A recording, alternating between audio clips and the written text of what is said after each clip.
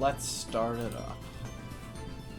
Welcome back, everyone, to our Pokemon Sun Height Walk.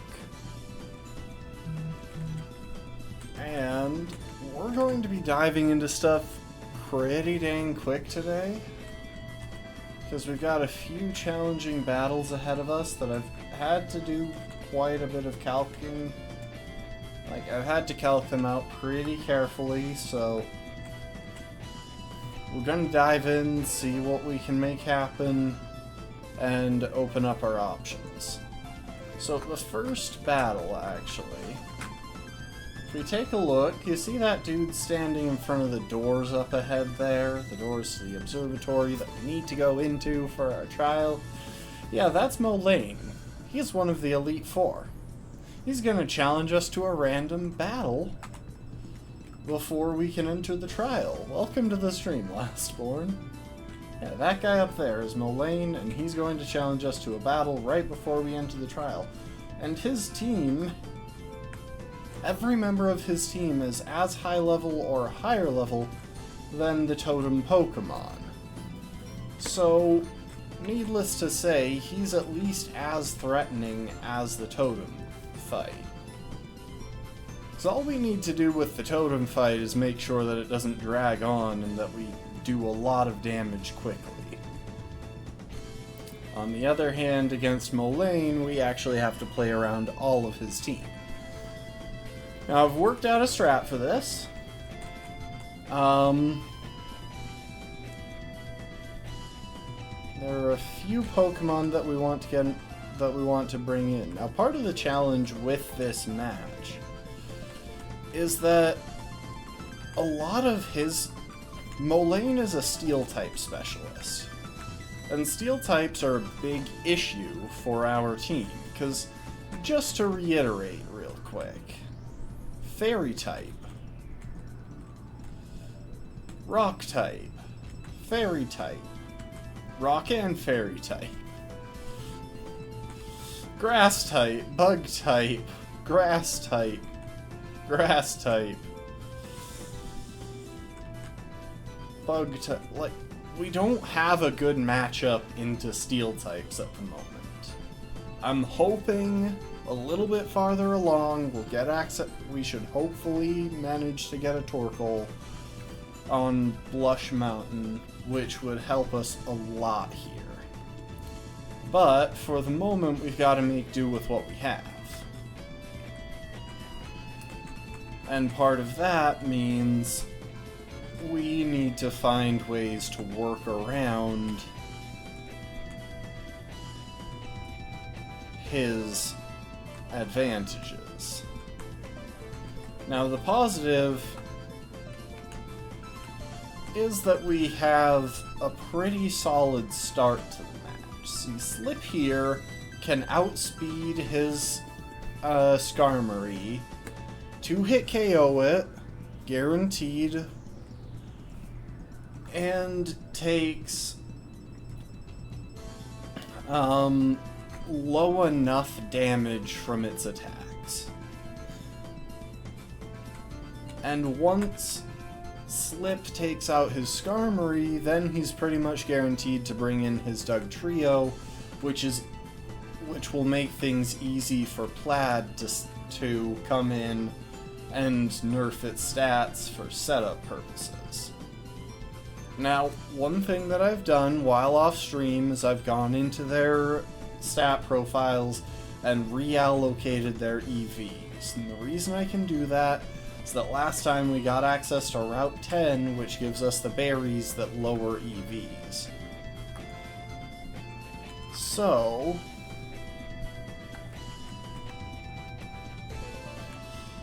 all we have to do now is get the right items and levels and such on everyone, and give it our best shot. Plaid I have retooled into a special attacker with a fairly supportive setup. And we're going to go ahead and give Plaid leftovers.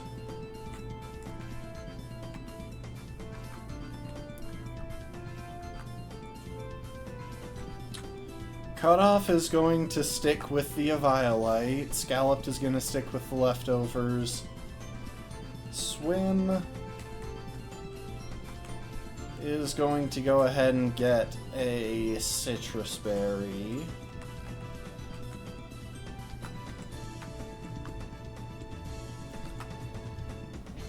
And Suspender is also going to get a citrus berry.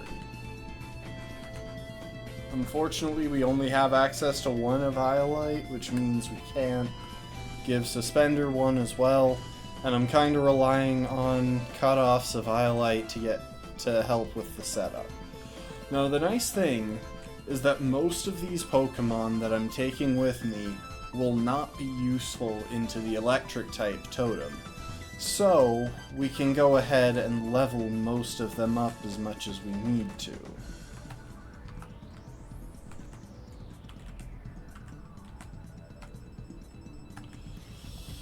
For example, Slip, we're going to take all the way to level 28. Now, Slip is kind of the exception here. We want Slip for the Electric Totem fight.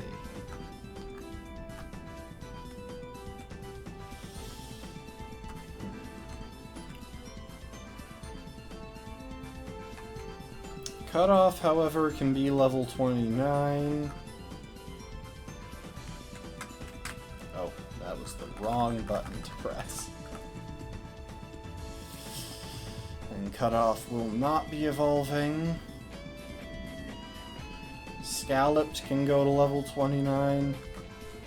Yeah, we're going back to back against two of the types that we struggle pretty significantly against. So, this isn't going to be easy.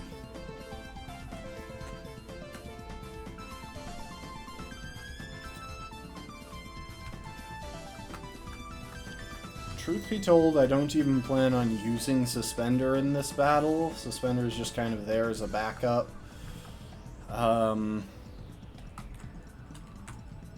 Actually, it might be a better call for us to bring in something that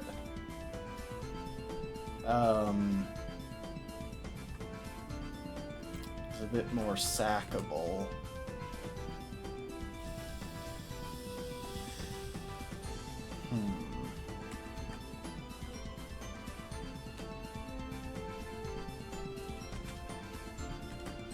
You know what, for the moment we'll roll with these guys. So, let's take a look at movesets, because the plan is pretty straightforward. Lead Slip, and use Slip to chip away at Skarmory's health with Flame Burst and Dragon Rage in order to bring Skarmory down, ideally only taking one hit in the process and wasting Molane's potion.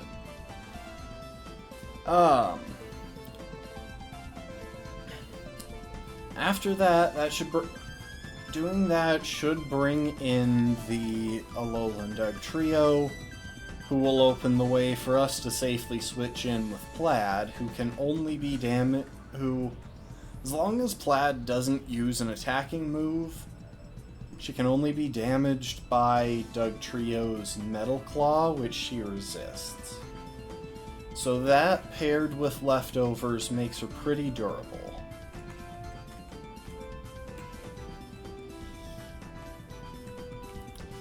And she's got Roost to help patch her up. Now, there is a bit of a risk with the somewhat random AI that the enemy is carrying, because the enemy could decide to randomly use Mud Bomb while we try to Roost, and if that happens, that's bad, because we could potentially take a super effective ground type move, even coming off of a weak stat, that's going to hurt.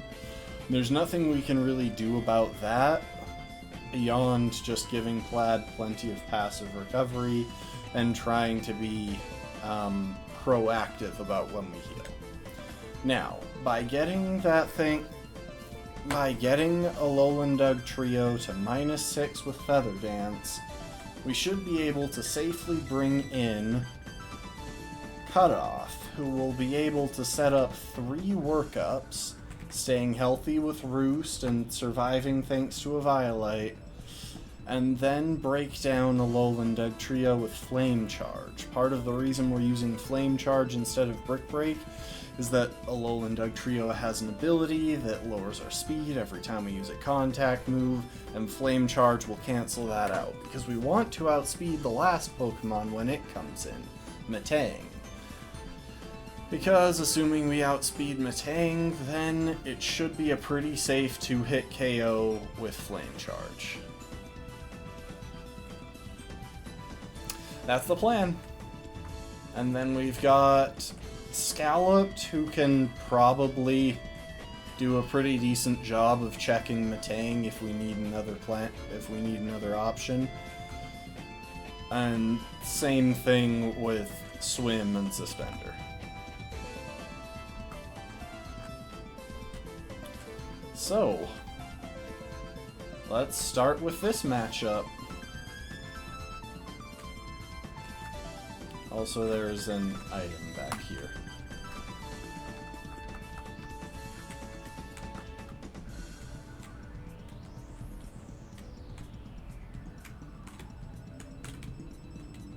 There's not an item back here. Alright, we're leading with all of the right Pokemon.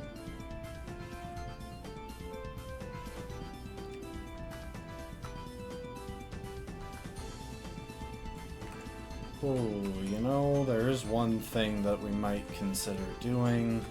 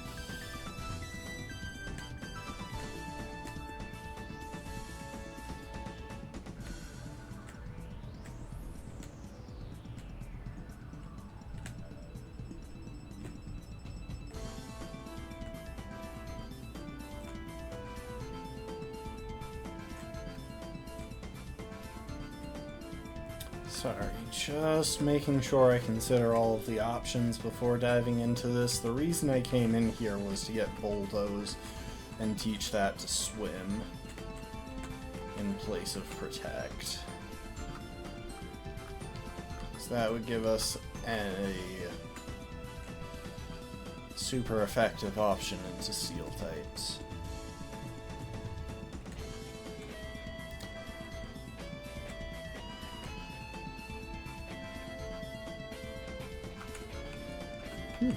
That's worth considering as well.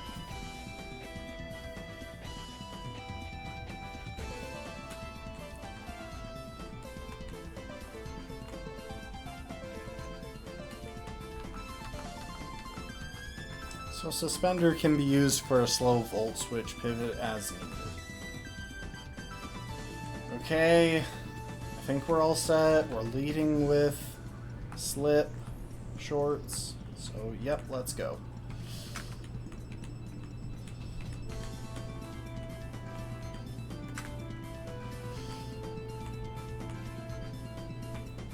This is a particularly risky one because had I just walked up unprepared, we honestly probably would have lost the run right there.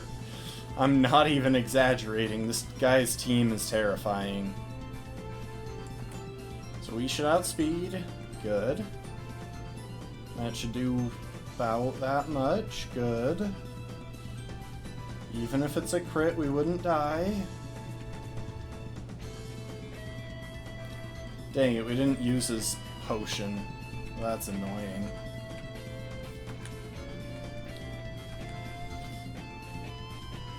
Okay, Dugtrio's in, so now we switch to Plaid. Ideally, he uses his ground type move, which he should, but who knows with the AI in this game? Yeah, he's going for Metal Claw.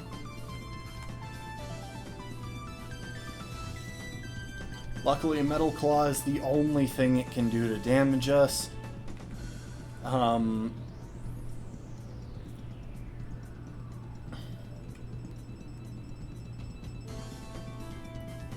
While we're airborne.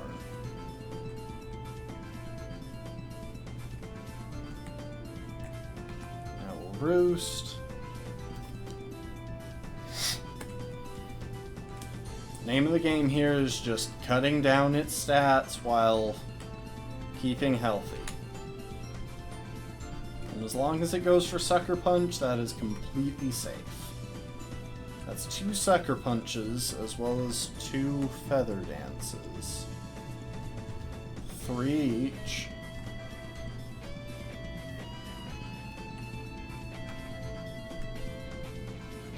And now we Baton Pass out.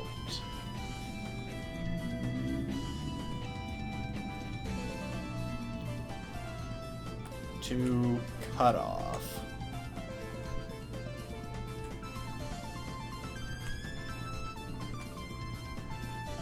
Start setting up with Workup.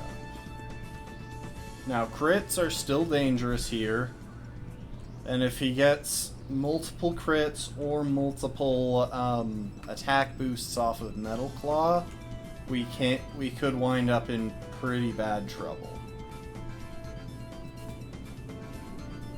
The odds of that are low enough that I'm continuing to roll with this strategy.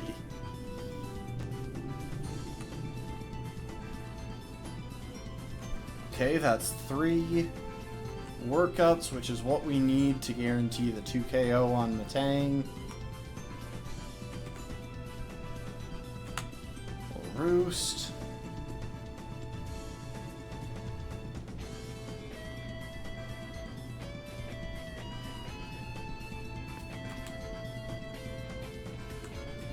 And Flame Charge.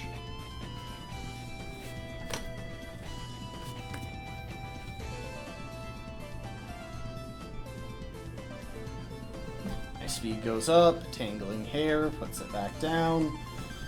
We finish that up at neutral speed with most of our health. That was exactly what we were gunning for. And now we should have a safe 2-hit KO on Metang.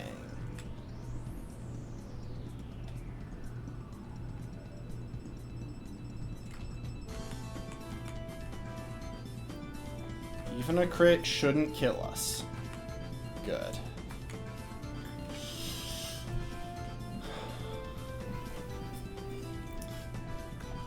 We're getting far enough into the run that I am terrified of basically every required match, especially anything against anyone difficult.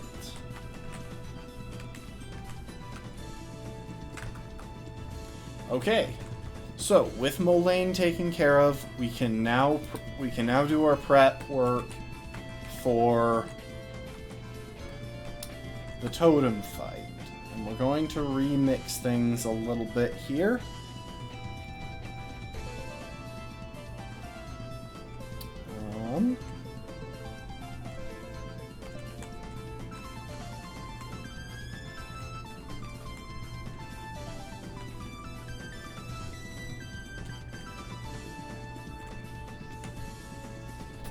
Luckily, this fight should be much more straightforward.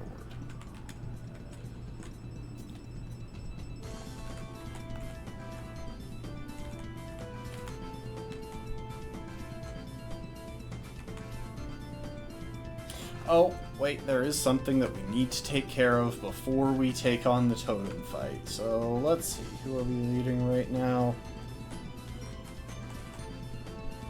Jim, yeah, that works. It shouldn't really matter, but we are about to backtrack and try to get one of the encounters that we skipped.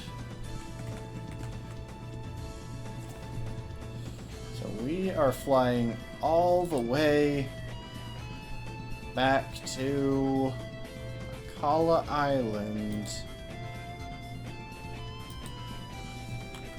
Paniola Town.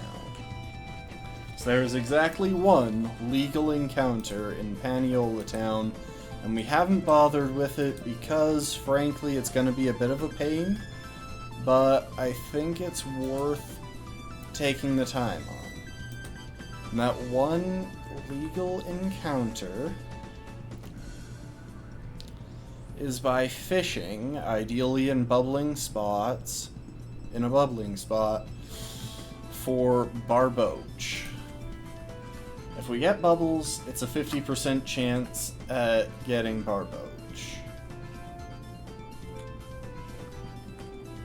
You know what? We're actually going to lead with Capri.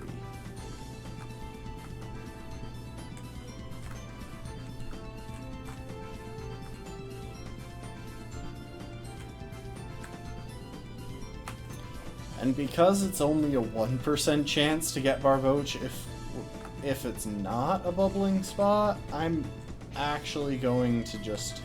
Oh, yep. 50-50.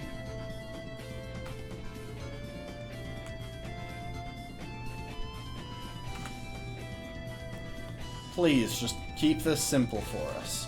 Yes! Okay. It was 50-50. It could have been a Magikarp, in which case we would have just ignored it because Magikarp isn't a legal encounter.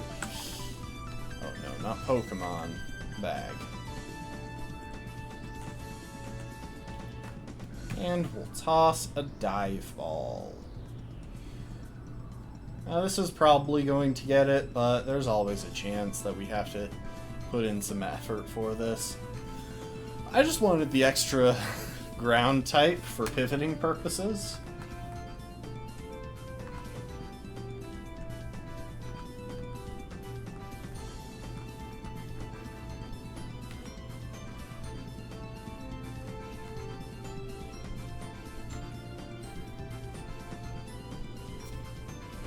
And you know what? You can be work shorts.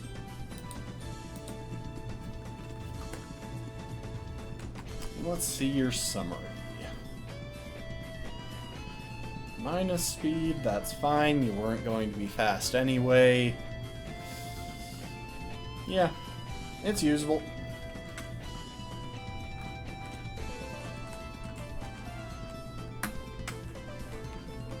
Let's make sure the team is all healed up properly. Okay. Now, some of this is going to be pretty straightforward prep, and some of it is going to be much, much less straightforward prep.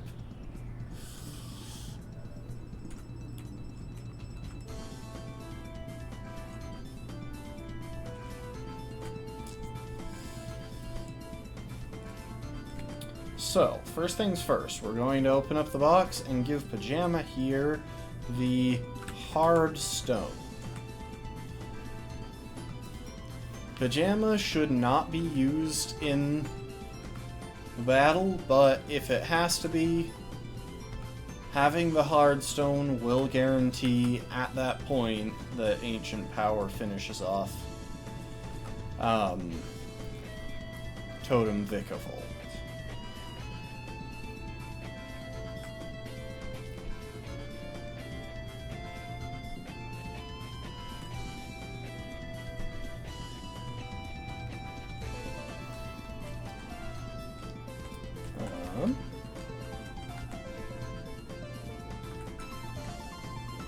So we got work here for pivoting purposes. I am going to take a second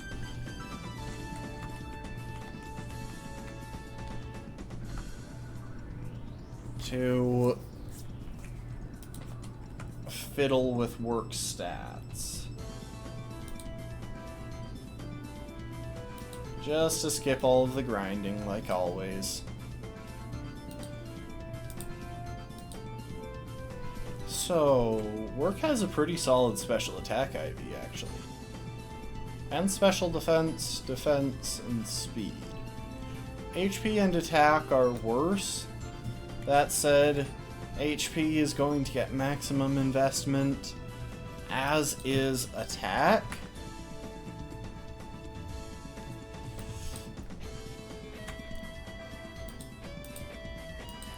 Simply because our most reliable option on Work Shorts is going to be Bulldoze for the moment.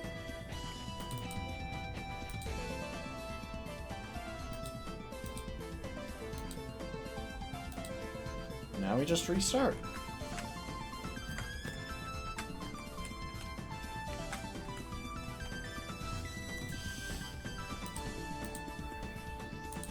So now if we take a look at Work Shorts, much higher attack. And we'll fiddle with his move set real quick. There are actually a number of move sets we need to fiddle with. So, among other things, and I'm actually going to go down the list, well, you know what? Acrobatics on Pajama is a yes, in place of Swift, just because Swift doesn't do anything really useful there, and Acrobatics can be Pajama's best move. If it's not carrying an item. Choice, full swipe. Now, one thing to be aware of with this Totem Pokemon is that it is a physical attacker. It's carrying exclusively physical moves, which is a benefit to us because Vikavolt makes a much better special attacker. This would be a far more worrying scenario if it was special, rather than physical.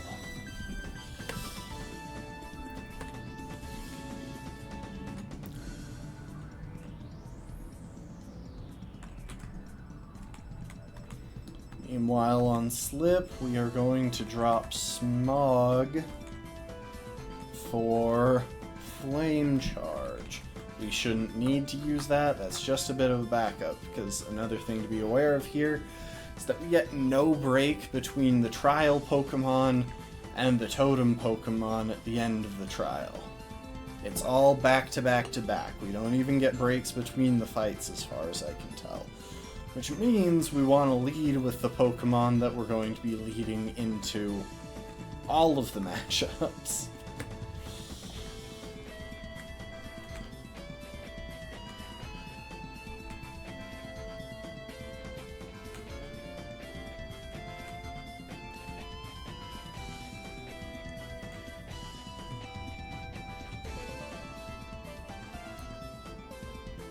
Okay, so we've got Reflect up.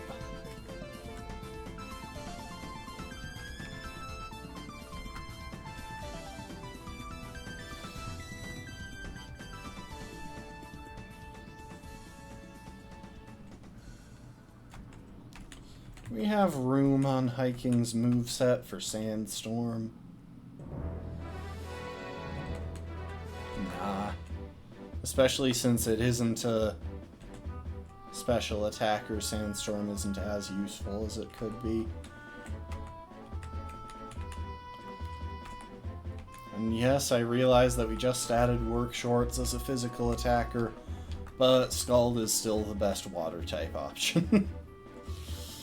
Smart Strike, Sunday, Thief, Thunder Wave, Work Up.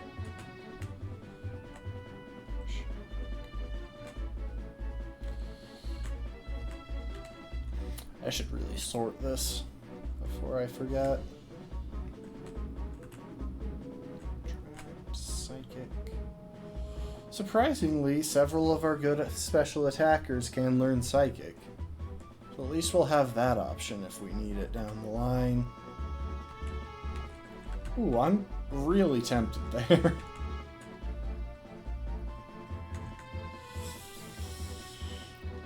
Yeah, we totally could, but we don't really have the bulk to afford the setup turn.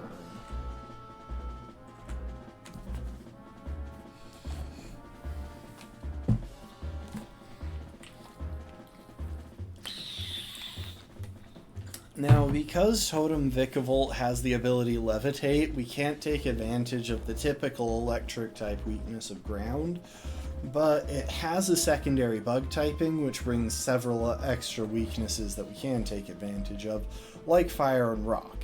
It is carrying an Occa Berry that will reduce the power of the first Fire-type move that hits it, but we can work around that by planning around hitting it with 2 fire-type moves. Now, this will be risky. Specifically, as sad as it is, Gym Shorts has a really high chance of going down in this fight.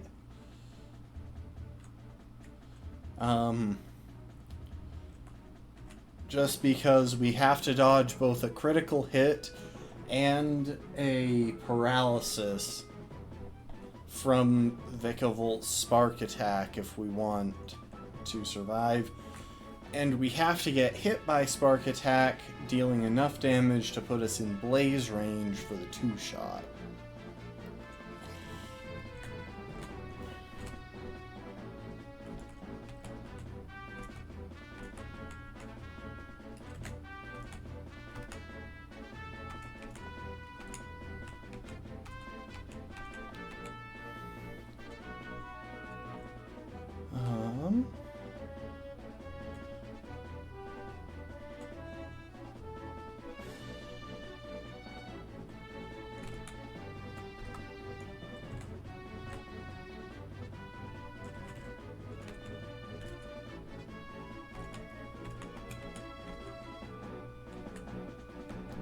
We'll drop Acrobatics for this fight.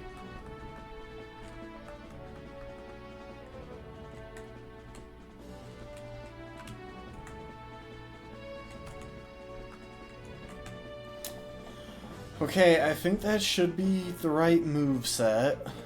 If we go over here, we can move the Eviolite onto Barboach.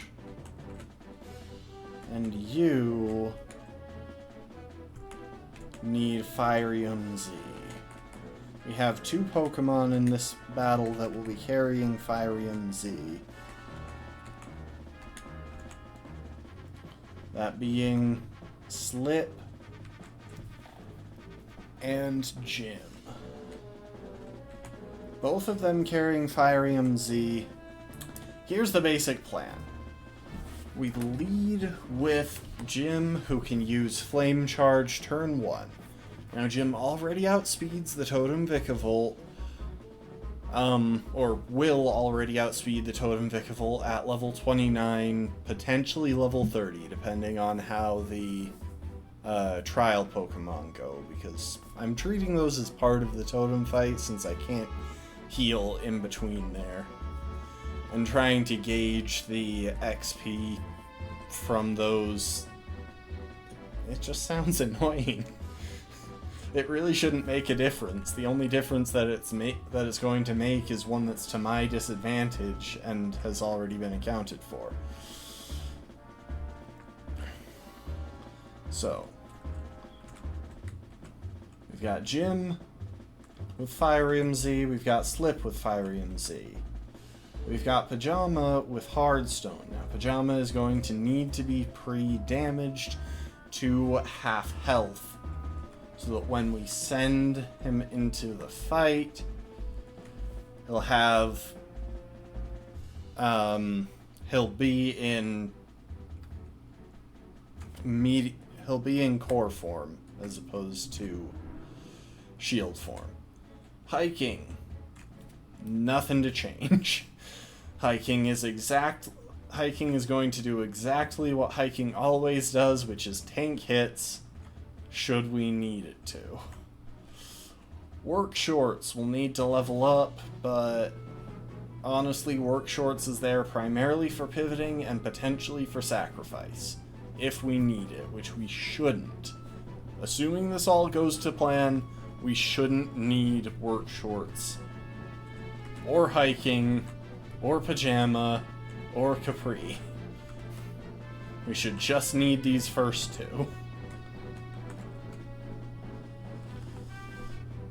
And Capri is parrying Citrus Berry. Okay. So, real quick, we're going to take care of our rare candies.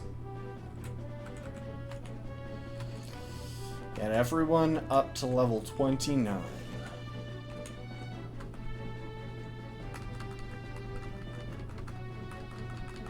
Jim is not evolving.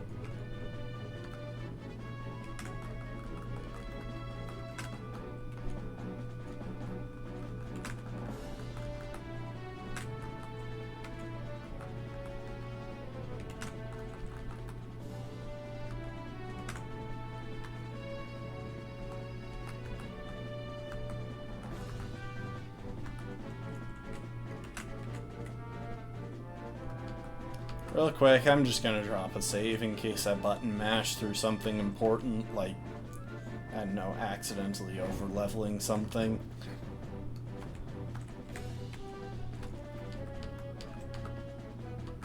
Oh, and we get to learn Toxic. Nice. We'll drop Sweet Scent for that.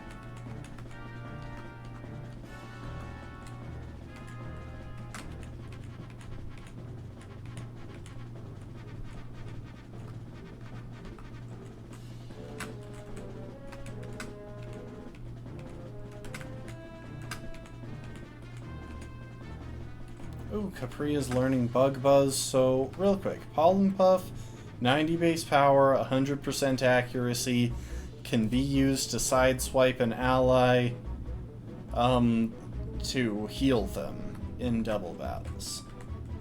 Bug Buzz, 90 base power, 100% accuracy, may also lower the target's special defense stat. I want to double check something.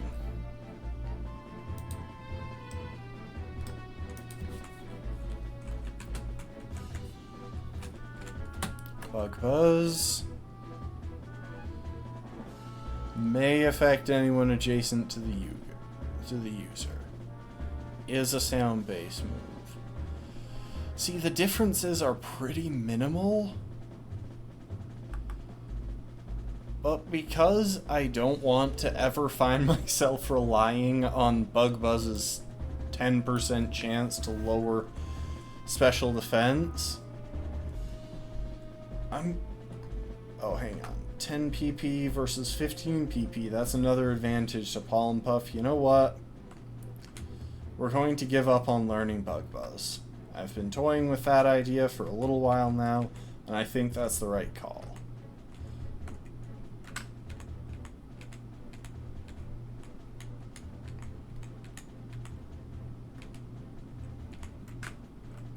We'll drop Water Pulse for Magnitude.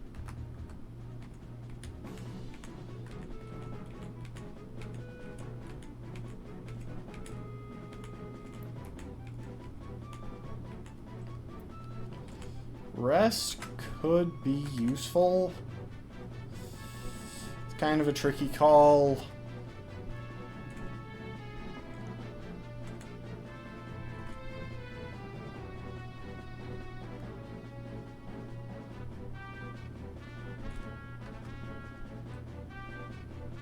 I think we've got the TM for rest, so I won't bother for now.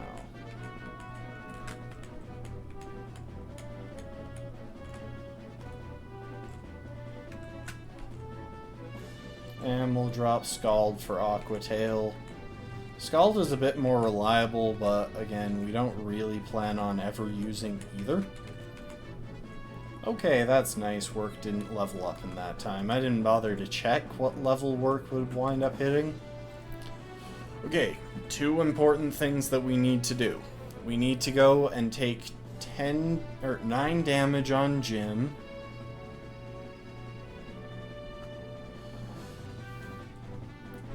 And actually, we're going to put a non-damaging move on Jim in place of U-turn for that process.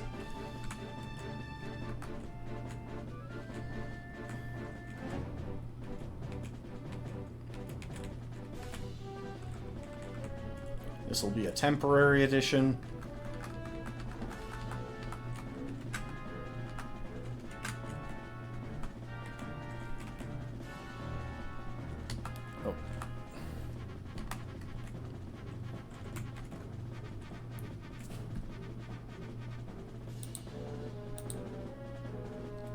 So we'll zip on over to Mele Mele Island, and we'll fly to the city.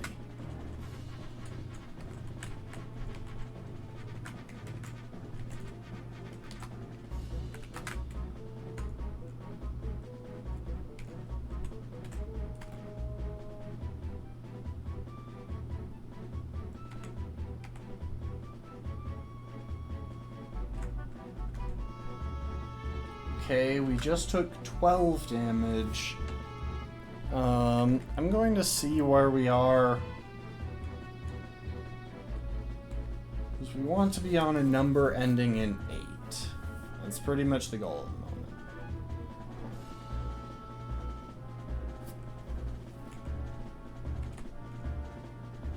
Honestly, being poisoned is really good for this process. The thing is, we can get back up to the appropriate health.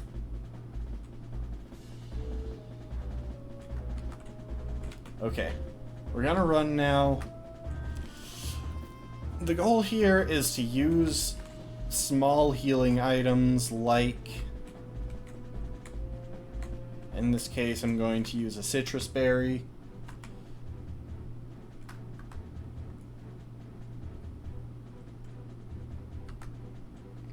And an orange berry. So we're trying to micromanage our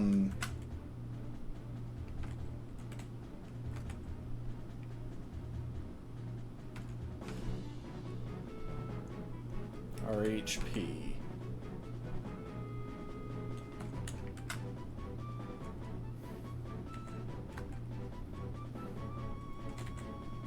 And I could try doing this somewhat precisely, but yes, that works. Okay. Oranberry once. Pechaberry once. So now Jim is 9 HP below max.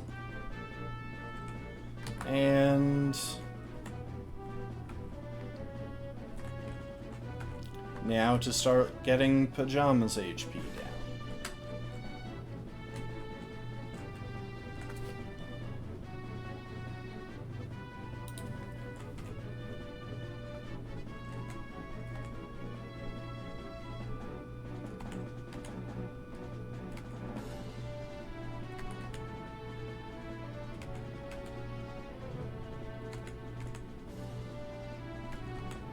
I actually kind of want to double check.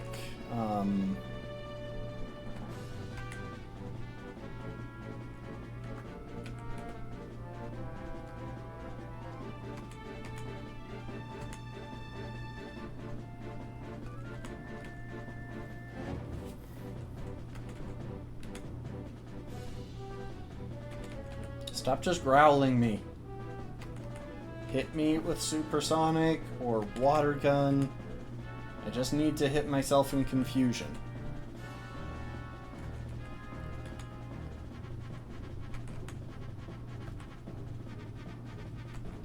Hit me with water gun, you stupid birds. I need to double check if I've allocated Pajama's EVs correctly.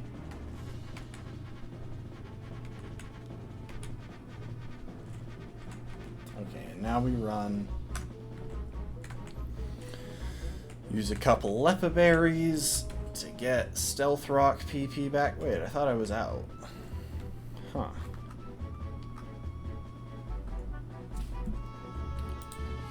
So, real quick, I just want to double check something.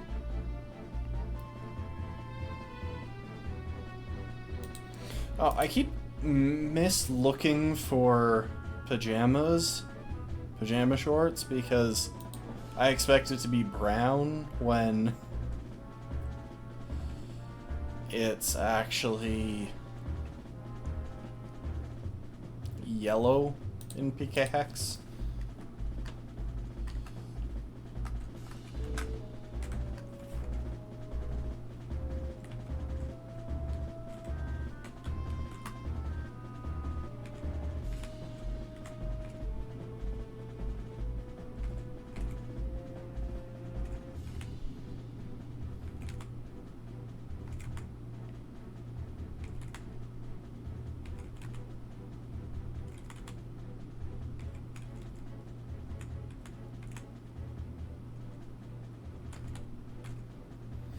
You know, the more I think about it, the more I think that I should replace self-destruct, because while there is a small chance that I could find myself missing that move, there's a much larger chance that I could find myself misclicking that move and just dying.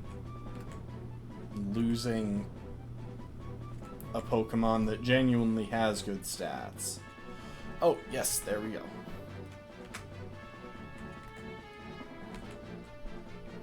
Okay, first of all, use a couple of Lepa berries. Next,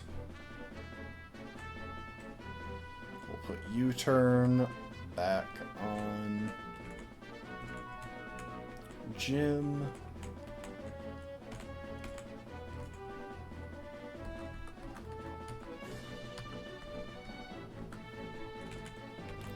And we'll put U-turn on Pajama in place of self-destruct to prevent my potential misclicks. The only other thing that move could have been used for is the basis for a Breakneck Blitz. But even then, I think...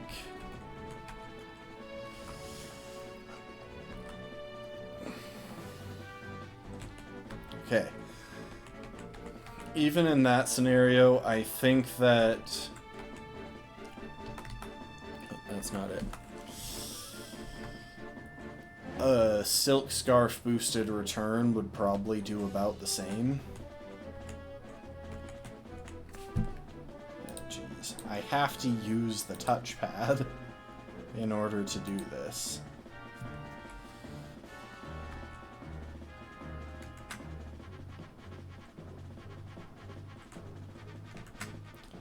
Okay, next we go into Hokalani Observatory. And the only fights in here are those related to the totem fight. So we'll face a few trial Pokemon. They are all bug types. I am planning on Inferno overdriving all of them to go down in one shot to simplify this whole process. Oh, and I got a Comet Shard.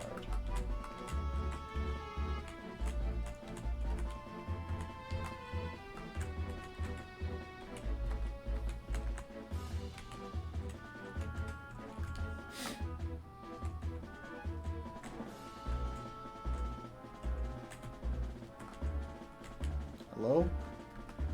People.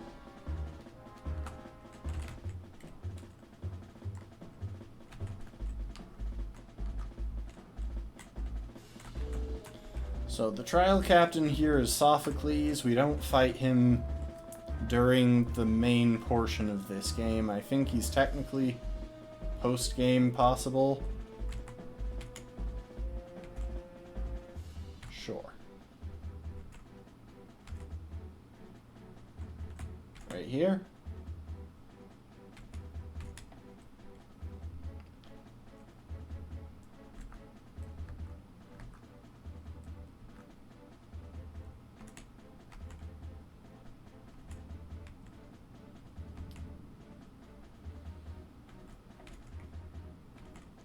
So yeah, he's basically explaining that he has some type of gadget that will let him summon a Pokemon. But he blows a fuse, and we have to do an audio quiz. So hang on, I'm just going to double check what the answers are. Okay. Because I don't have the sound on in the game. And we get this riveting visual of a blank screen. What sound do I hear? Oh, easy. That is a Pokemon Center.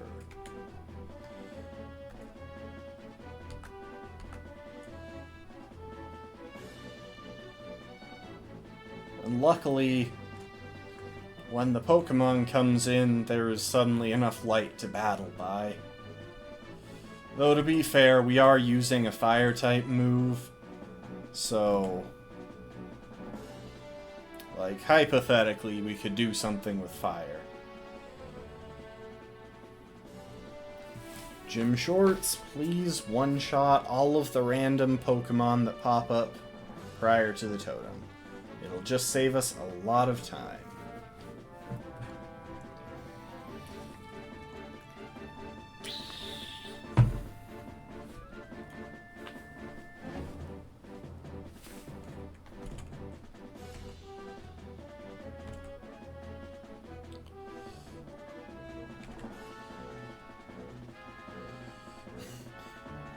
Okay, the Totem Pokemon is just kind of stampeding its way across the countryside, and that sound is obviously the Rotom Dex.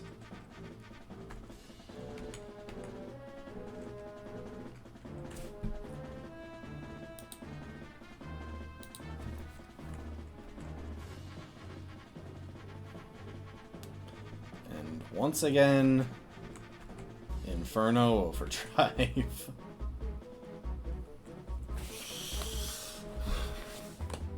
If we didn't have a good way of one-shotting all of these Pokemon, that would get really annoying, because then we would have to deal with all of them individually while taking into account that we won't get a chance to heal prior to the totem fight.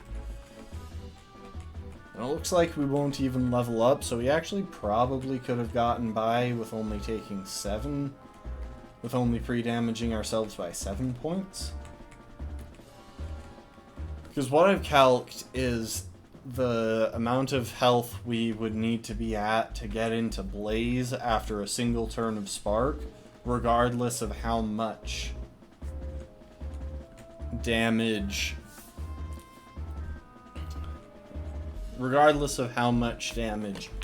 Spark does, which means in this case I had to calc it for the lowest damage roll possible on Vikavolt Spark, which is its most damaging move. Anyway, that sound was definitely Charge-a-Bug.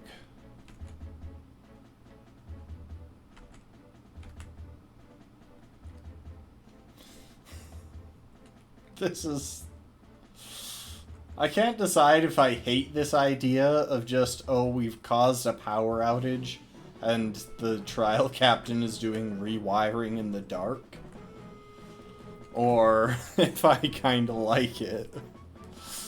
I honestly think I'm leaning toward the latter. Anyway, it looks like we won't... Yeah, I already said that it looks like we won't level past the point.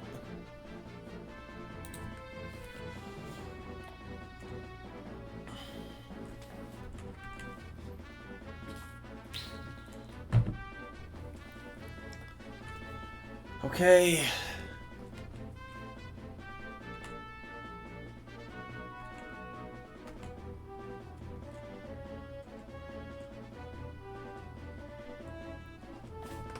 Picking up traces of the Totem Pokemon extremely close by.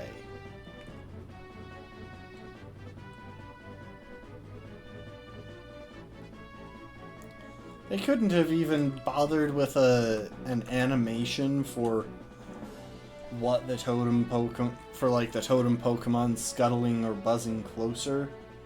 What happens when you hear the following music? A Totem Pokemon.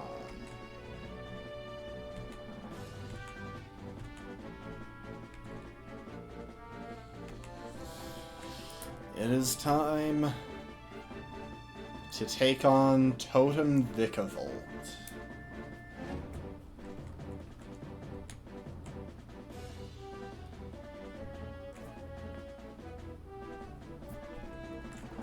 Okay, simple strategy. We open with Flame Charge, both to gain the speed boost, though we don't really need it, and primarily to burn up its Aqua Berry.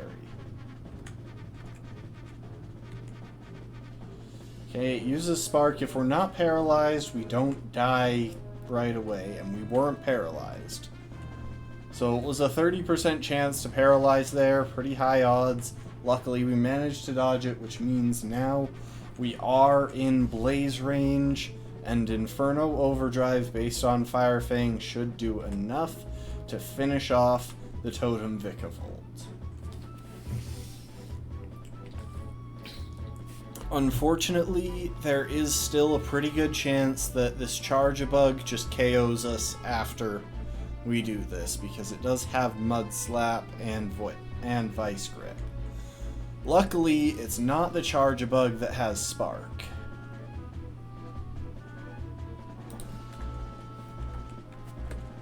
We do level up, so I think we get 3 more hit points.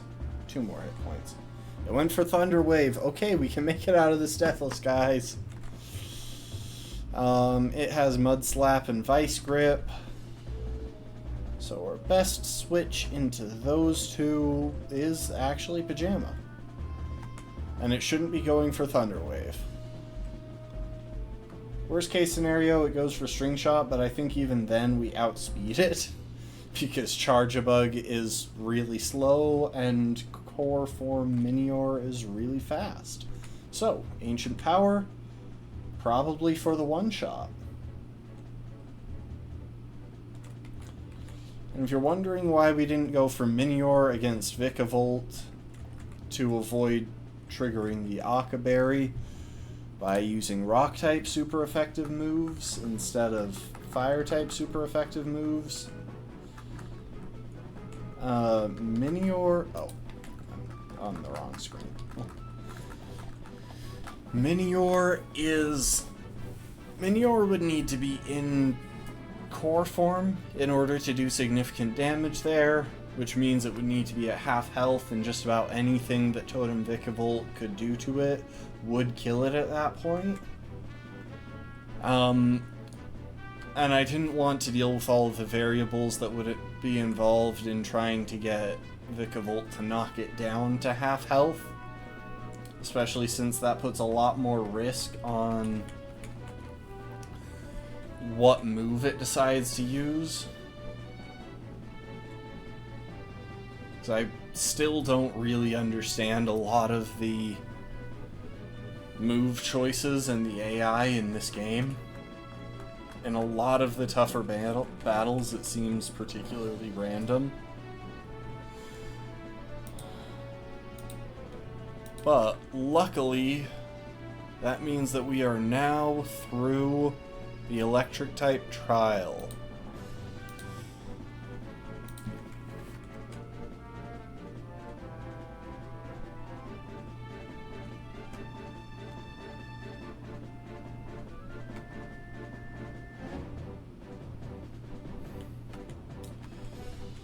And I believe Molayne also gives me the steel type Z move.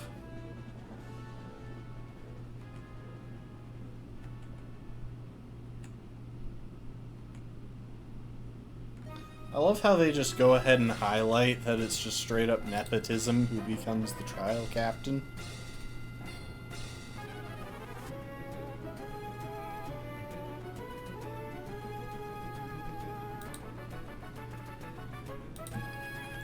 But we got a Steelium Z, so I won't complain. I don't know if we can actually use that.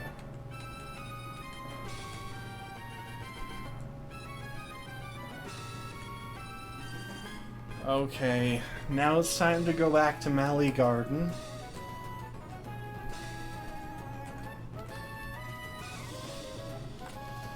Whew. Yeah, I was pretty nervous about that matchup, but we managed to get the 30% chance or so that would let us make it through Deathless. The 70% chance or so, I mean. Technically, it's a little bit less because if Vikavolt had crit Spark, then Gym Shorts also would have gone down at in that instance. But you know what? As long as no one died, then I'm not gonna worry about it too much. Okay, so real quick, let's go and see the professor in Mally Garden. Now, I'm pretty sure that this is the point where we're going to be facing Team Skull Guzma, or Guzma, or whatever.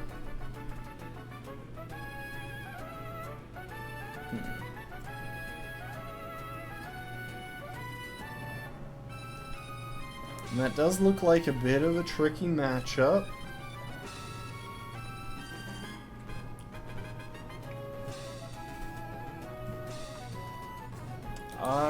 think Drawstring is probably going to be our best bet here.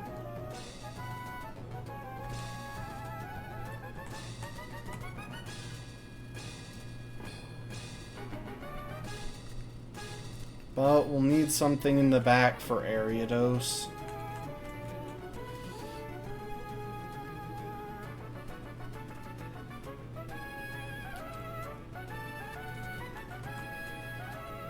Plaid will probably be able to deal with Ariados pretty well. We should definitely get Protect on Drawstring.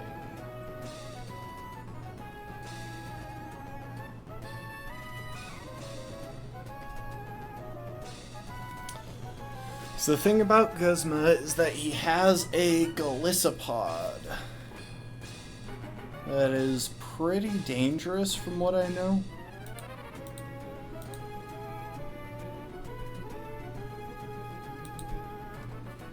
It can set up with Sword Stance, and it has a powerful priority move the first turn that it's out, which it tends to use. So...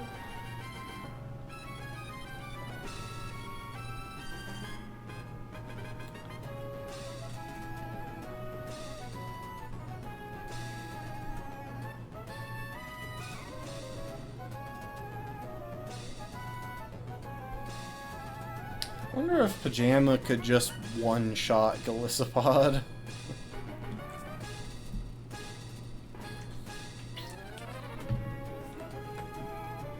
It's quite possible with no item. The trouble is how much damage it would take from first impression right off the bat.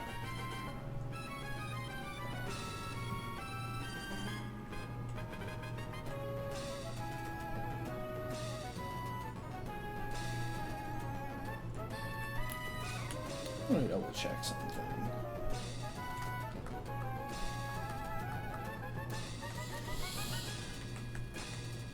I think this should be pretty straightforward. We are going...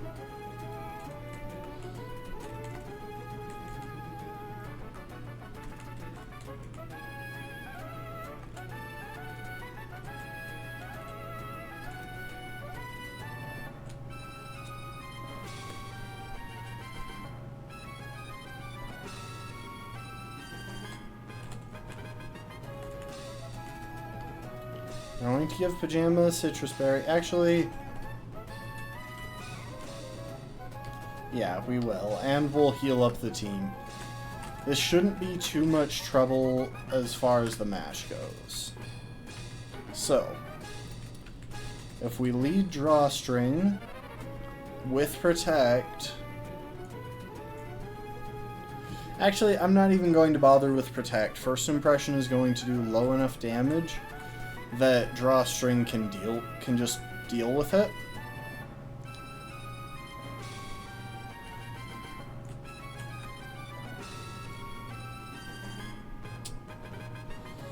What we will do is swap around items.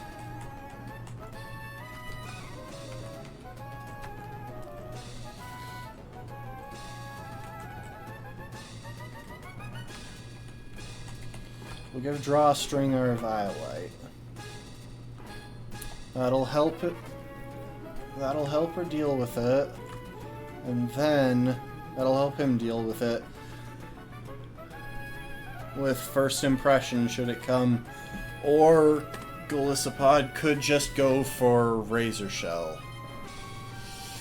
It's a bit of a risky call because a couple of Razor Shells could be pretty threatening. Our goal is to just hit it with Thunder Wave. Thunder Wave does have a chance of missing, though.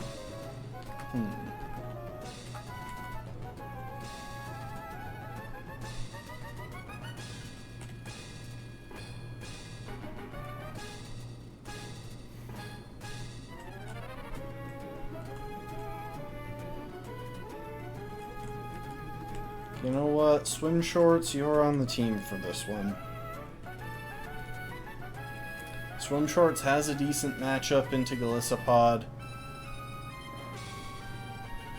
Can take its hits and hit pack pretty hard itself.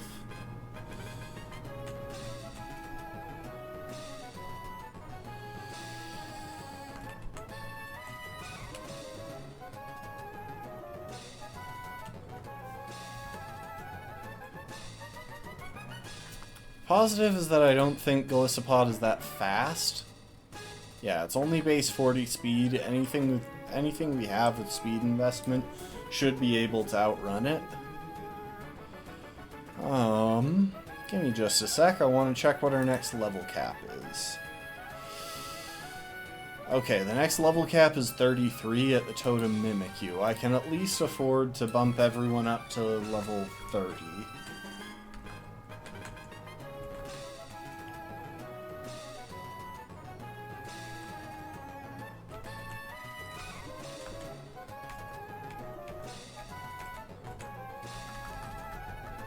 No drawstring, you are not evolving.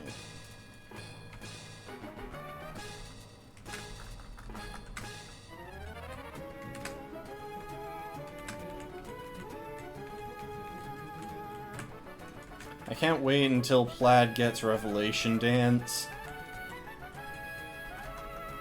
No cutoff, you are also not evolving.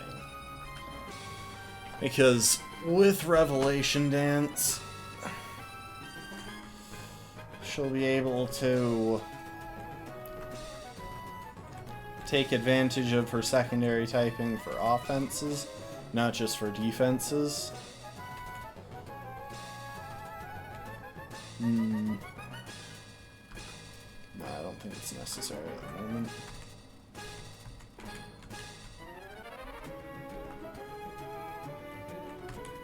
What might be necessary, though, is teaching U-turn to Swim Shorts.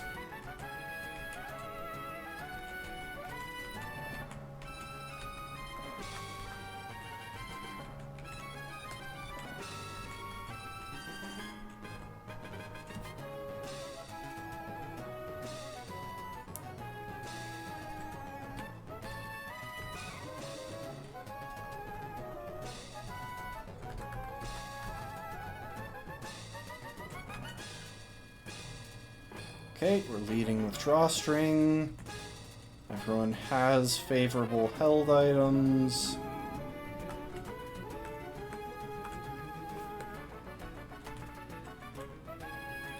So let's zip on back to the city.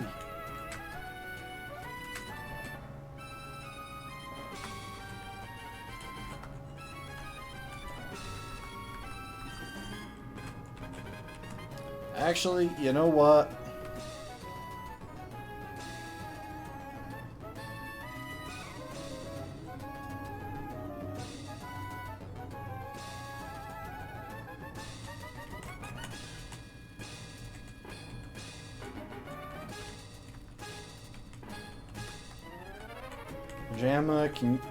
Pajama can take Rocky and Z, and we're going to own pre-damage Pajama again. I realize I'm indecisive, but I think this will give us some nice insurance against any potential issues.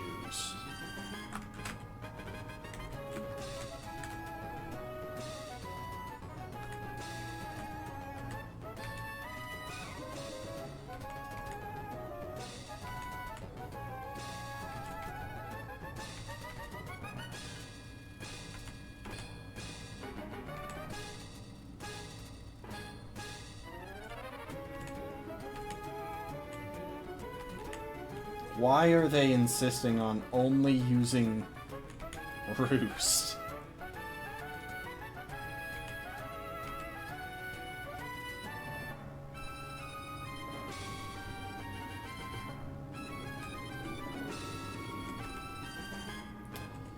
Okay, we're not quite just at the point, so I'm gonna go ahead, use an Oran Berry, and try for slightly more precise spacing. Unfortunately, this is probably going to be a pretty standard strategy in this Nuzlocke, because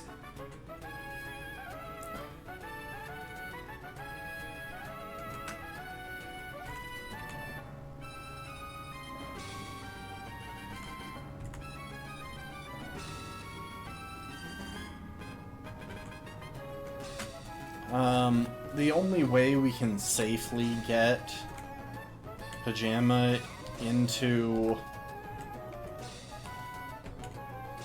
core form without any real risks is to do this. It's to pre-damage ourselves. Oh, I'm perfect health.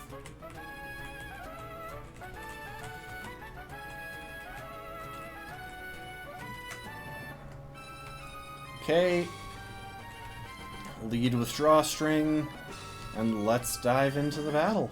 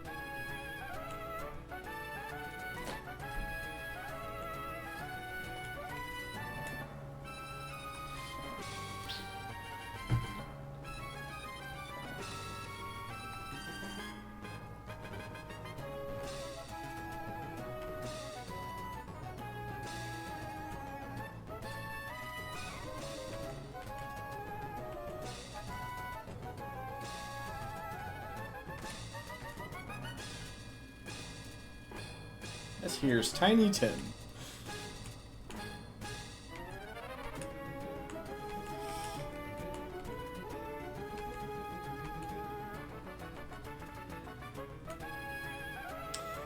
I'll go with that's what I want to find out.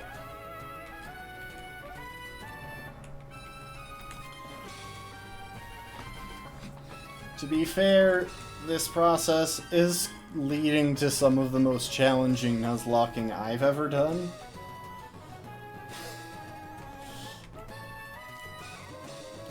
Okay, so there is some risk here. There's a chance that we get hit by, that we miss Thunder Wave once or twice. Okay, he's either going straight into Swords Dance or straight into First Impression. Right, straight into Swords Dance or straight into Razor Shell. Holy crap, that is a lot of damage.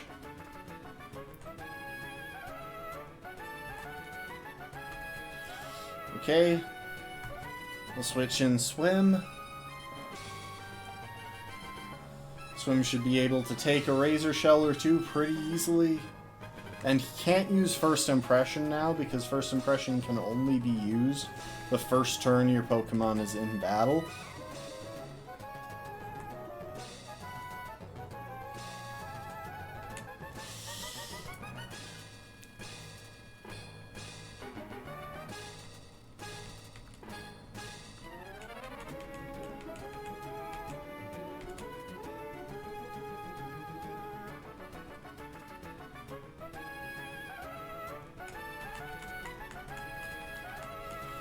See, this is the danger of his Swords Dancing Golisopod.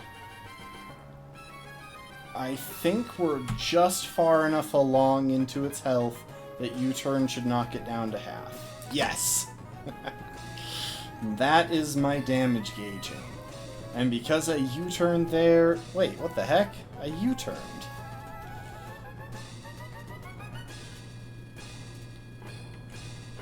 Alright, cut off, you're up.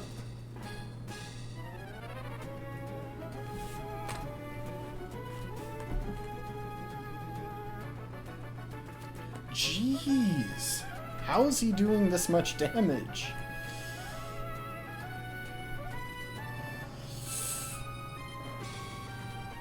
Oh, it's because I'm not holding a Violite, but still, that was a resisted move.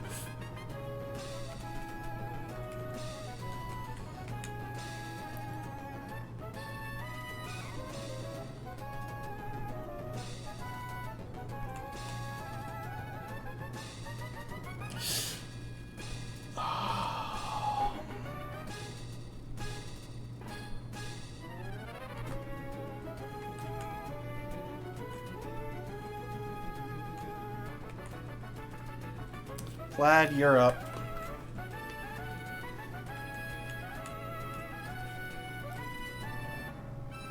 This guy is surprisingly dangerous. Okay, because I'm not in range for Fell Stinger right now, he should be going for Sucker Punch, I think. Let's test that theory. Yes, okay.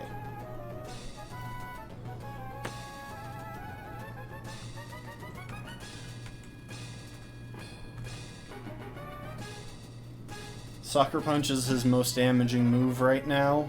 The trouble is that I haven't been counting his Sucker Punches, so I don't know how many he has left. I'll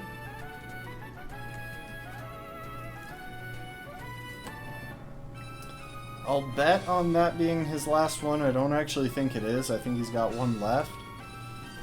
But I think we should be able to take it, even if he does. Yeah.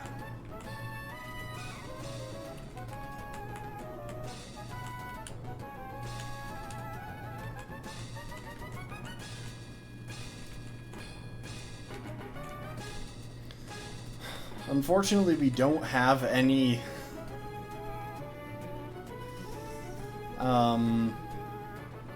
immunities here. We're just gonna fire off Hidden Power, which finishes it off. In hindsight, the smart call probably would have just been to lead with Plaid and fire off Hidden Power like 3 times.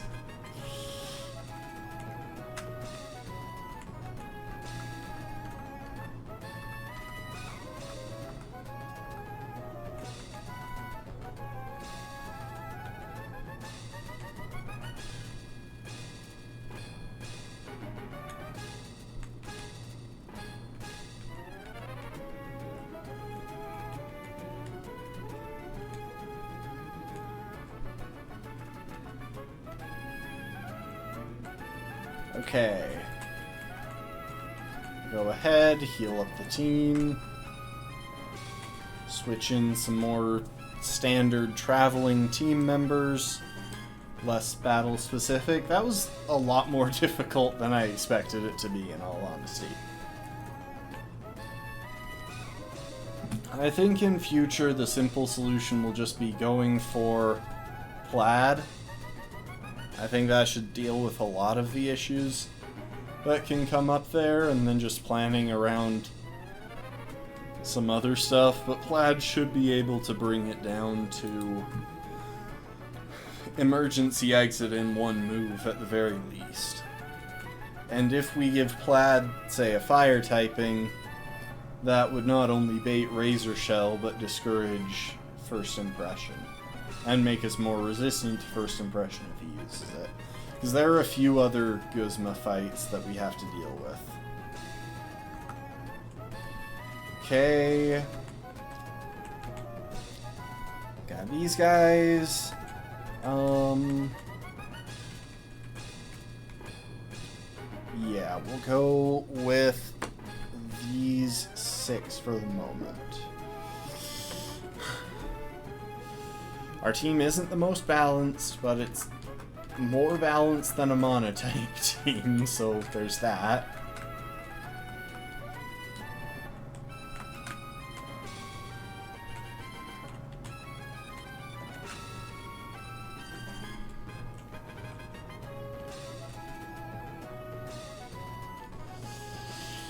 Now, sadly, as mentioned previously, we did get our encounter here early, which locked us out of, which messed up some stuff, and now there's no chance for us to get Komala, but I think we can deal with it anyway.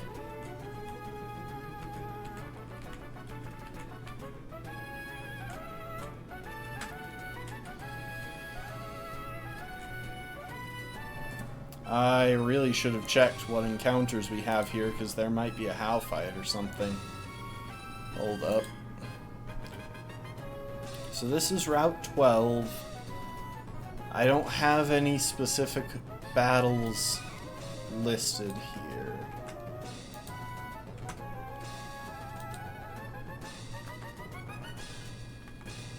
let's see. Mally Garden, Mally City, 11, 12. And we are just going to go for a regular encounter here.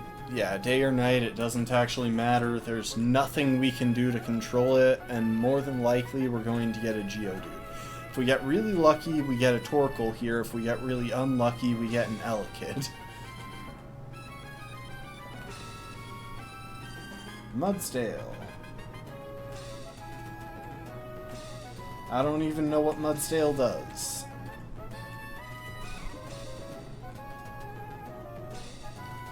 So let's check the ride pager, because I wasn't listening when she was talking. Mudsdale Gallop, run over rocky terrain.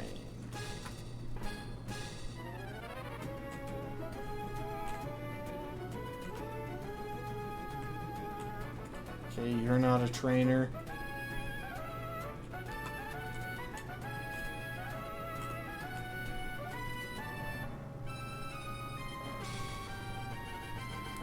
Oh, so that's how they restrict you prior to this point. I bet she doesn't spawn to give you Mudsdale Gallop until you clear that.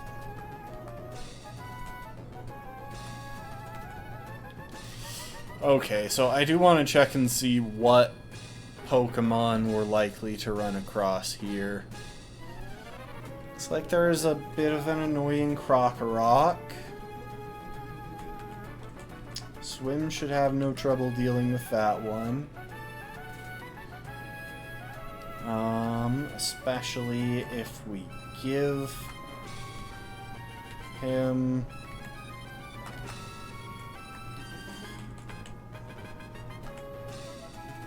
a Personberry.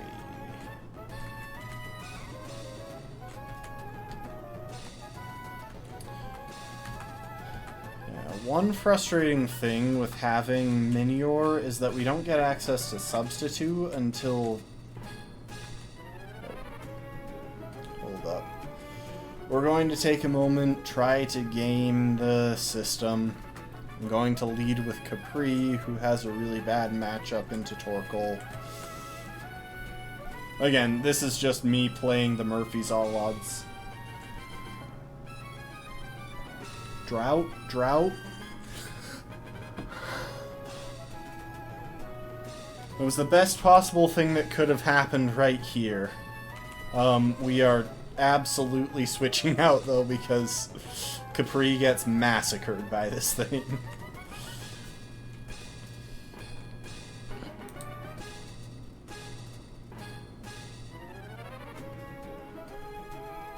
So, Torkoal at level 26, Lava Plume, Curse, Flame Wheel, Smokescreen.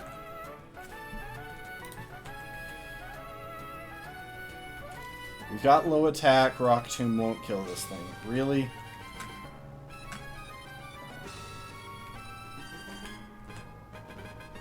I want to chunk its HP down a little bit.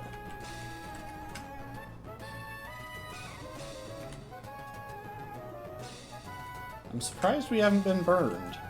But now is the time to start hucking Pokeballs. And we will go with a Dusk Ball since it's nighttime.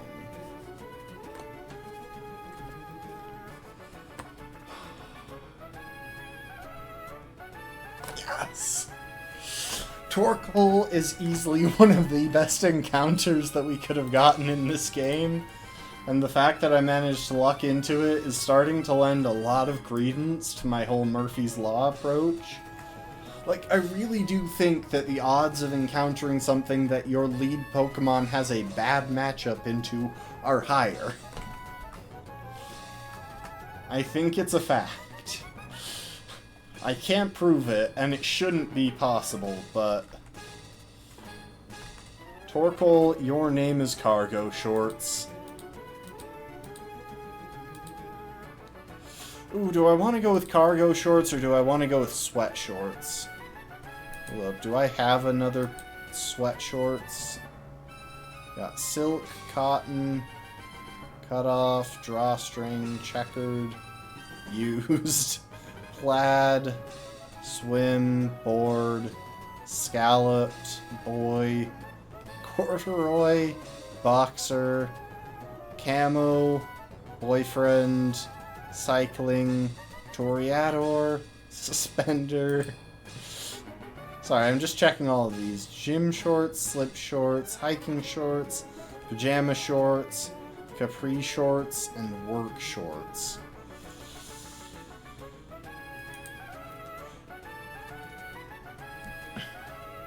You know what? I will go with cargo shorts for Torkoal. I'll save sweat shorts for QQ and Mewtwo once we finally get a hold of that one. See, Cargo's summary.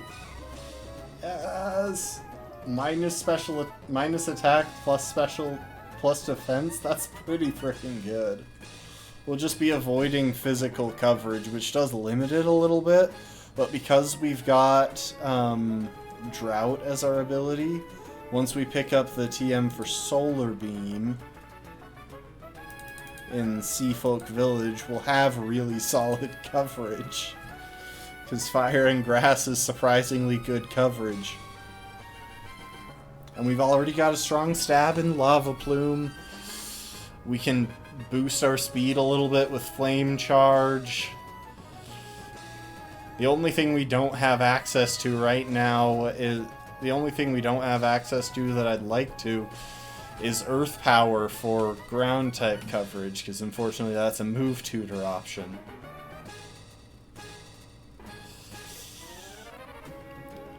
And even then, it's not like Torkoal's physical attack is unusable, so if we really need its physical coverage, we can bring it out.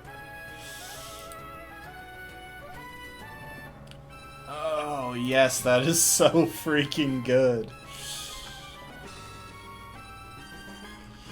Okay, we're probably going to go ahead and add Torkoal to our party right now.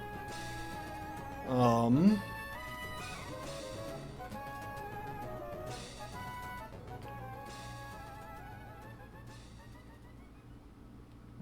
do want to double check some stuff.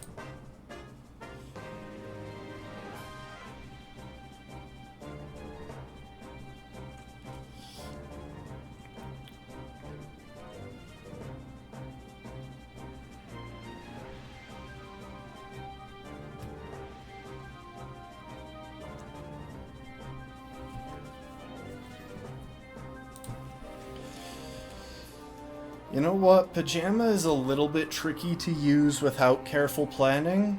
We're going to swap out Pajama for the moment. Send Pajama to the box as is.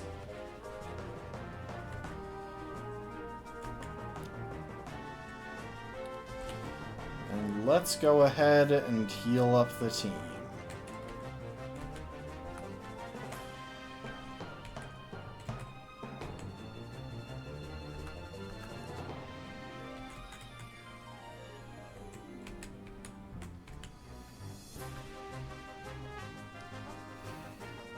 Can't believe that works out.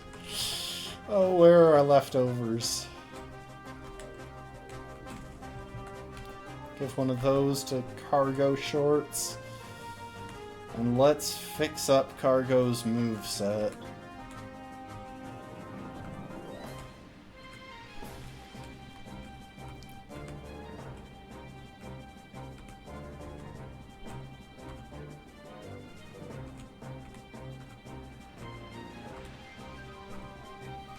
Now the trouble is that Cargo, while having really good special attack boosted by Drought, Cargo doesn't have the most extensive coverage, so we will probably wind up depending on Cargo's physical attack in some cases, but we can do things to take advantage of it, like using Gyro Ball.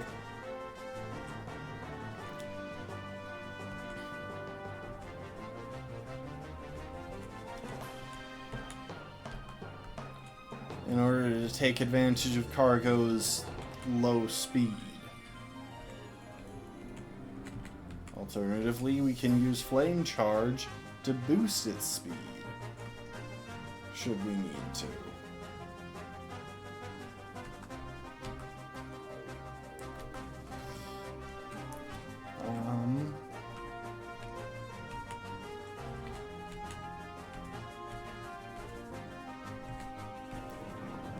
Draw Flame Wheel for Bulldoze.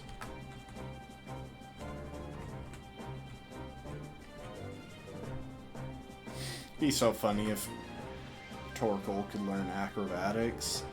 Now we are going to take a second here, save up. I want to check Torkoal's stats in PK Hex.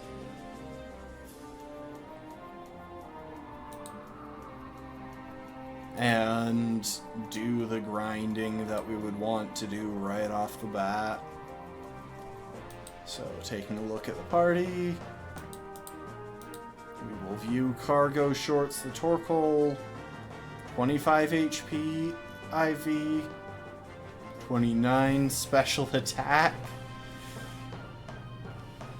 The only bad one that we would have been hoping to use is Defense, which is a 2. Attack is a 1, so that does continue to hinder any efforts we might have made to make use of Torkoal's attack stat, but special defense is a 17, and with a plus defense nature and Torkoal's large physical defense stat naturally, we can actually make good use of this. So we will max out special attack and HP. And put the last few in special defense. Hidden Power Dragon, it's usable, definitely. I mean, yeah, Dragon Fire coverage is solid. And now we just go ahead and restart.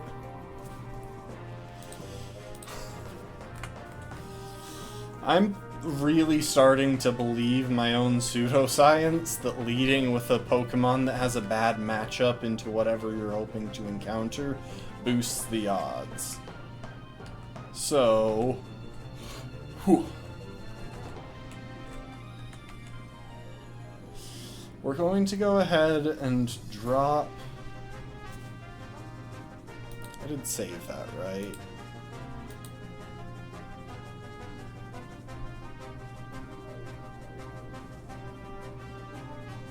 Oh, no I didn't. Hang on. I saved Torkoal, but then I didn't save over the game file. Hold up.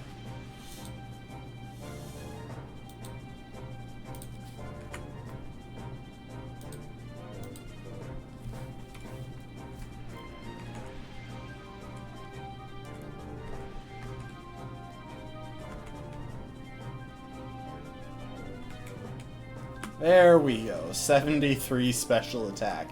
We're going to replace Bulldoze with Hidden Power Dragon.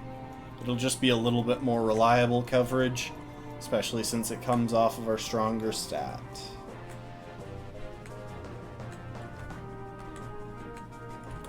Hidden Power Dragon. So it'll only be useful for neutral coverage, but it will give us coverage. And between that and Solar Beam, there shouldn't be much that Torkoal can't hit for at least neutral damage. So that's nice. Actually, you know what? I'm going to go ahead and leave Capri up front because the first person that we might run into has a Krokorok, which Capri has a great matchup into.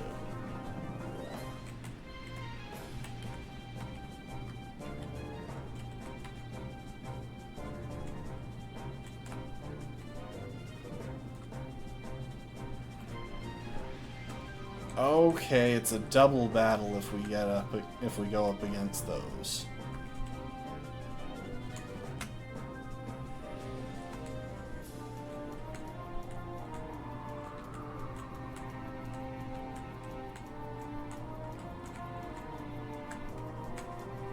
Oh.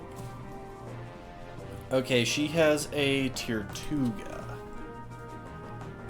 Shouldn't be too much trouble to deal with, but we're definitely leading the wrong Pokemon for it. I think Swim is probably our best bet into this one, because we continue to have issues with water types and rock types.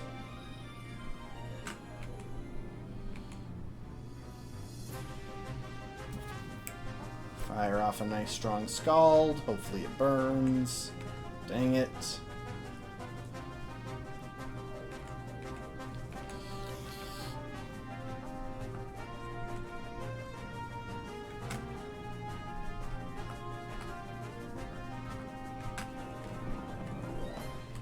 I should have looked ahead for what was coming up as soon as I got past that.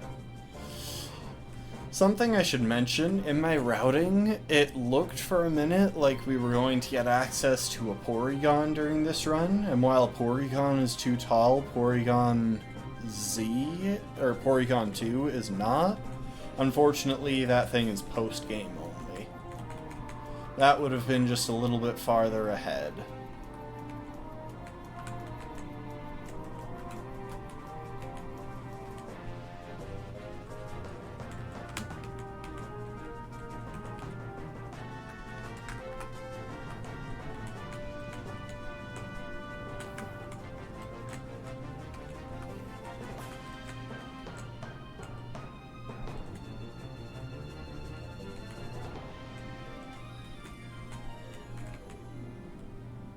So the geothermal power plant is to the left.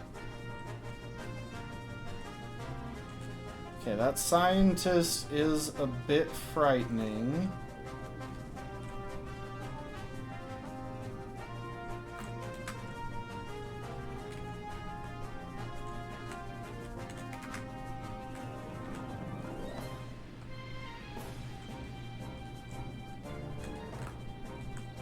You know, as much as this music kind of puts me on edge,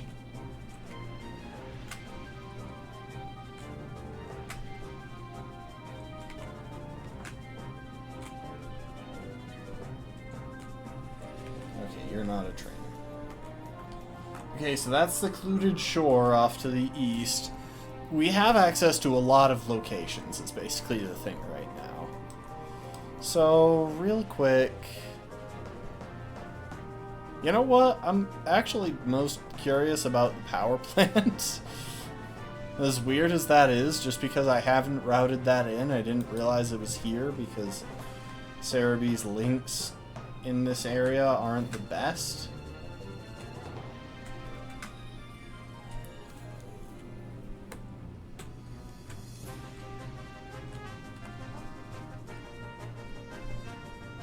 Oh no, that's Blush Mountain. Okay, hang on. So Blush Mountain is the geothermal power plant a location? It doesn't seem to be. Maybe we just get to see outside of it.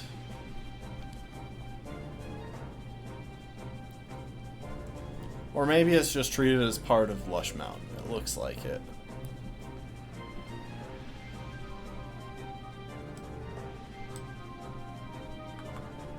So Blush Mountain is an area for another legal encounter. And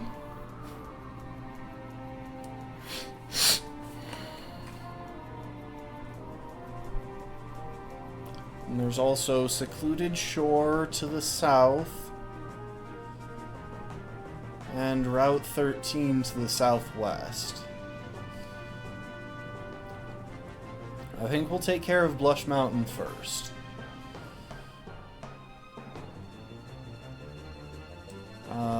I do want to see...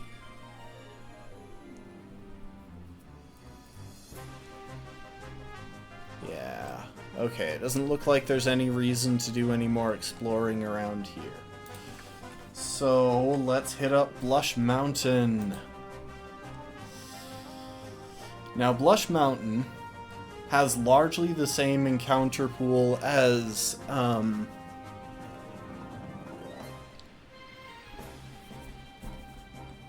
as Route 12 for our purposes.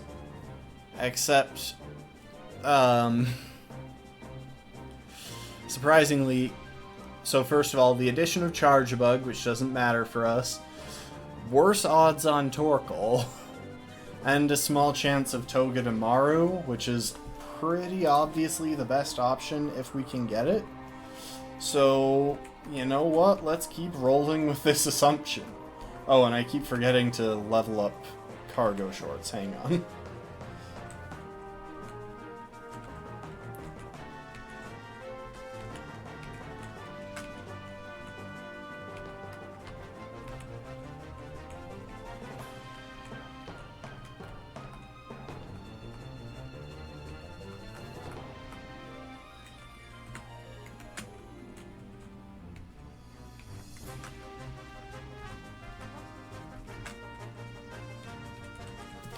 So, let's know what trainers we have to keep an eye out for as well. Looks like there's only one at the moment.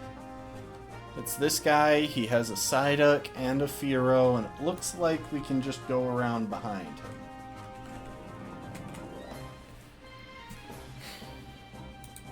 I'm not holding my breath, yeah.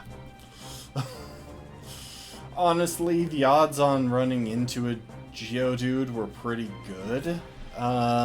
Let's see what moves that has. I'm pretty sure it has Self-Destruct in its moveset right now. So level 30, Alolan Geodude, Rock Blast, Stealth Rock, Self-Destruct, and Thunder Punch.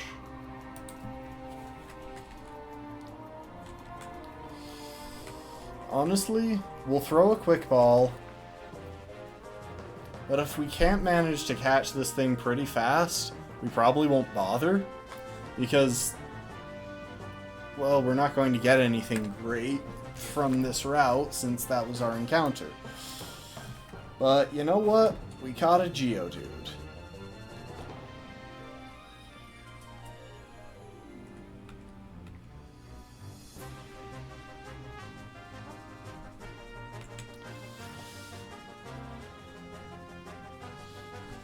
You know what? You are... What kind of shorts are you? Oh, this is a lot harder than some of them, like...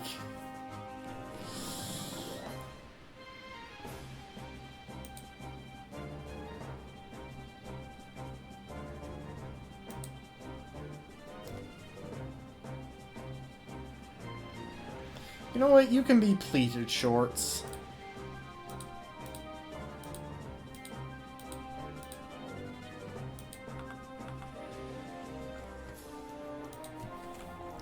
We'll see your summary. Why not? Magnet Pulse. So that could actually wind up potentially being useful in like a super ideal situation, but I really don't see it happening. Unfortunately, there really isn't a great ability on this guy. Like, we could have gotten... Oh, no, Galvanize is a hidden ability. Yeah, Sturdy would have been better. Sturdy actually definitely would have been better. And that's a pretty garbage nature, but again, this is a Pokemon that I don't really expect to use. So, we're going to not worry about that because we have now taken care of it.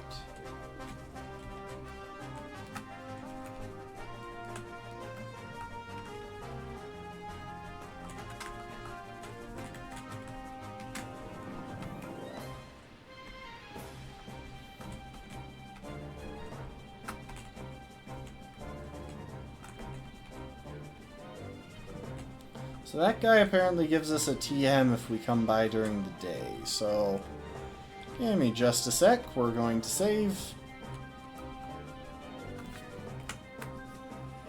And I'm going to fiddle with the clock.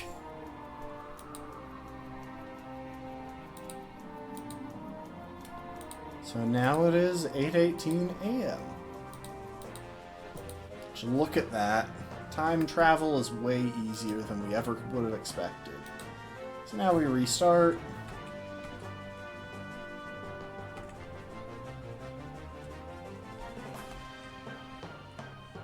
And that's it.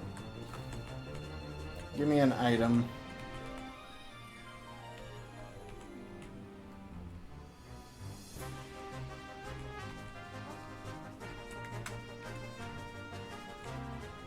embargo.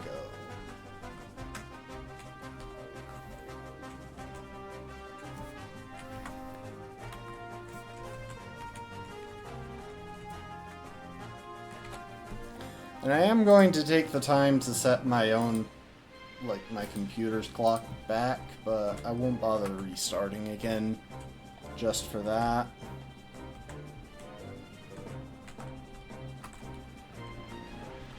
Oh, and we got a sunstone that we're probably never going to use. See, now this guy is one of the reasons I'd like to try...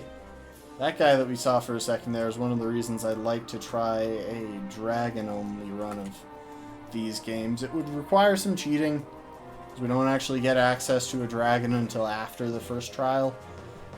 But that would just be inserting the dragon type that I would normally get after the first trial. So...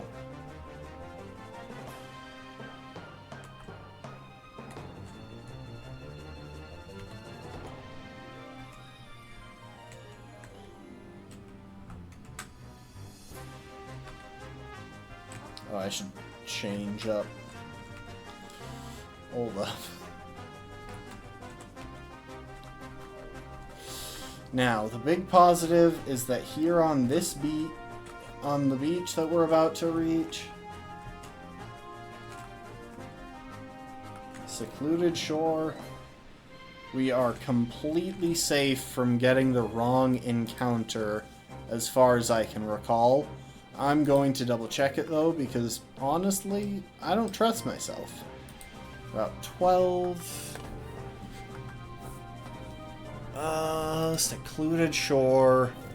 Yep, surfing, we can encounter Finneon, and it is the only possible encounter on all of this route. Everything else that's short enough, we already have.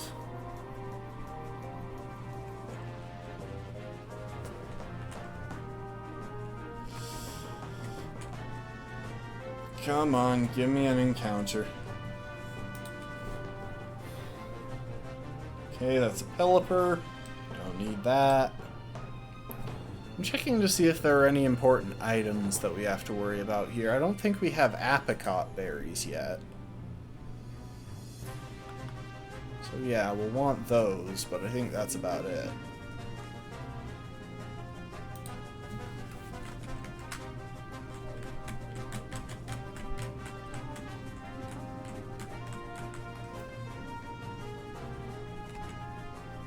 Yeah, so this is the stage of the game where in a normal playthrough you would get access to both types of weather, both of the main types of weather.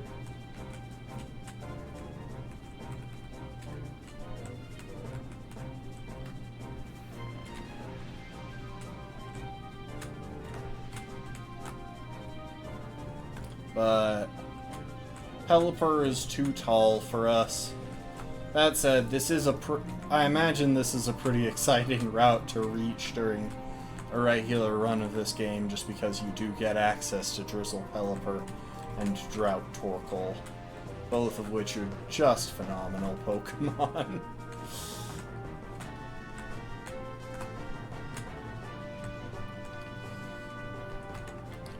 Why? It's 40% odds, by the way. I think this is kind of proving my theory that the game tries to screw you over with the encounter. Because both Tentacool and Pelipper have an advantage against Capri here. Do I have? I do have a net. Oh wait, I'm saving that net ball. Hold up. We'll throw a quick ball. Sorry, I want to use a netball on Mewtwo. I feel like it's very fitting. And what type of shorts are you, Finneon?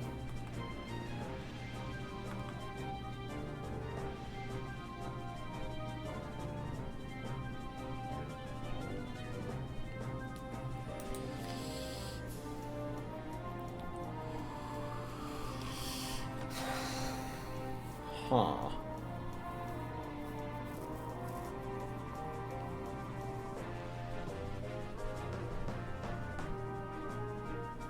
Oh, so that's what scalloped shorts are. Good to know, good to know.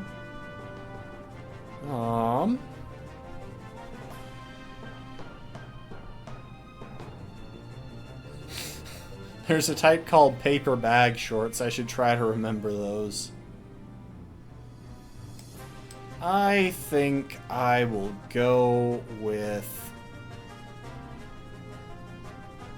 roll-up shorts. I could also do linen. You know what? Let's see real quick. Finneon, you'll be roll-up.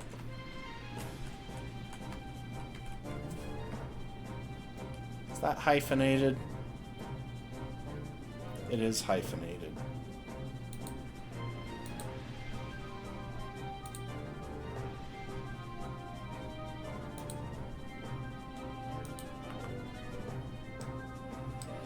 So many types of shorts. Anyway. Finally. Finally, after all of this, let's see roll-up summary, because we're going to roll up.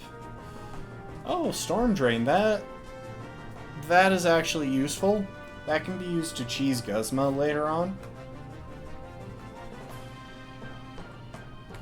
So we'll try and keep roll-up safe.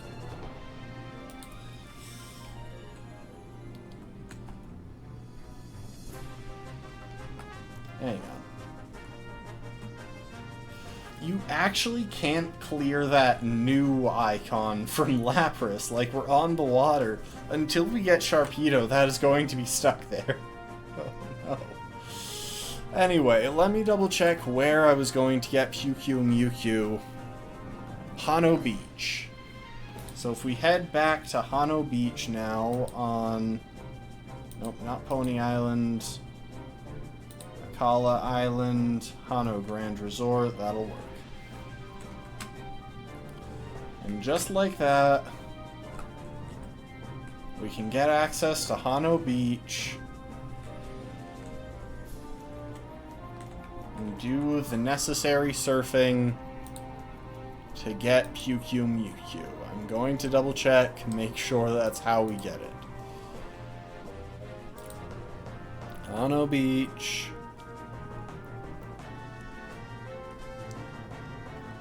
Surfing. Yep. Apparently there's a special spot where we get...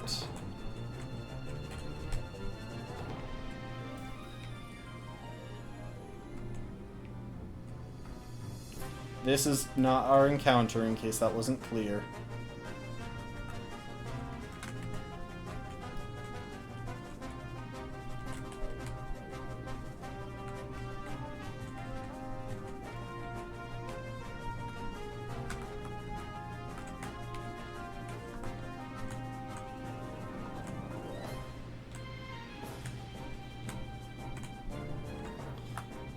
Yep, I think that surging back and forth like that actually lowers our encounter rate, but at the moment, we're just stuck with no encounters.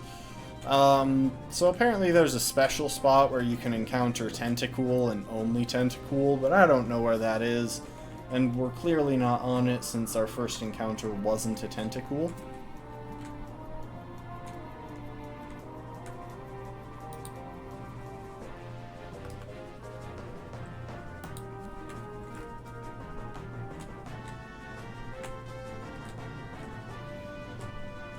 Come on, Mewtwo. Yes, there you are.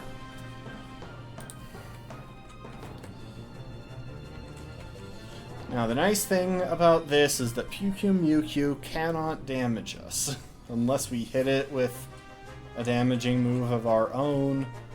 So we have a couple of turns to set up. Oh, it has Purify. I kind of forgot that was the thing. Okay, so it could potentially use Purify to break out of that. We'll go ahead and use Draining Kiss. Try and wear it down. Oh, does Purify only work with, poison? Hold up.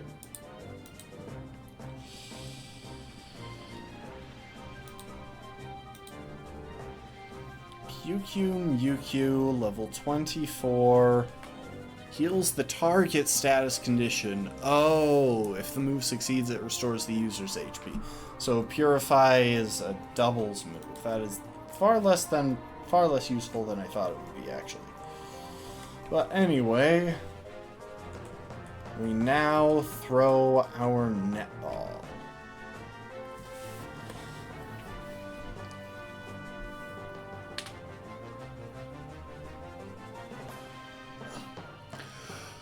Sweatshorts, welcome to the team.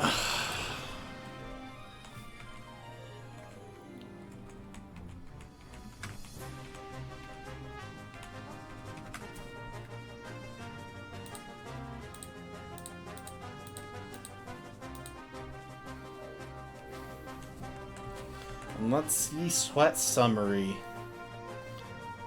So yeah, Sweat is a bit of a one-dimensional Pokemon. It lacks the ability to attack traditionally. However, by using moves like Counter and various status moves, it can become a very effective stall Pokemon. And as I always say, defensive Pokemon are very important in a Nuzlocke. And yeah, having a plus defense minus offense nature is just fine by me. We will send Sweat to a box. We won't be using Sweat right away, but Sweat will be on the back of our minds in a lot of upcoming situations. Especially because defensive water types tend to be pretty solid. And I want to double check. When exactly do we get the TM for Toxic?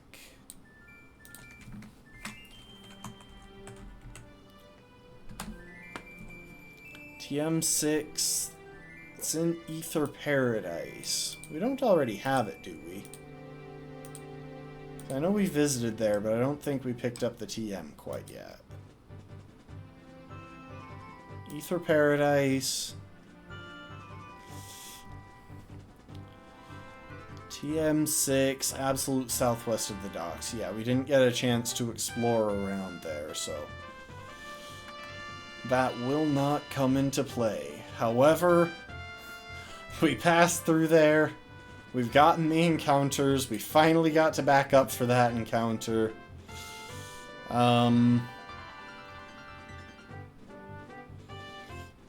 Beach. Only useful item here is black glasses. We might come back for that at some point if we need it.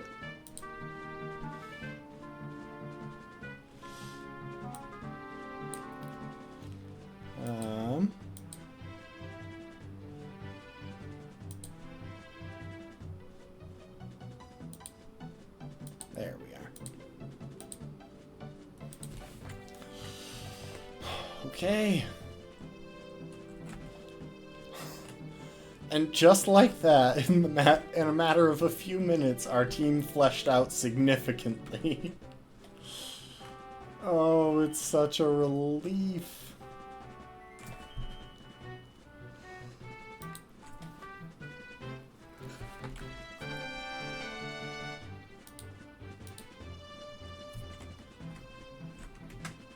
So we'll fly back to the foot of Blush Mountain. And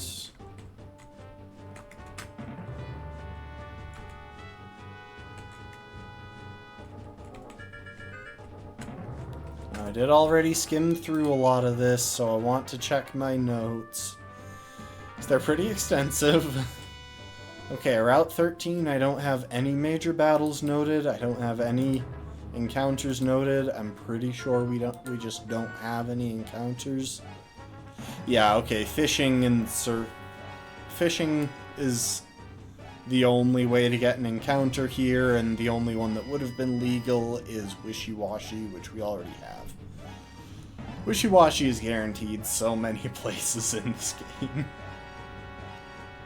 However, we can get a hold of... And there are just no battles on this route. But we can get a hold of the TM for Taunt, which should help out.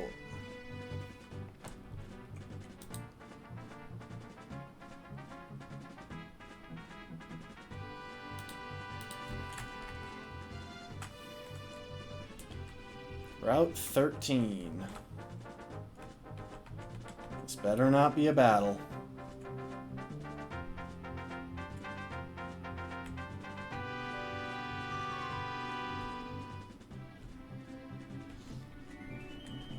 Okay.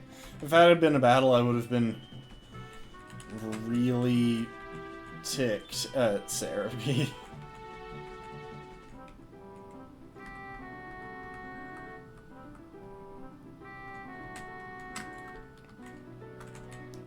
However, we can pop into the hotel.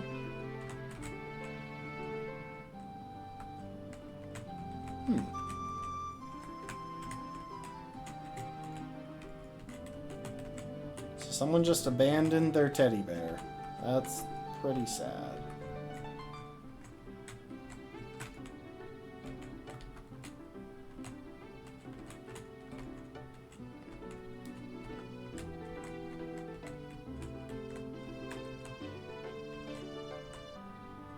Okay, so that's Tapu Village.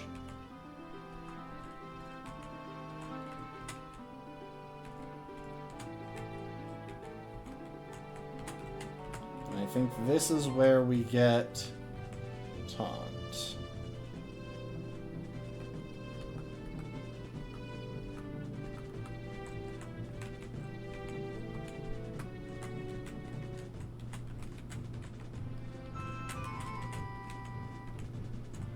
So we don't have access to Haina Desert yet.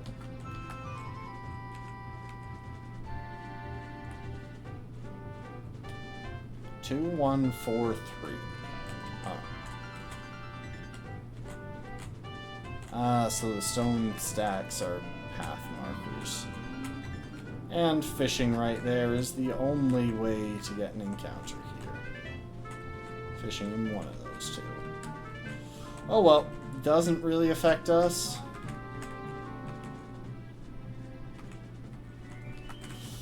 So, up ahead there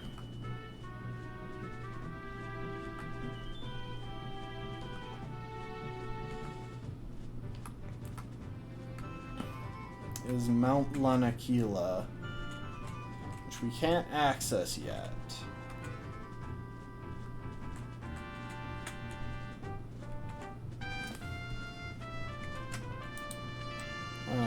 I just want to double check what we have to do around Tapu Village. Okay, so there is an encounter here in Tapu Village. Yeah, we can't influence it. Doesn't really matter. We're going to get a guaranteed cast form in the desert, but yeah.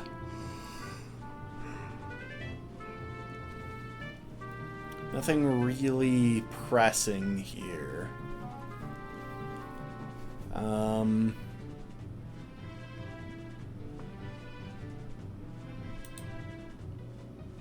Snorunt is too tall, so I actually think we're guaranteed Vulpix. Just because it's the only legal encounter here. Yeah.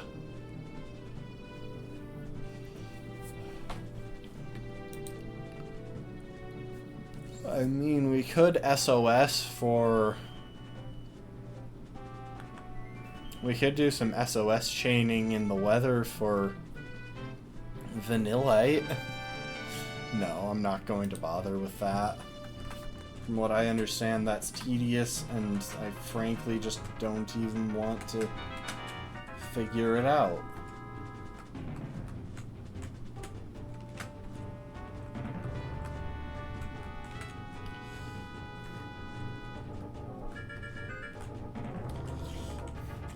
See, because I'm kind of vindictive toward NPCs ever since that one NPC in I think it's Platinum trades you a Haunter with an Eviolite.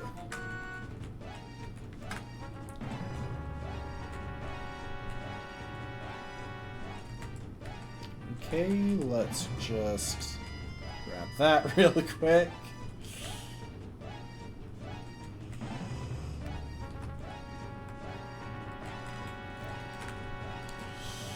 Because that one NPC in Diamond and Pearl, like, scams you for a Medicham with a Haunter that has a Violite, I kind of want, or not a Violite, an Everstone to prevent it from trading. I kind of want to back up and at some point come up to that guy with a Haunter that has an Everstone, just to give the game a taste of its own medicine. Okay, so that's Route 14. That's not where we get our encounter. I'm guessing this grass patch is probably about the only place that we can get an encounter here, so... Yeah, sadly, Snowrun, not a legal encounter.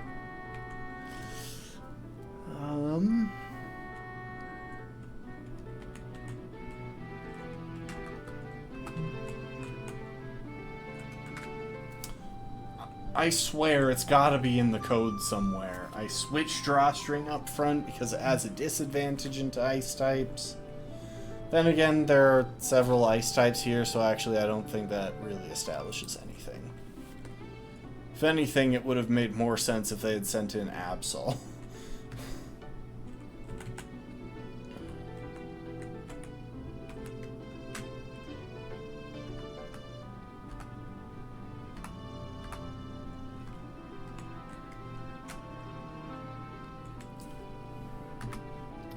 And you will be wool shorts. I don't think we have one of those. I know we have cotton. I know we have silk. I think we might have linen now, but I don't think we have wool. And because you're for the cold, that kind of just works. Minus attack works well enough. Snow Cloak doesn't really affect anything, but I don't think there was a better option. I couldn't tell you for certain, but... yeah, Snow Cloak was the only option. The alternative is its hidden ability, which you can't get. Not in this part of the game, anyway.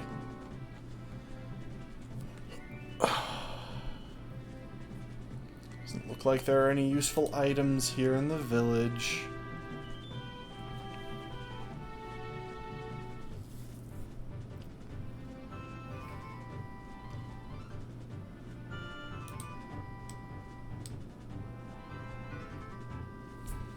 It looks like if we keep following this around... oh, we reached Route 15. I didn't think it would give us access to this yet. I just want to see real quick. Route 15, potential encounters, doesn't look like there's anything. Yeah, it looks like there's no Route 15 encounter. We're getting to the stage of the game where we're less likely to have an encounter at all, which is part of why I've been stressing about encounters in the early game so much, because eventually we'll just hit a point where there's a good chance we won't get encounters. You just can't control that.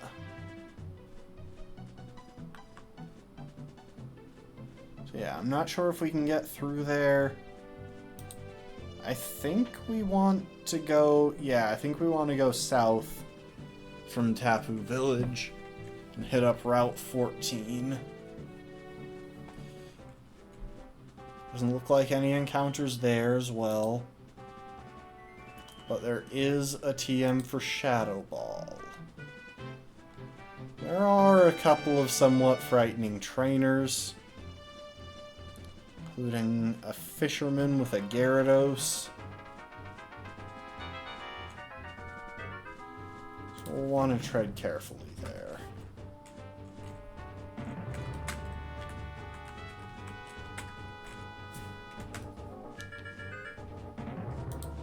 I'm gonna go ahead and skip the rest of this. There we go.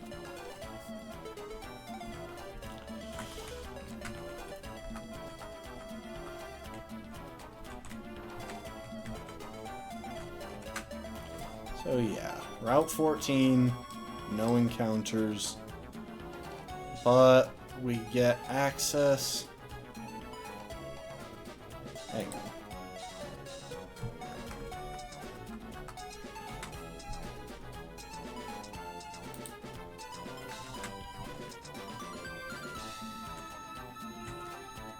So this is saying that our next destination is Ether House.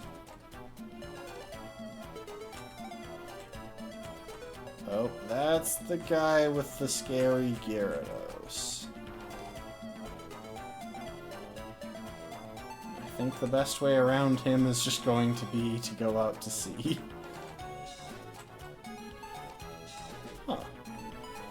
Oh, is that... Hang on.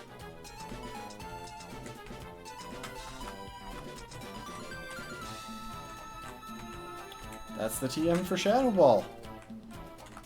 That is a very nice thing to find.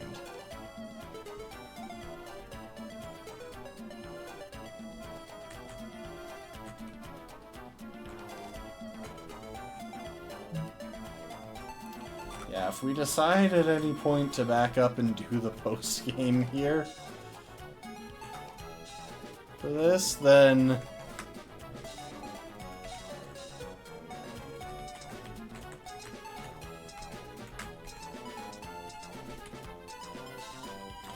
Okay, so are you going to let me in? Wait, okay, now you'll stop me.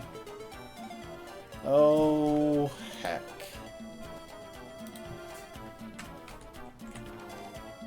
This could be a bit of a tough matchup.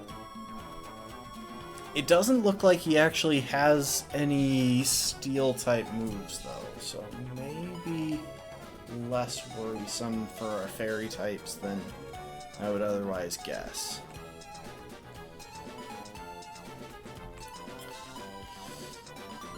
You know what?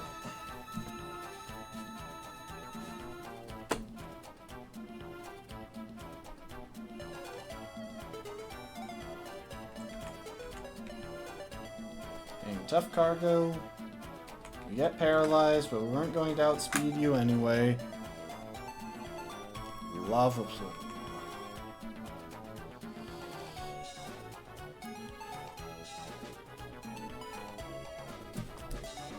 So yeah, we got the one useful item here.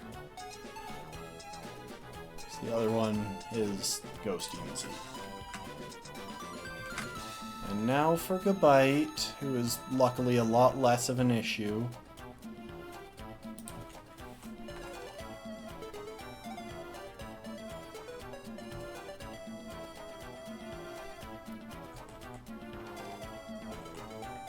And we'll switch in Drawstring, who is immune to its entire moveset.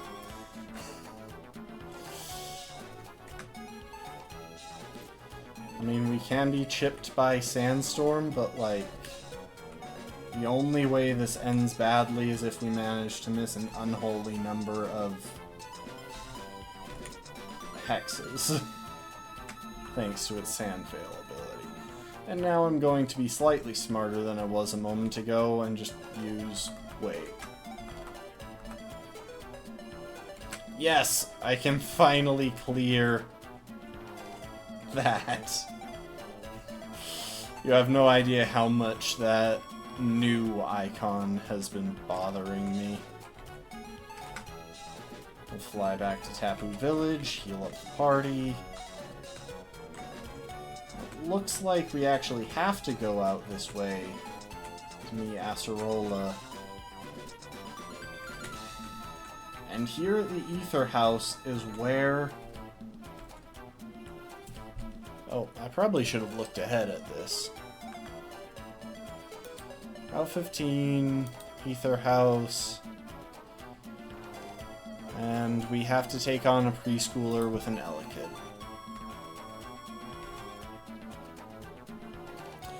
Oh, and then we have to take on... Okay, I doubt that we have to take on Gladion right now, but we will have to take on Gladion here at some point. We were pretty safe there.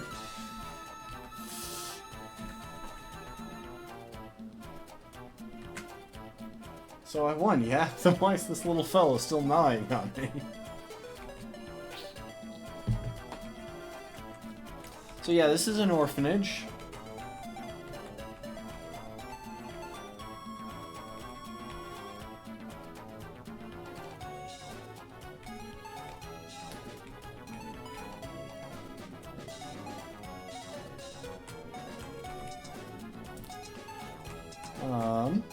Hello. Yeah, if we were in the post-game, while we're here, we would be able to get a hold of a Porygon and then evolve it into a Porygon 2 for a legal encounter. Sadly, not available right now.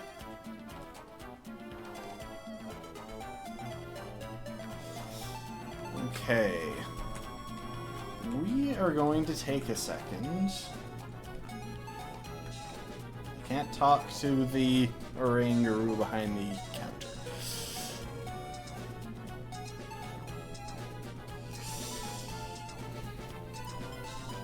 Okay, let's take a look now.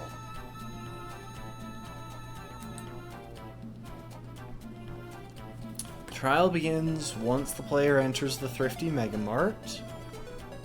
They can leave at any time. This will reset the trial. There are 3 trial Pokemon.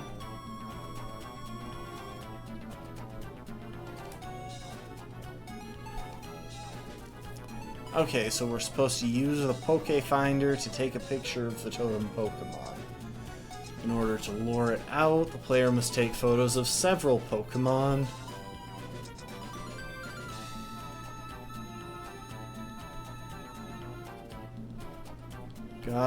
Gotcha. Well, at least I still vaguely remember how to use the Poke Finder from that tutorial that we had to do like 5 times back in the early game.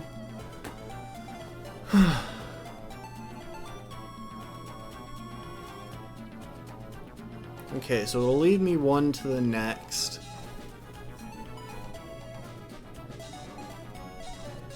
After defeating all 3 trial Pokemon, the door will be unlocked.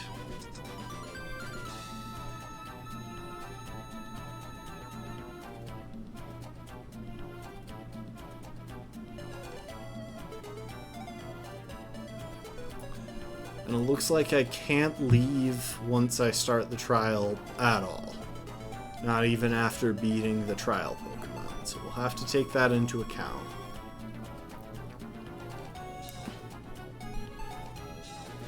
Now we did just pick up the TM for Shadow Ball, so I'm wondering which Pokemon on my team might be able to learn that one.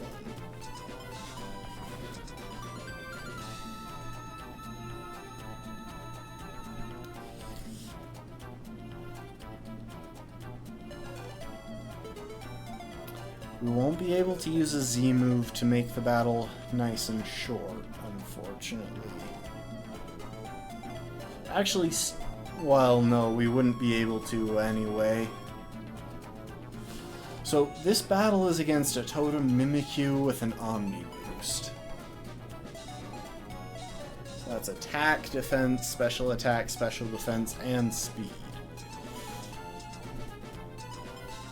It's got a physical moveset that includes Shadow Claw, which has a high crit rate.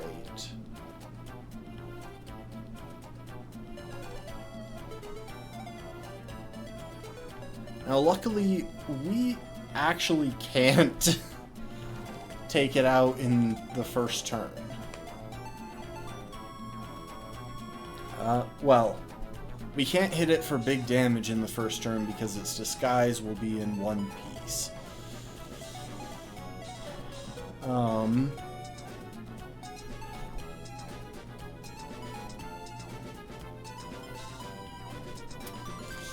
But that does give us some insurance because it means that we won't accidentally bring in the Gengar ally that it can call. The Haunter is far less frightening. At the same time, it is still frightening in its own way because it can throw around Hypnosis.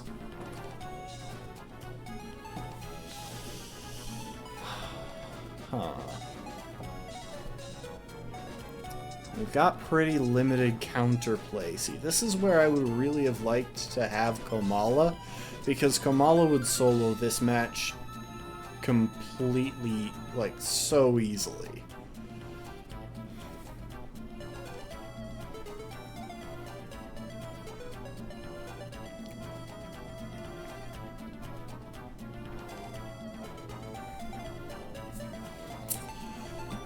Hang on, I should probably show y'all what I'm looking at.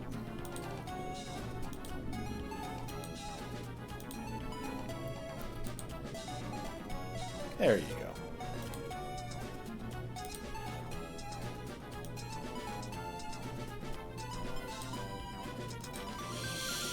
So, we have to clear all 3 trial Pokemon. We will have the chance to heal between battles, but we won't have the chance to,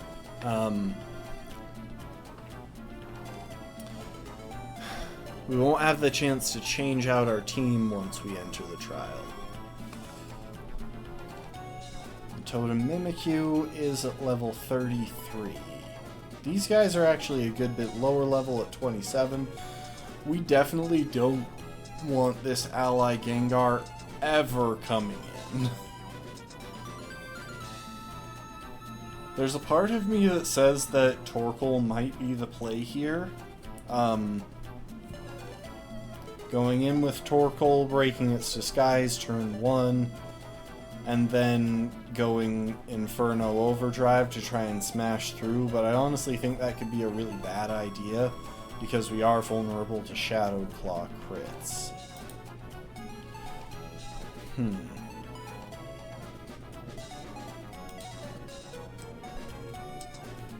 Well, we'll take a second here.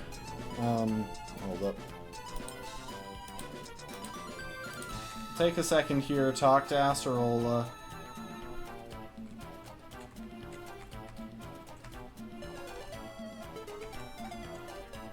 So hang on, if we just walk outside.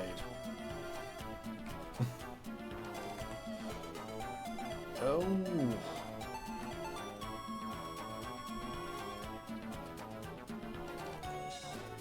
Well, apparently we've got a... We've got one of these guys. I can't even remember their name. Out 15...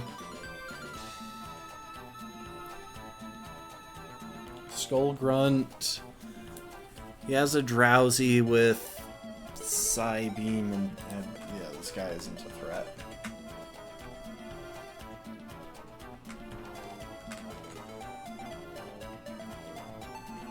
One shot with Capri.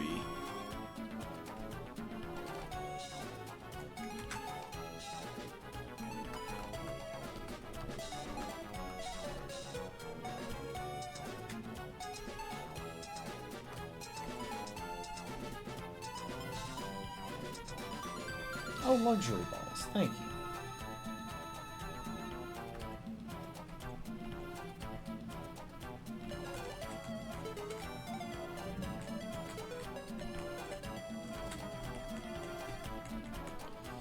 Okay, let's take a moment and take stock of the full team. And just think who generally has a decent matchup into this and who we could specifically make use of. The trouble is, the only Pokemon that we have who has a specifically good matchup into Ghost types is Cutoff. Other than that, we have Drawstring, but Drawstring would also be vulnerable to the opponent, which is a terrible way to approach this.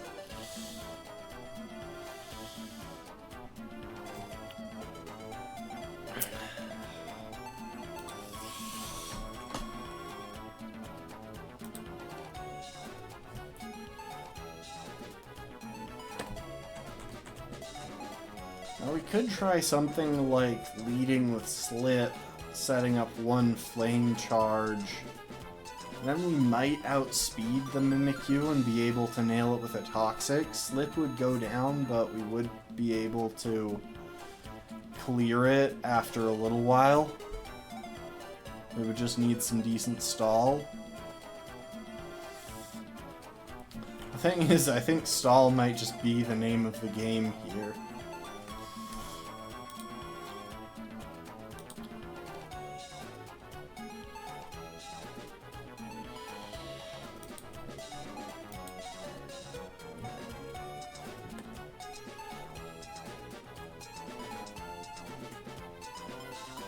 Trouble being we still don't have the TM for Toxic.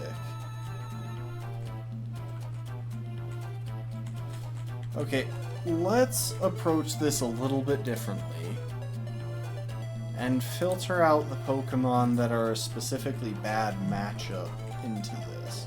For example, Drawstring, just kind of a bad idea because it doesn't have the bulk to take hits from Mimikyu or its allies. Drawstring functions best when I can take advantage of its defensive, of its many type resistances.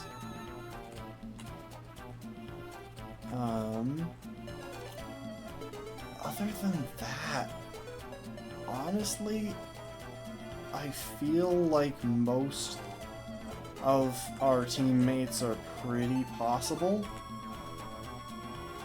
Cutoff seems like a good option in a lot of ways. Just because it's immune to their ghost type coverage, but that still leaves it at risk to Mimikyu's fairy coverage. Which means, and Haunter's Sucker Punch, and Haunter's Hypnosis, which means there is a chance that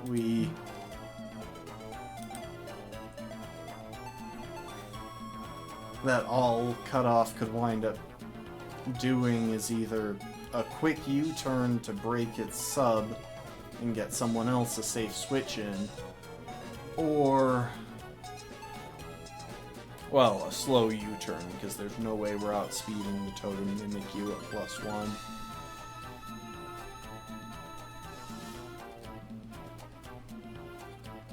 Or, like, dropping some debuffs. I want to check something. Shadow Ball. Which of our Pokemon can learn Shadow Ball by TM?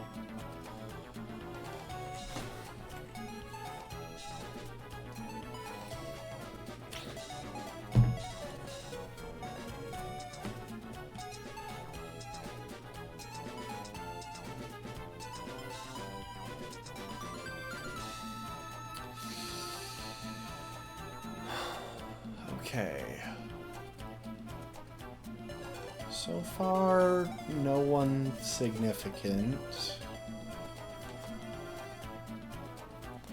See, this would be another great time to have access to that Porygon.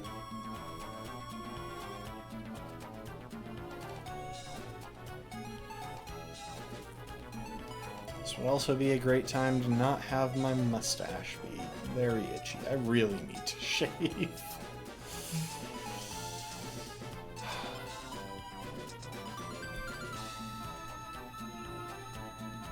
Corsola does. Corsola has access to Shadow Ball. That's definitely worth noticing. If Corsola had Natural Cure, it would probably be a pretty top option into this.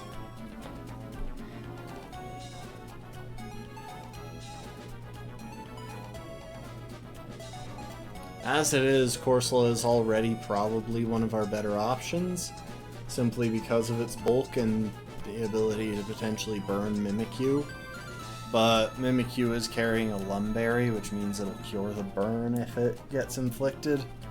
So we would have to burn it twice, which is a pain.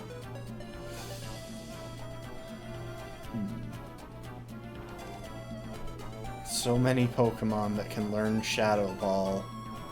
It seems like none of them are short.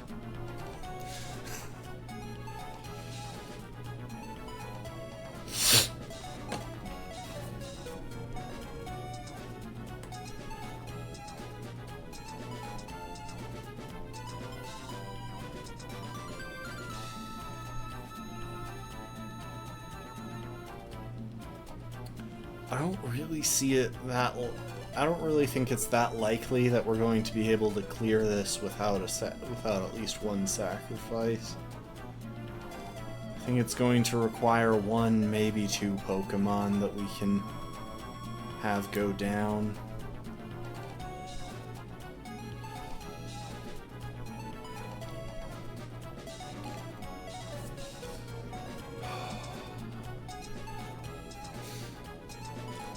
Sorry for the long pause, it's just...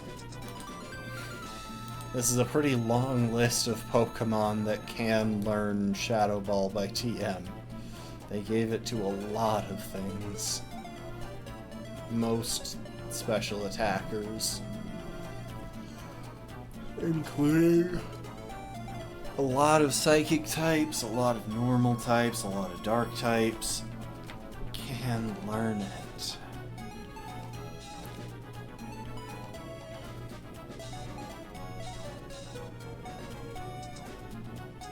Unfortunately, the list of Alolan Pokemon that can is pretty slim. We don't have a Sandygast, and even if we did, it would be a pretty bad matchup into this.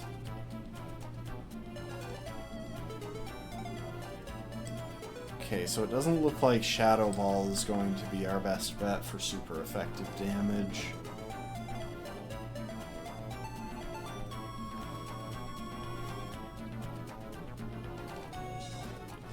At what level does Torkoal learn? It doesn't... Clear Smog, I think, is an egg move, right? Yeah. That sucks, because that would be a really great option to have right here.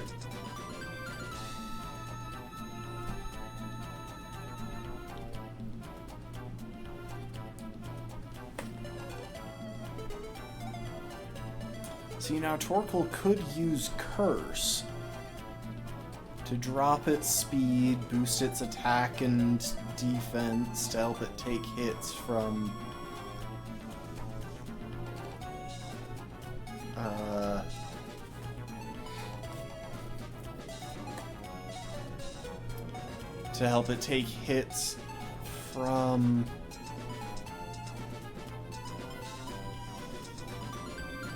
Wait, I'm seeing a possibility here.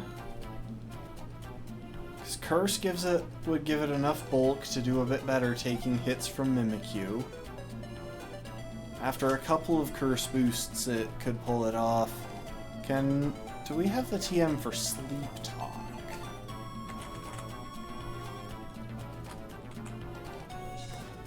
TM 88.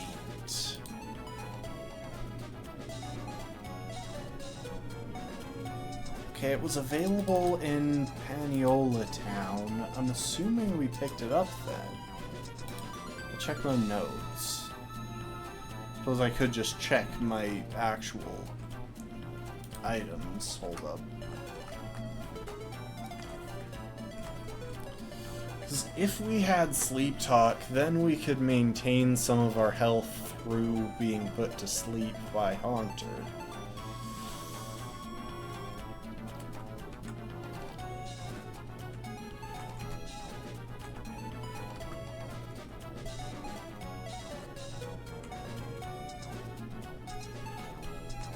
Okay, it looks like I never picked it up.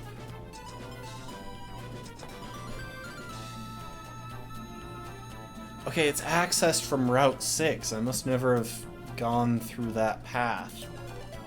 I must never have passed down the right way to get it. But that would be doable. And that actually has some potential. Well, looks like next time we go back to the Ether House, we're going to have to deal with this skull, with one of Team Skull's admins. So that's annoying.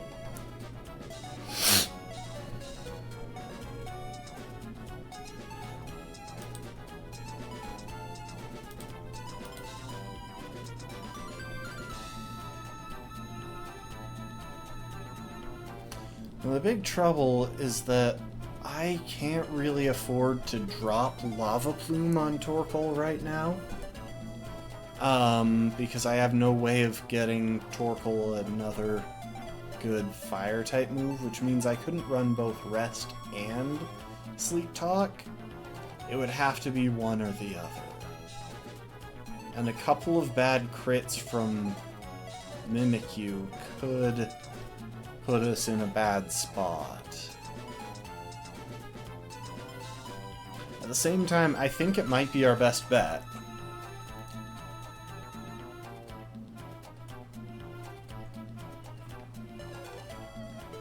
So yeah. TM35 we don't get access to until Vast Pony Canyon. Like, at level 34 we get Flamethrower, but we're going to want to be at level... almost level 34. Wait, that's got potential then.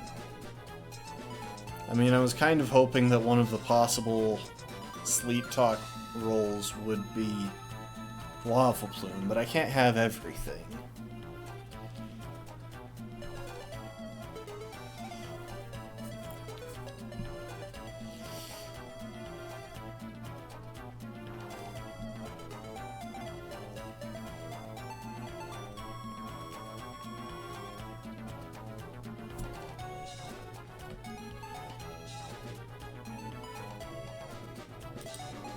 I think this is a strategy. Okay. We are going to do a little bit of backtracking.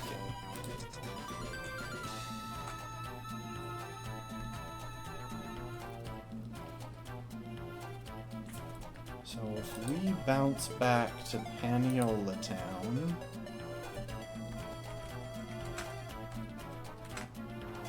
Oh, this is Paniola Ranch. That's actually better. Because we really need to be on Route 6.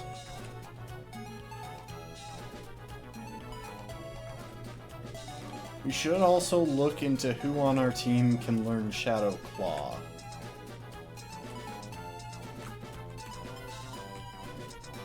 Oh, it's just right here. That's very easy to find then. But Sleep Talk should give us some insurance against Haunter. Is there anything else that we need that we haven't picked up yet?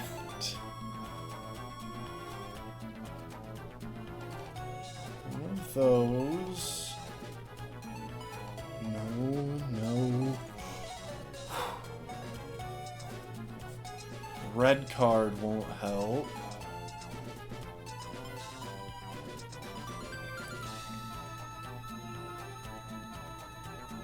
Get a hold of any of those. Oh, we did get our Barboach encounter. I should mark that off.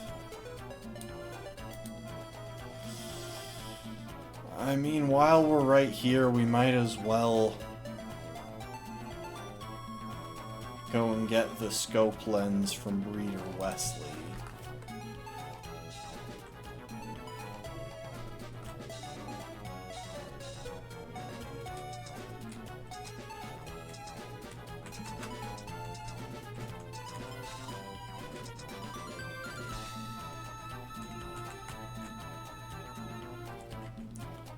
Got a Tauros, but we've got a pretty good number of Pokemon that can take a Tauros. Honestly, I think that while I think that Capri could handle it himself, we'll probably go with someone who's a little bit safer from Tauros's attacks. Argo can handle this.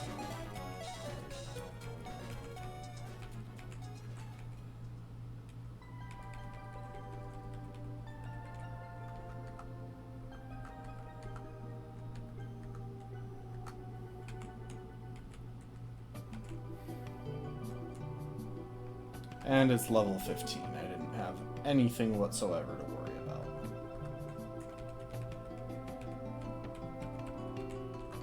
And now we've got the Scoplets.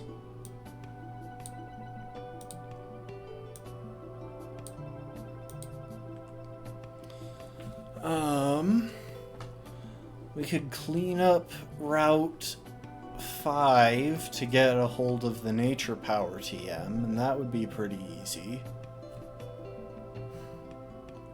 I'm just trying to do some cleanup here to have all of the stuff that might be useful.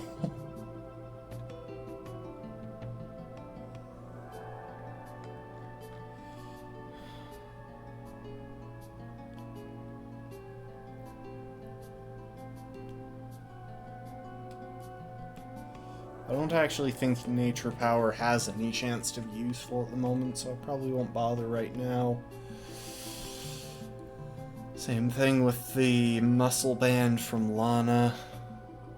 We could take Lana. I think we would have a pretty safe matchup into her, but...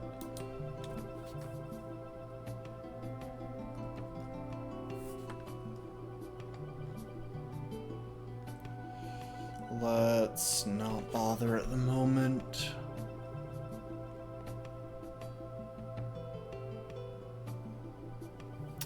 Jeez, I'm mad at myself for not getting a hold of Komala when I had the chance. Okay, let's take a second look. And this time... Shadow Claw down here.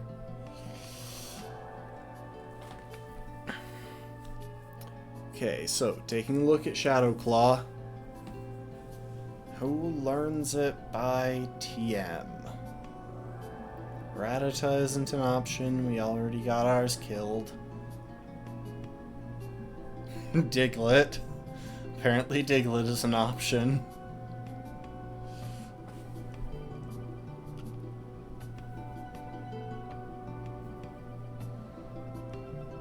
It's still a pretty long list, and sadly I don't think we've got... Yeah, Sableye was only available on 10 Carat Hill.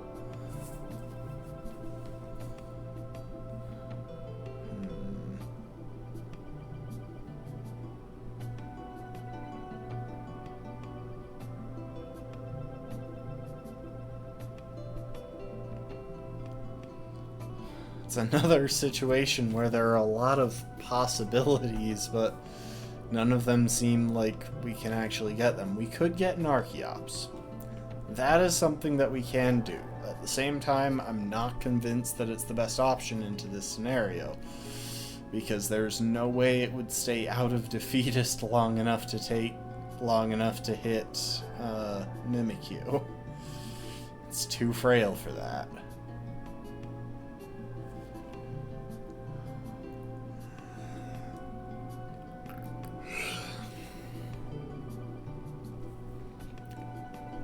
There's Pancham, but again, too frail. Mimikyu would one-shot it with Play Rough. Wouldn't even be a fight.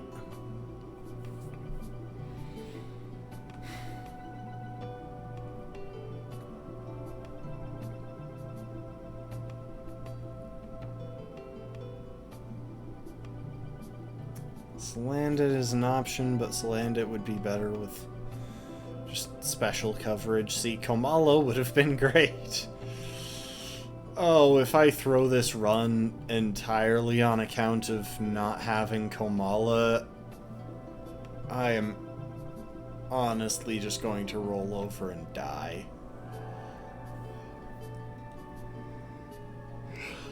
Litten can learn it, but...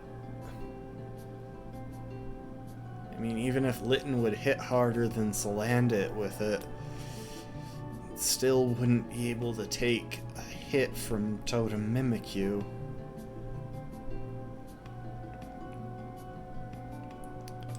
Yeah, we've got pretty limited options. If we look back, I think the only Steel-type TM that we're going to get access to for a while is Gyro Ball. Oh, there's Steel Wing, which we have, so... I mean, that's at least something that we can put on our flying types to give them a bit better option into Mimikyu. But if we get to that point, we're going to be in a lot of trouble.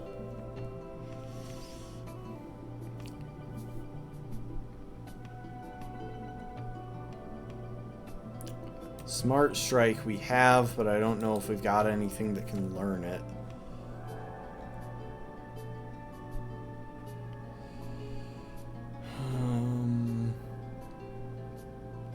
Yeah, I'm not seeing anything. The only one of these that is a short Pokemon is also a post-game Pokemon, Kartana.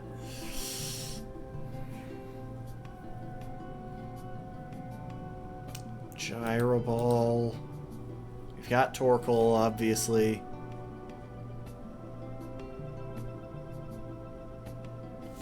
Why don't they have an option to filter this by height?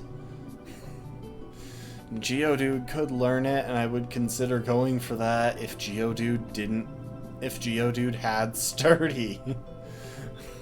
But it doesn't. So it's not an option. Because Geodude would just proceed to die.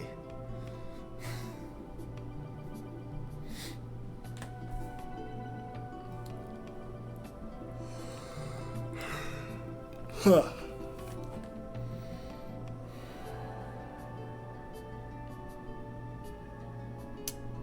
We don't have Shuckle. Shuckle could probably trivialize the whole match. We already put it on Torkoal.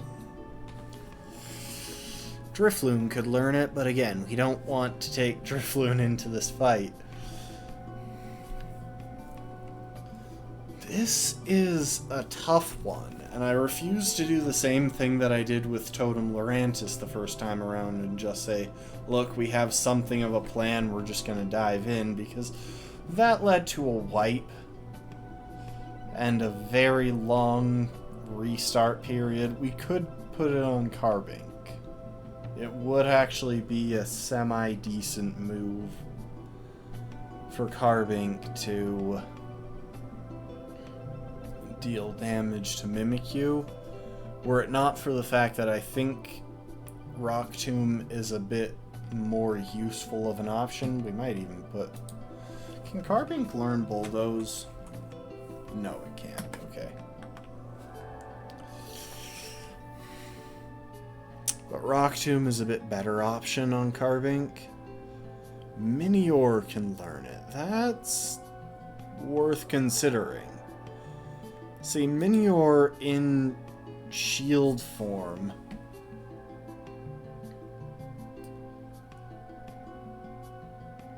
Yeah, Minior in meteor form has pretty good defenses, and it can't be affected by status conditions.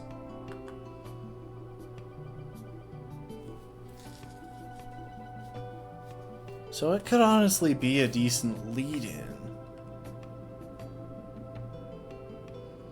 Especially if it's carrying like a citrus berry or something to protect it from getting statused. Though if that's the case, I would probably want a bit of a support move pool on it to help break down Mimikyu's defenses. I don't know if it has the moves for that. We didn't get Togedemaru, otherwise this would actually be a lot more straightforward. Because Togedemaru would be able to learn... I guess it doesn't learn Iron Head yet. So this would still be a pretty challenging matchup. Does it not get Iron Head in this game? that a move tutor exclusive? Yeah, looks like it. Okay, never mind. Togedemaru would have been pretty bad then in this run. All it would be able to do is fire off, well, I guess Nuzzle actually. Nuzzle would be a decent option here. But it wouldn't be able to take the Shadow Clause from Mimikyu, even if we had it. Okay, so we do have a second option. We could put Gyro Ball on Minior as one of its coverage moves.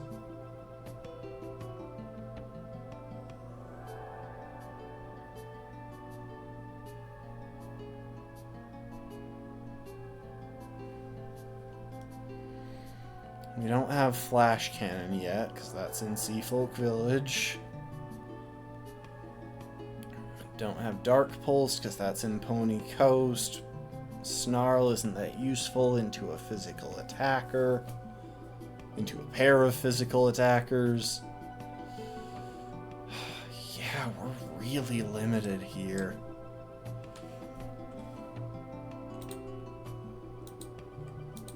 Okay, let's...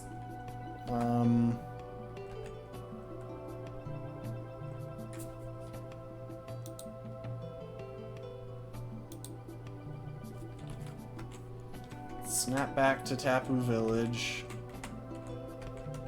Get back into this. So, Minior is a strong option into this.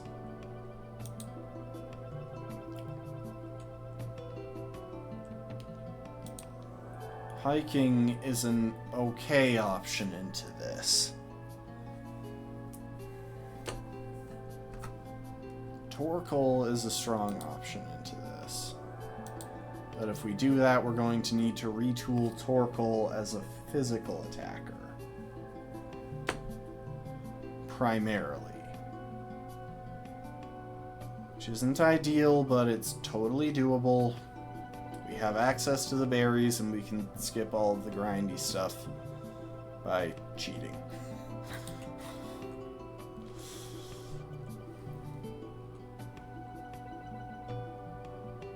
I mean, it's not ideal, but Swim probably does have a decent matchup into this. Plaid would be good if we had a good type for Plaid to switch to. We don't have any of the best types for this matchup.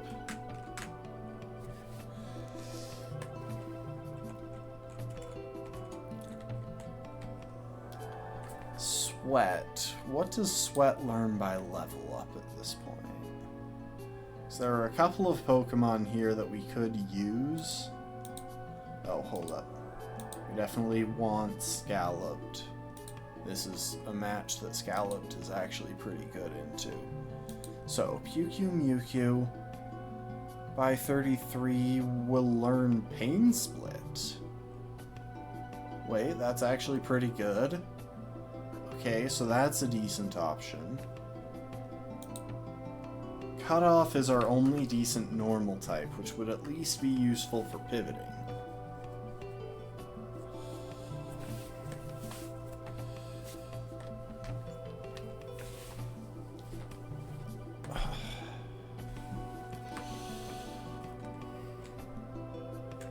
Other than that, I don't see Cutoff doing much in this fight. Does Minior have any good support options at present? That's kind of where we are here.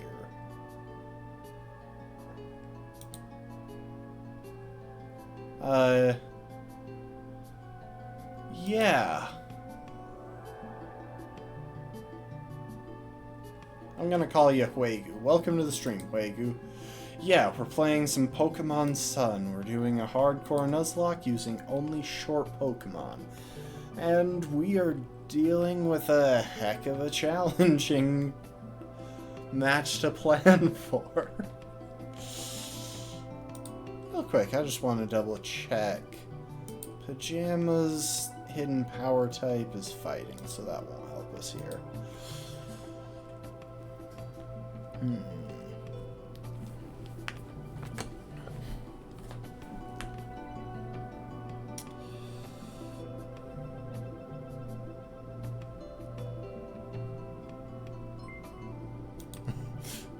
Thanks for the follow.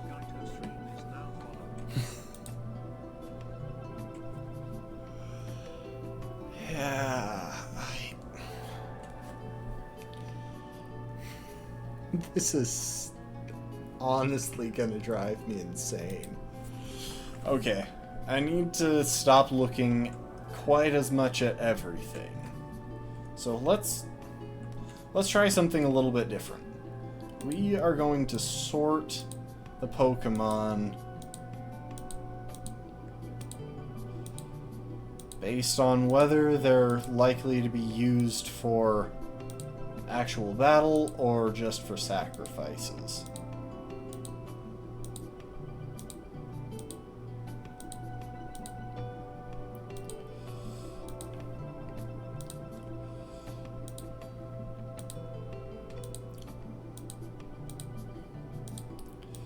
Because that will give us at least a bit of insight into how we're going to handle this. So most of these have gotten to the point where their stats just can't keep up, and using them in battle would be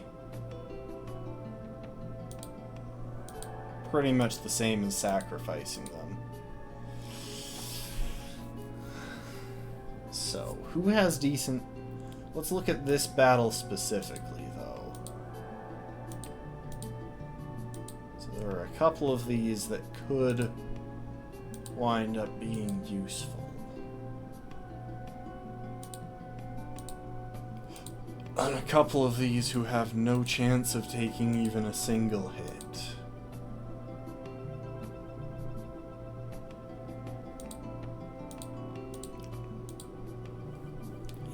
All of these guys down here at the bottom, there's no way that we can actually use them for battling.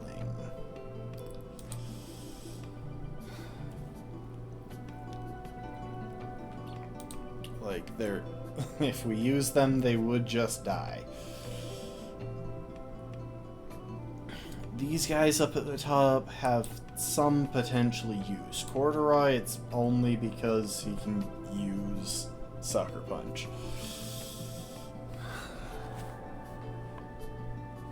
So with that and then of course there are these 6 who at the moment I'm thinking are our best bet into this.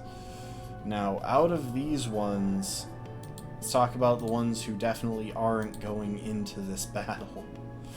And Drawstring is at the top of that list. Drawstring would just die, even though it's still a usable Pokemon in general.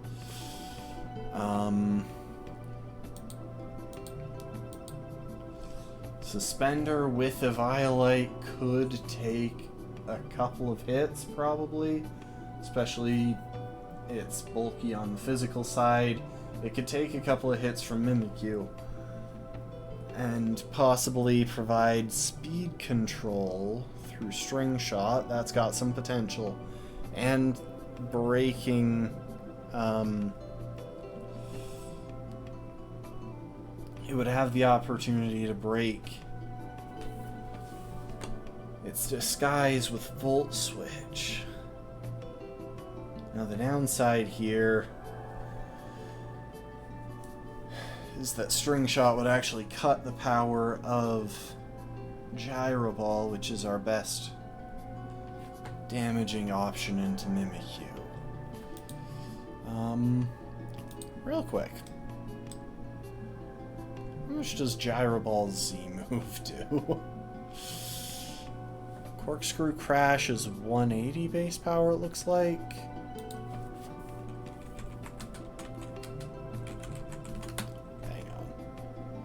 Bit safer to look it up in Smogon. Z move base power 100. I'm guessing That 180 base power corkscrew crashes from, like, Iron Tail. Yeah. That's gotta be it.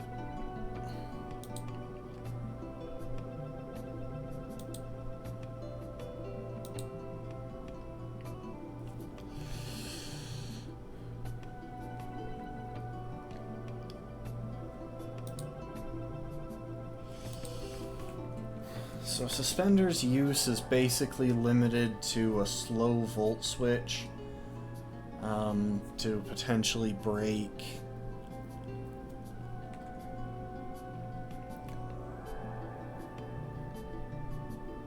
Mimikyu's disguise, but we've got other options for doing that.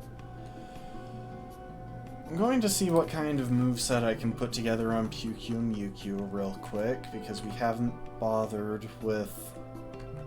Hang on. What's Pyukyu and Mewtwo's name again? Sweat Shorts, that's right. Let's see what kind of moveset we can put together for Sweat Shorts.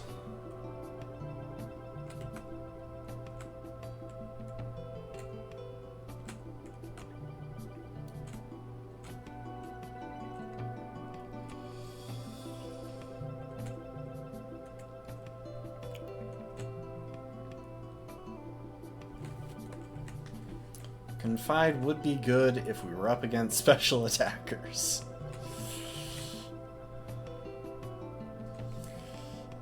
Voice, embargoes.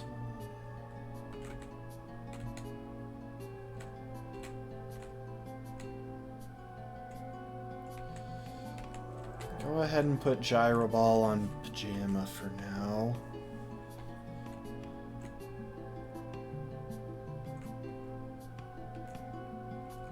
Place a U-turn at the moment, I guess. If we do this, we're gonna retool Pajama's stats for less speed investment. Especially because I don't think Pajama's outspeeding +1 Mimikyu even with a speed boost.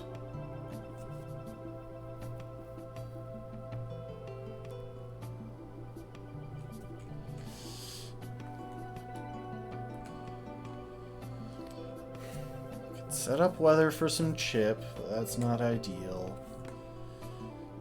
Hidden power is an option.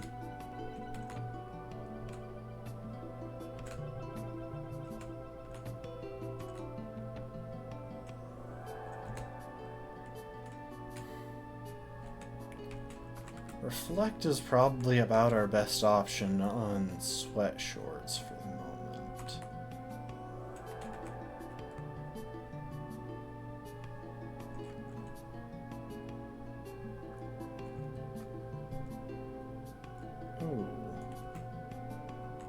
Okay, Sweat Shorts definitely isn't fast enough to use Taunt.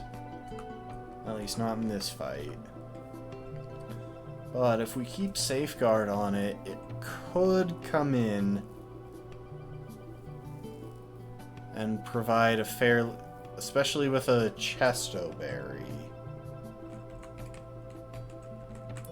Could provide a fairly safe switch into something else.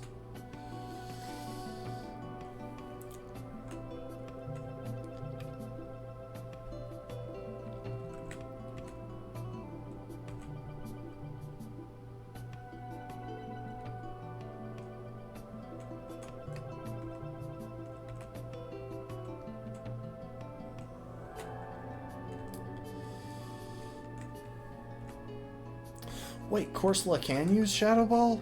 I thought it wasn't on the list. Or maybe it was and I just completely spaced on having seen it.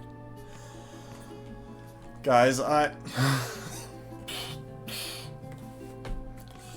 in one ear, out the other. I guess in my eyes, out the back of my head.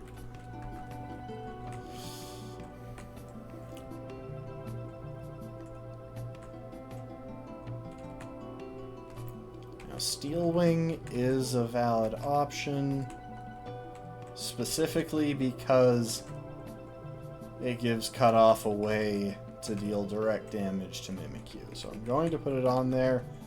we probably won't use it. If we wind up in a situation where we can make use of it, we're in a whole lot of trouble.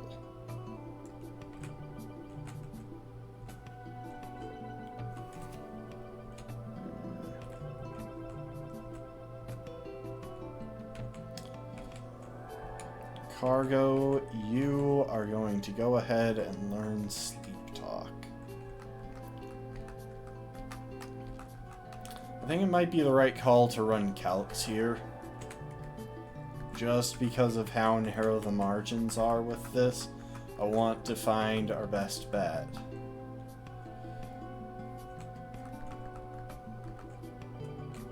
So I'm gonna save real quick so that I can get fresh notes for fresh information on all the Pokemon.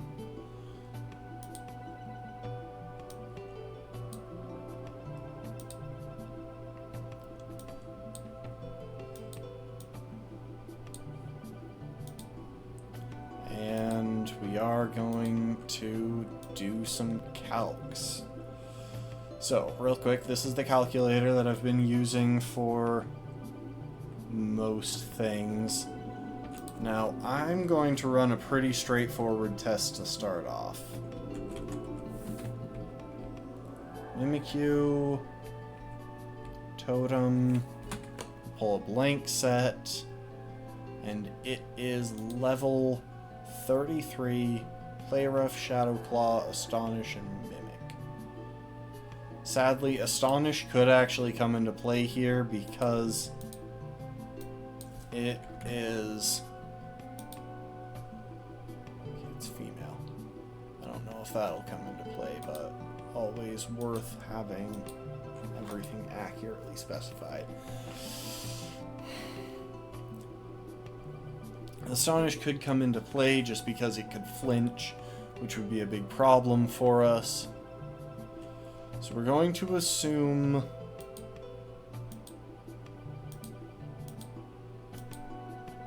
we'll test a few natures, but I know it gets an Omni boost right at the start of battle, and that 117 speed stat is the frightening thing about this.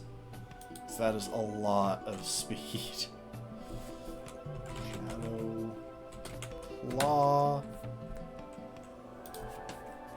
Play Rough, Astonish, and Mimic.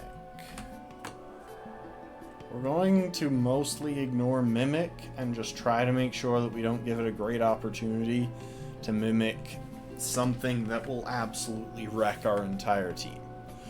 So we've got that set up right now. We're going to test out a few natures. Disguise, Lumberry, because we don't know. I'm guessing that it's set to have a favorable nature, meaning in this case it's probably either Jolly or Adamant, but I wasn't able to find any information on that when I was doing research for this stuff. Now, let's start by just looking at a pretty straightforward option.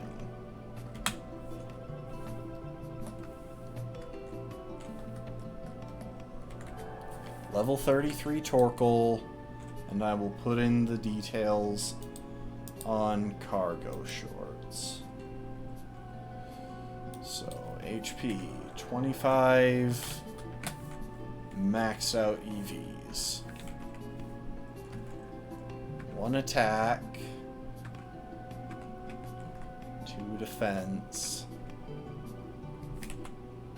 29 special attack. I'm not putting in the EVs on that one for the moment. 17 and 5. Now, with this, hypothetically, I think we would be reallocating all of our special attack EVs to physical. And we would go ahead and shift some from defense to attack. This is just kind of a starting thing. We might fiddle with these things later. Lava Plume.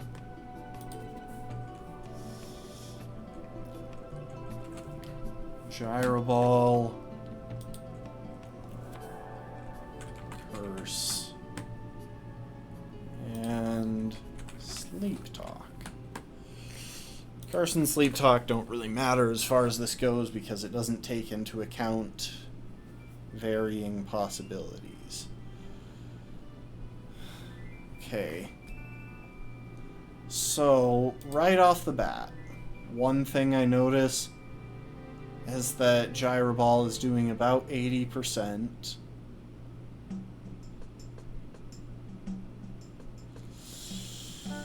What happens if we experience double crits from... Oh, hold up. I almost forgot.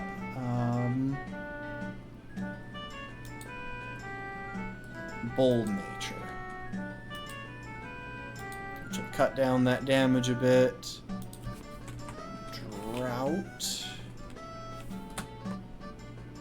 And Leftovers.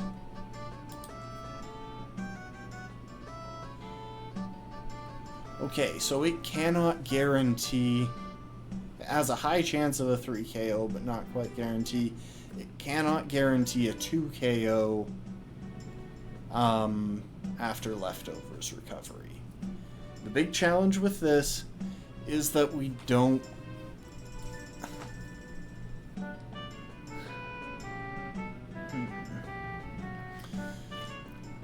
We can't reliably assume that's going to happen. Best case scenario, we do some damage to it, bring in Torkoal safely through a slow U-turn or Volt Switch, and get it, and then have Torkoal finish it off once it's down around 63%. I think this is something we can plan around.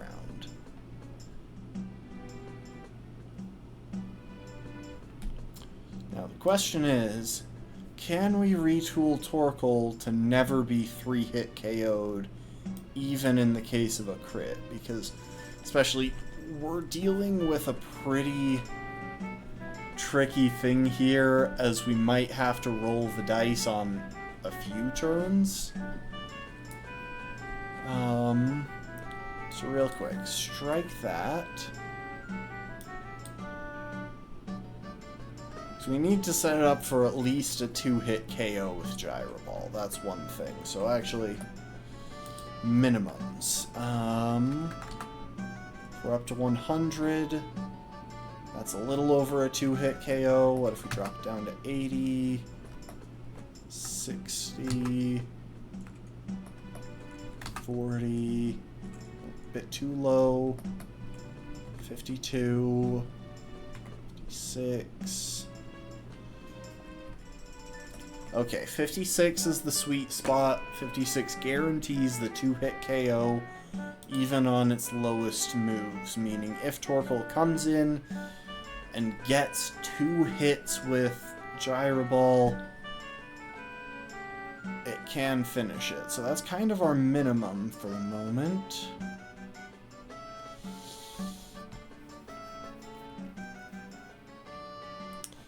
So then 252 minus 56.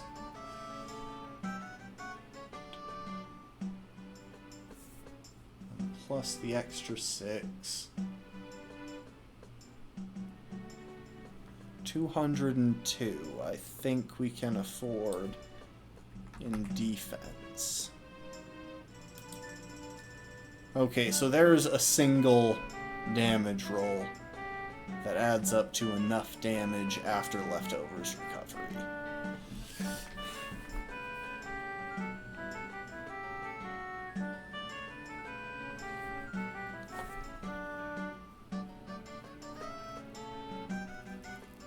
And that's assuming crits on all 3. Whereas if we drop the crits on even a couple of them...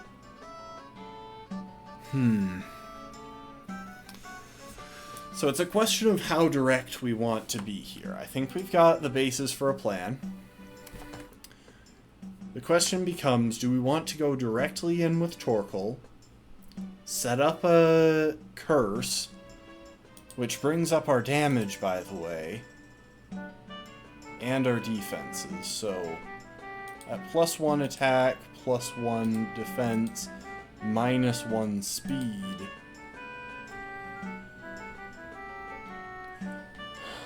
Actually, with those buffs, I wonder if there's a role where we guarantee a one-shot against the Mimikyu.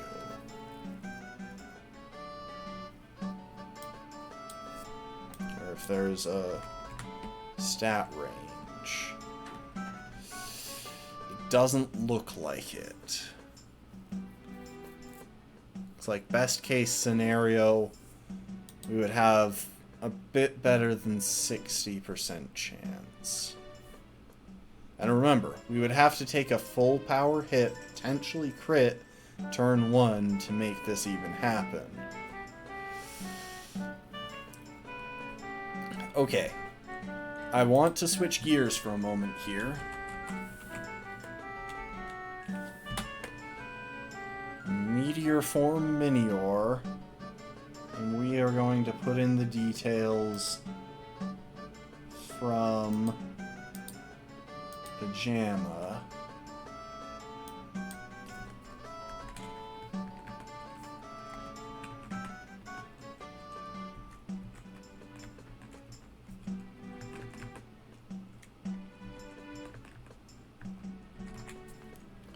Okay, got all of that. Nature, Rash.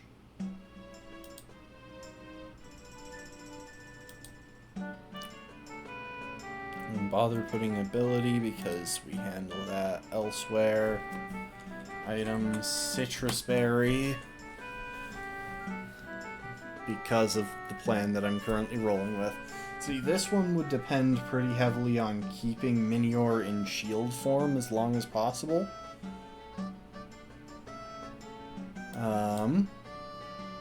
And if Minior ever dropped out of shield form, we would want to switch it immediately.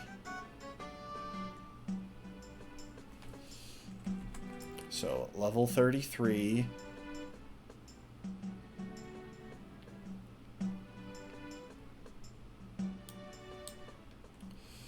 Now, max HP. This is not looking as favorable as I had hoped. Max defense cuts it down a bit. And then real quick, what happens if we switch into basic form? We can't outspeed with these stats. Which is a bit of a pain because that means we can't U-turn out. But at the same time, we could just switch.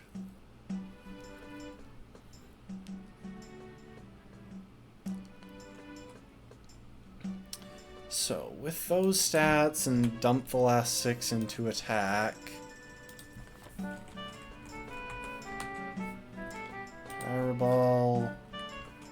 U-turn. What else are you carrying? Ancient Power. Potentially Acrobatics, but that would mean no U-turn. I don't think we need Acrobatics here, though, because we can't outspeed, which means we can't safely guarantee anything. Oh, this is less promising than I was hoping. The only reason Torkoal was holding up as well as it was is that it was, oh, I should have exported Torkoal's setup for a moment there. Huh. I realize this isn't the most visually interesting thing, but this is the kind of thing that goes into planning a difficult Nuzlocke like this.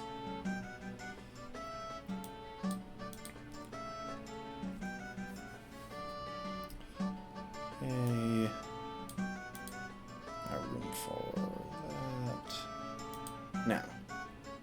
Gyroball.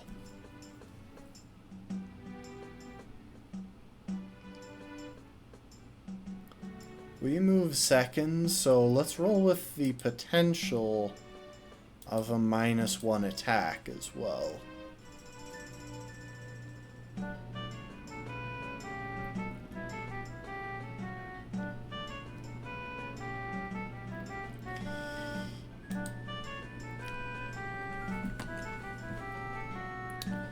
So Gyroball.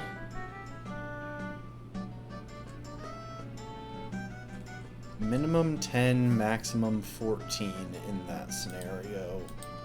Without that scenario, minimum 14, maximum 18. Not that different, really.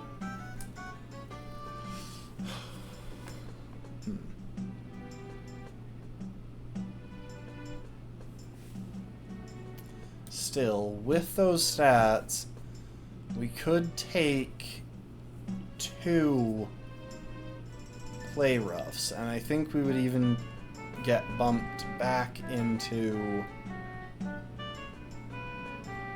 shield form by Citrus Berry.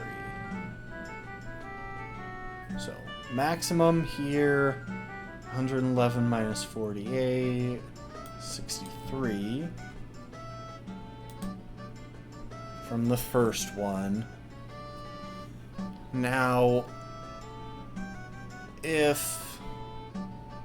I don't know why I always put the opponent on this side, because this side is actually supposed to be mine.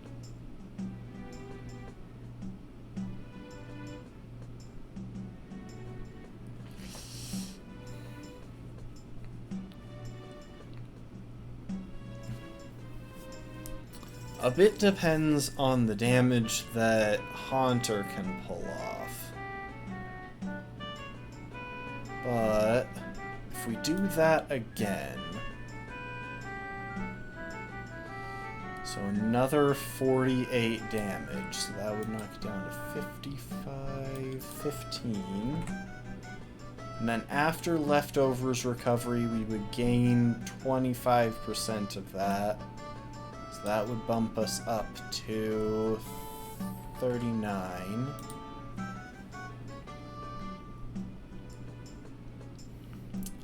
Which I think would be enough to survive a hit from Haunter in that case. Now the downside is that that spike in attack power is completely washed out by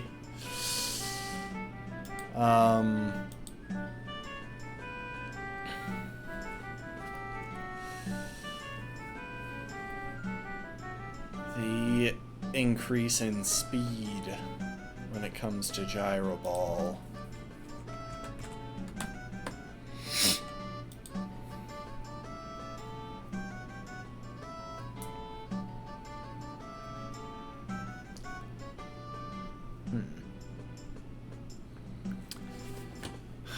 There is another possibility, though. If we fired off one move just to break the sub, and then cranked out a Continental Crush, I think that would push us far enough. And I think it would take some pretty lucky rolls on Mimikyu's part. I think we would have to get hit by multiple unfortunate crits in order to lose that exchange. Okay, hold up. We might have a winner here.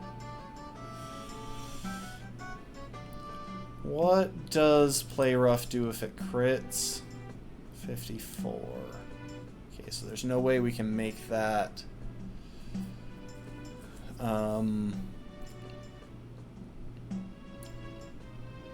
Not a 2 KO. Well, yes, we can. But if I played it more loose, that would give... So let's see, 54 to 64. Okay, Okay. 54 to... Maximum damage that it does is 72. Which brings me down to 49. Which would activate my citrus berry. Bring it up by 25% to 60... No, not 59, 69%. Which does put me out of range of the KO from just another play rough crit. Though, of course, it would put me in range of the KO for Haunter.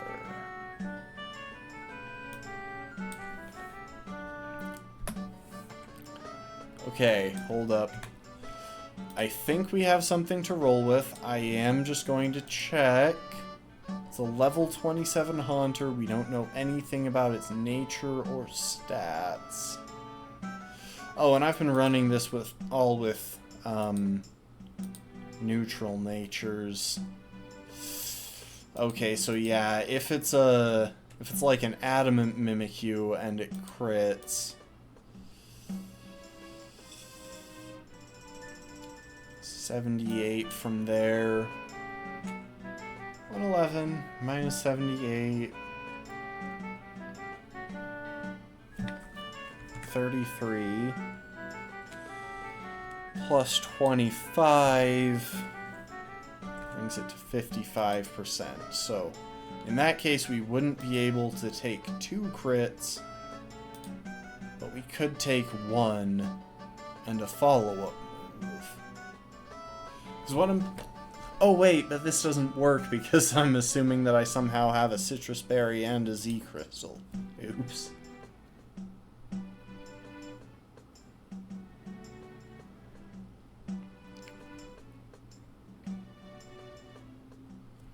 Okay, I think the smart move here, turn 1, fire off an Ancient Power. Turn 2, if we're still anticipating being in shield form at the end of the turn, we fire off a Gyro Ball. If we anticipate being knocked out of shield form by then, we fire off an Ancient Power. Or, yeah, an Ancient Power.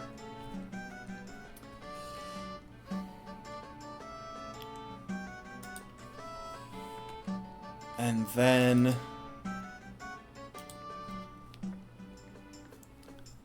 And then at that point, we have to do some clever pivoting to get Torkoal in reasonably safely.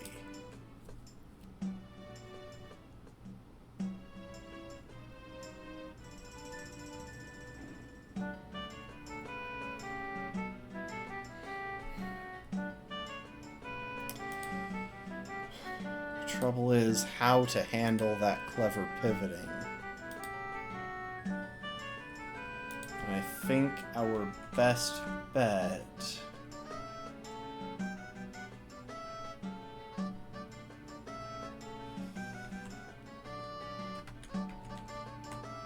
is Suspender.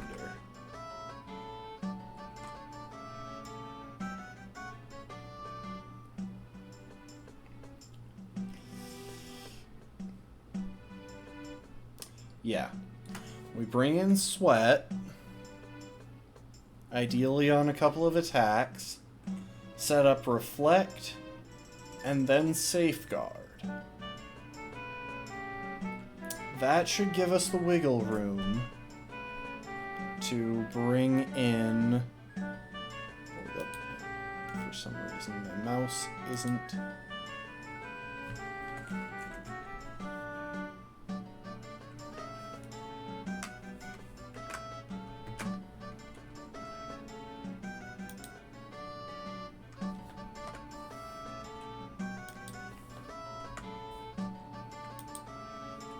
Okay, for some reason I can't get my mouse over the screen.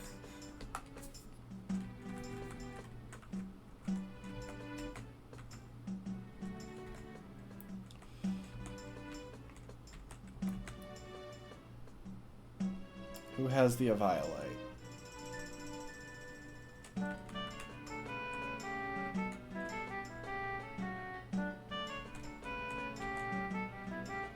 Oh, I know who has the Eviolite. Okay. So we pivot through either Sweat or Scalloped, depending on what feels like the smart move at any time.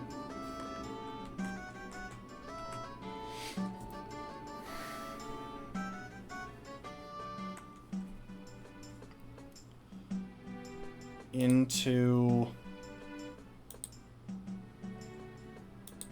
oh, jeez. Trying to get my mouse to show up on it, but it's not.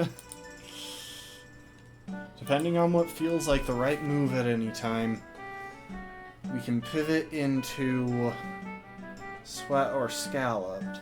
The only other option that I'm seeing here is looking at potentially leading with Scalloped, which might be a good call.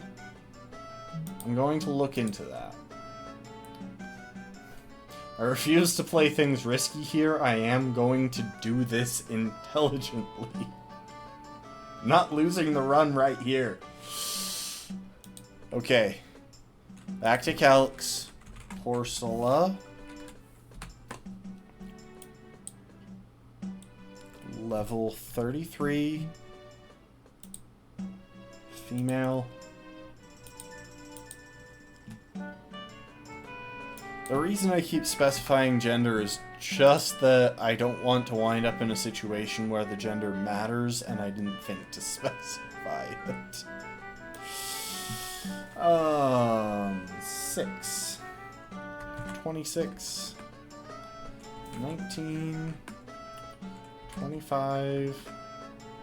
23. 12. Max HP, and for this we could easily max defense. Really? That much? I really thought that Corsola could take those hits better. Naughty nature.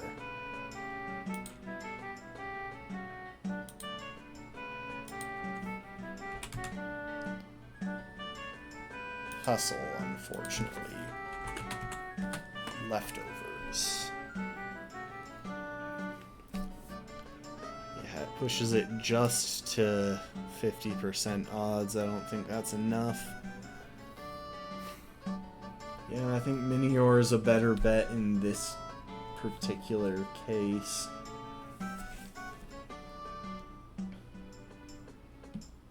I should still restat Corsola to be full physically defensive.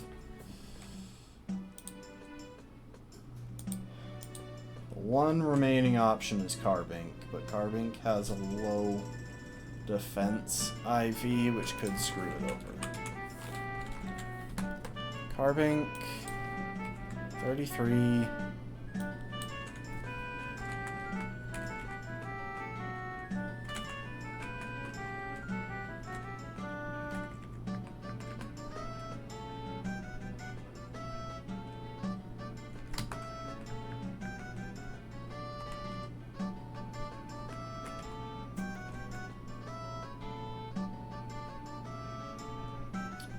Nature...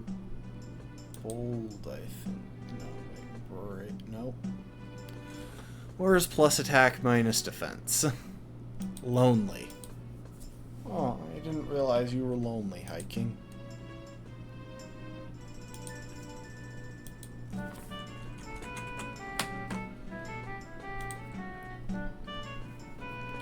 I'm really thinking that Minior is probably going to be the safest play, just because Minior can...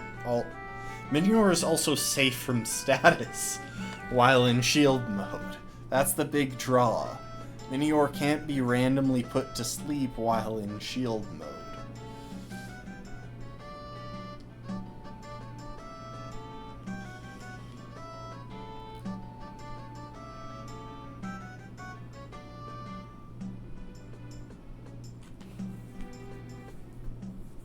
Yeah, I'm rolling with that plan. I don't think there's a combination here that does a better job. We are going to roll with the Minior plan. So, real quick, I need to fiddle with stats. Bump all of those from special attack to defense. And a little bit into attack.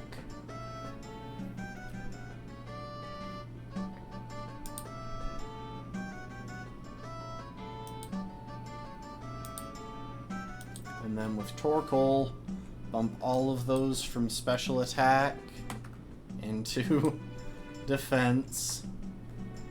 Wait, did I just realized I can't remember the sweet spot that we found. Torkoal.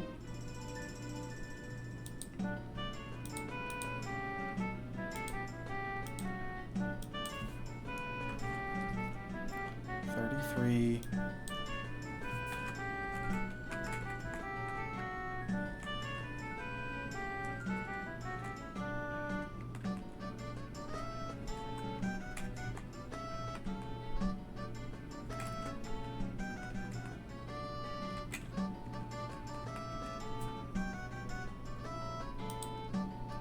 Brave nature, or wait, bold nature.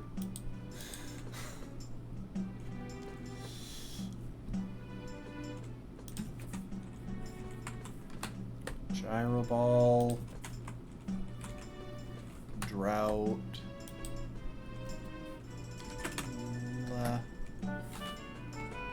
leftovers.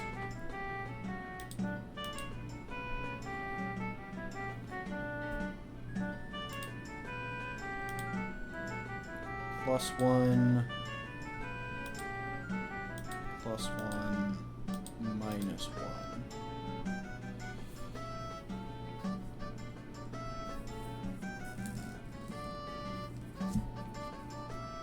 Even with a couple of potential crits, we still take several hits.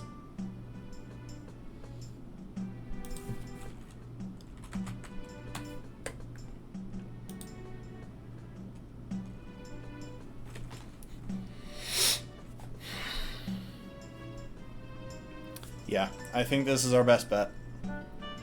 I think this is our best bet, and we have a few backups to help us with the process. Except I am going to do one other thing.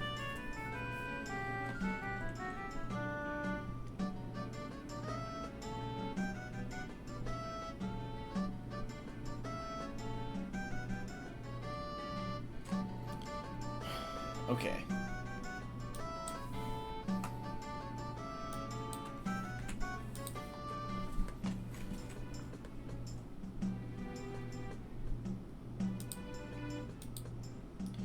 We'll set that for our turtle.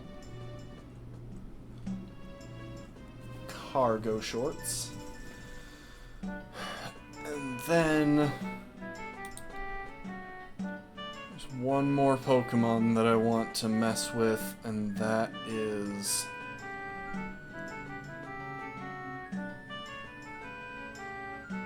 Stuffle. Actually, I think I've already got Stuffle set up correctly. Well, let's switch this to a fully defensive profile. Because I'm thinking that it's better. Okay.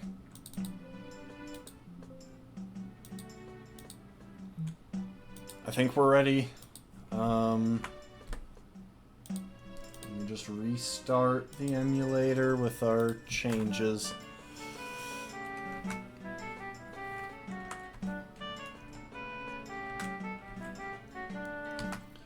I think Stuffle is going to be a better call for pivoting than Cutoff.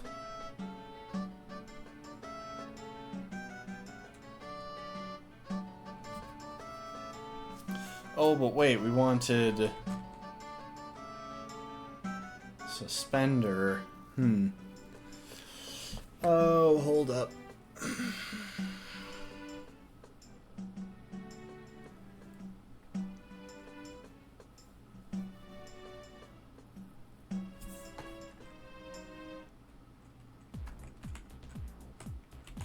Yeah, I think we're gonna roll with Suspender.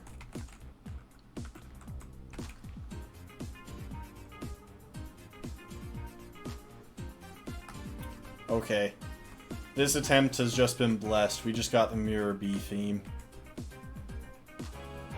So, let's take a look at movesets real quick, see what we have to change on Cargo.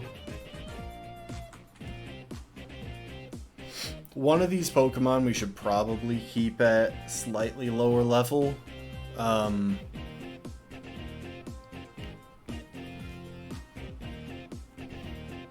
Okay, we got Lava Plume, Sleep Talk, Curse, and Gyrovol. That's exactly what we wanted there.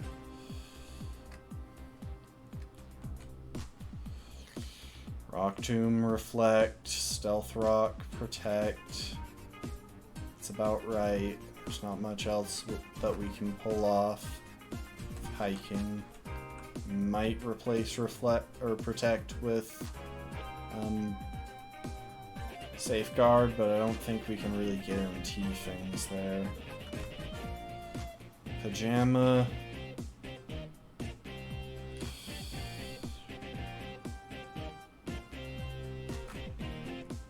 Yeah.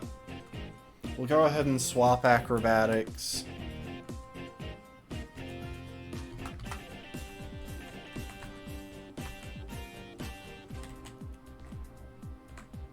So first of all, you get a Citrus Berry. Acrobatics for U-turn.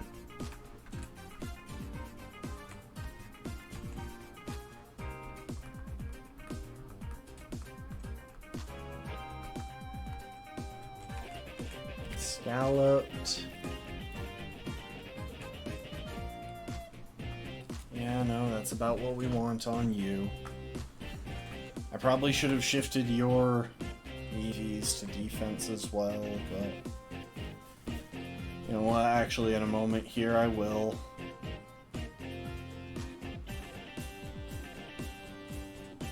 You have volts. You have that nice slow volt switch. Okay, going to redo items real quick. Specifically, move the Eviolite.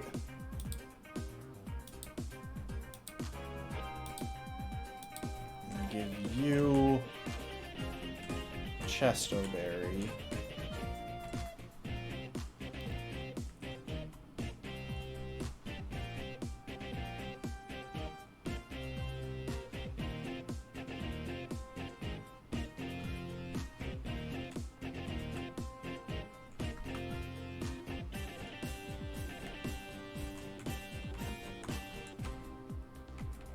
Save one more time.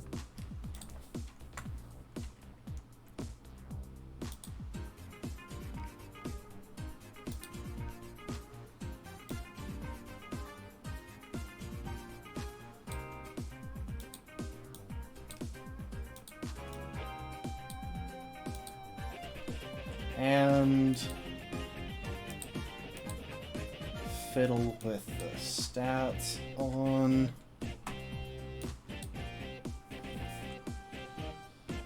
Scalloped.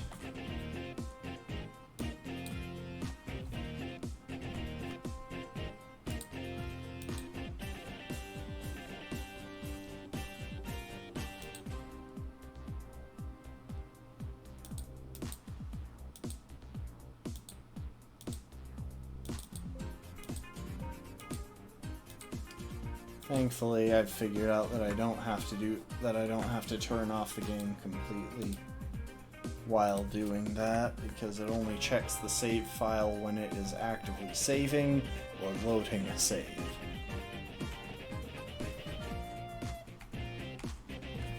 Okay.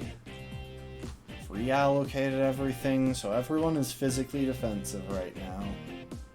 Yeah, all four of our... Hang on. Oh, I never put EVs on... I never put EVs on sweatshorts. In this case, 252, 252, and 6.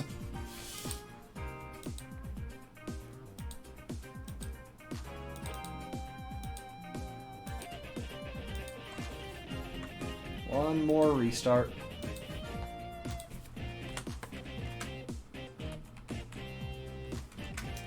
I mean, if it takes me this long to figure out what stats I want on a Pokemon, it's no wonder I need to take extra time, or I want to skip the time that it would take to actually train them and get those stats on the Pokemon.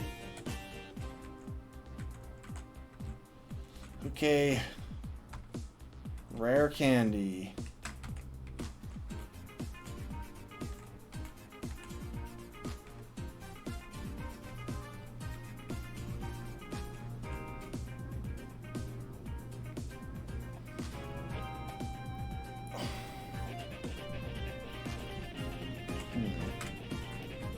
You know what, Gastro Acid is more likely to come into play than Purify, just in general, so yeah.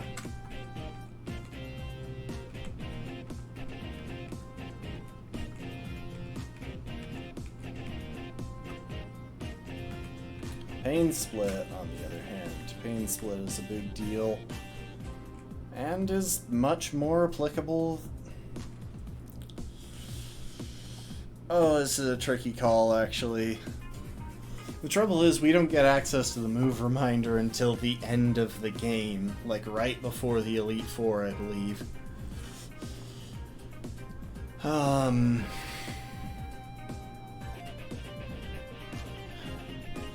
So if we replace something that's not a TM move, it's gone.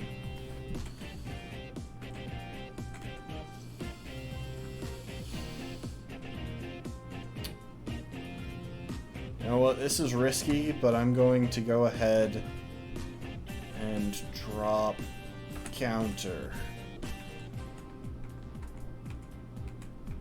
Because Pain Split is pretty important for Mewtwo.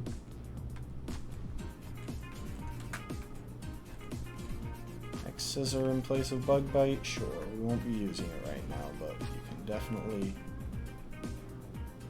learn it.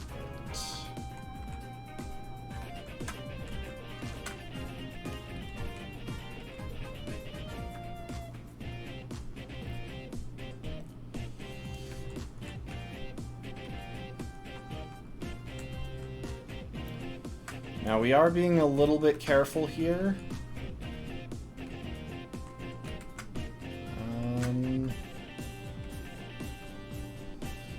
I'm going to take a couple of these guys only up to level 32.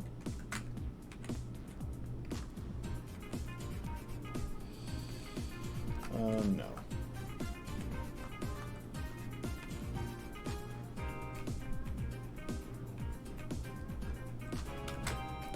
Yeah, I'm going to take most of the team only up to level 32 because from everything that I read, we should be able to move around while we're in there, and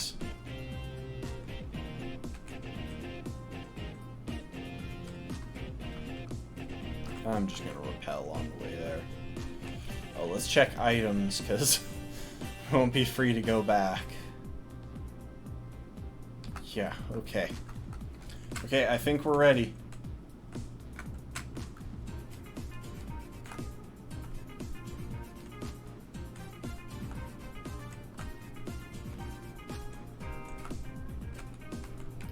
We'll surf and then we'll repel.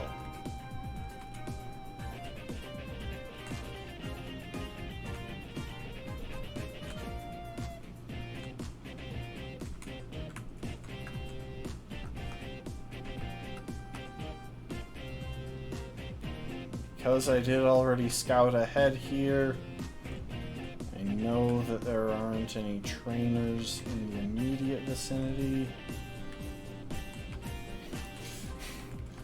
I'm giving into my compulsive saving habit. Okay. So, first things first, I think I'm going to go ahead and lead with Pajama.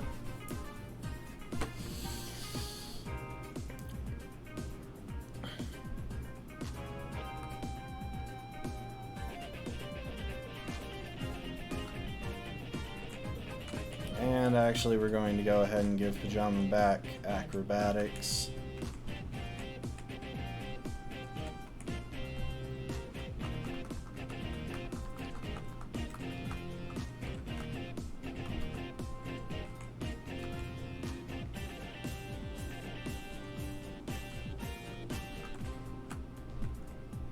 Just to deal with the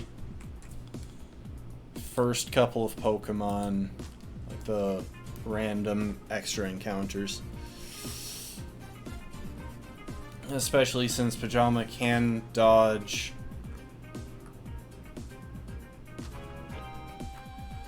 their status moves.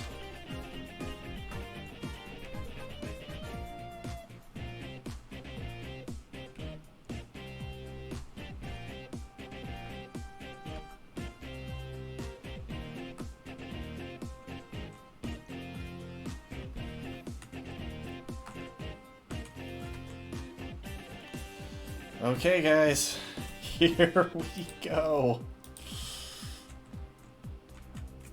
Oh, I'm going to cheat real quick. Okay, the conveyor belt is our first destination. Conveyor belt moved all by itself. Fire up the Pokefinder.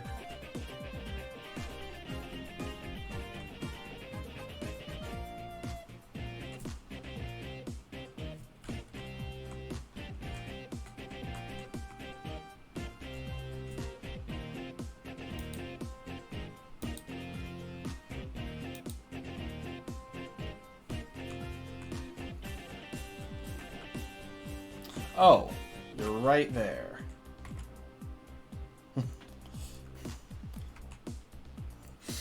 I was looking in completely the wrong area.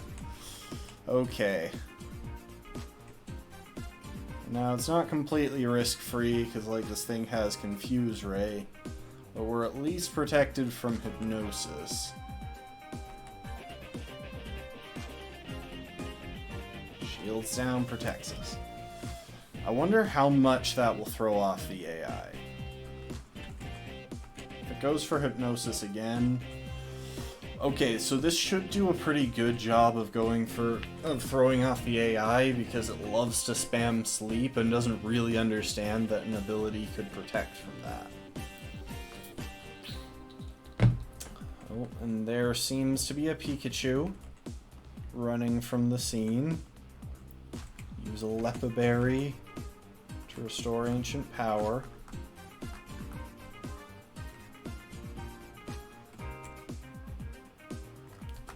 Shopping cart moving all by itself.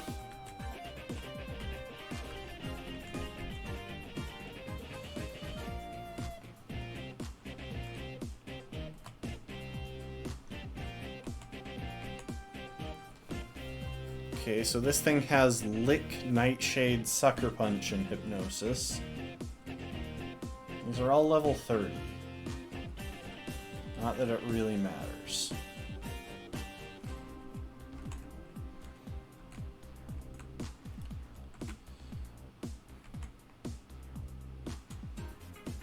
Yeah, the AI really struggles with this situation, which is really good for us. Okay, it's going for Nightshade now.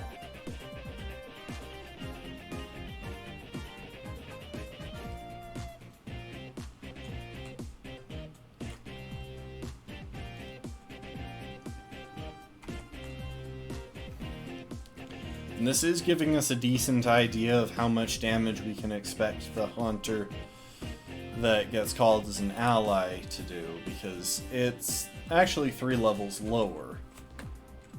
So what this one does, the ally hunter will be doing less.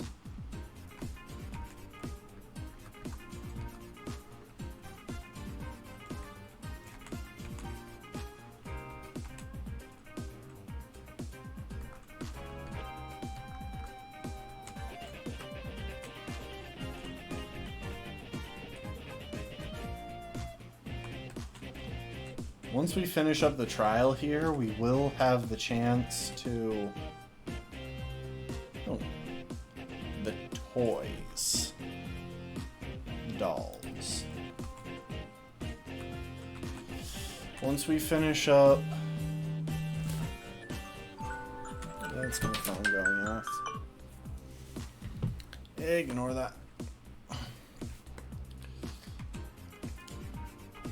You know what? It may seem excessive, but we are going to go ahead and restore that. Once we finish off this, we will be able to come back in here for an encounter. I'm probably going to escape rope out of here first, and then come back with a team that would specifically work for the encounter. Fire up the Poke Finder.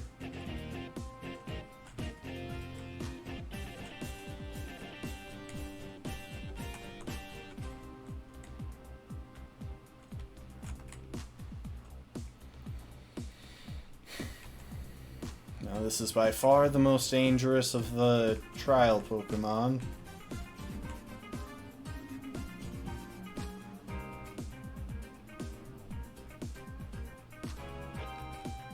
I'm going to be going for Ancient Power, because that should hopefully give me a chance at the Omni Boost. Oh, never mind. Ancient Power got disabled. Hang in there, hang in there. Oh.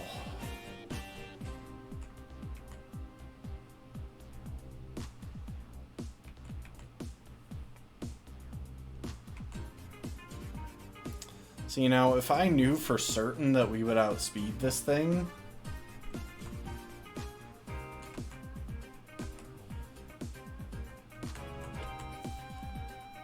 Oh, let's see. I'm gonna run a quick calc here.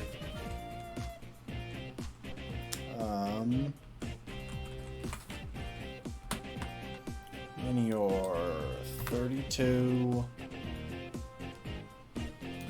Put in those stats. Number of times I've done this. The trouble is we're totally statted for physical defense right now, which did take a hit.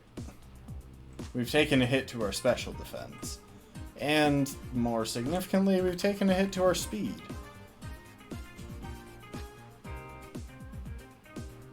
Six. So it seems like they don't struggle quite as much as I would have thought with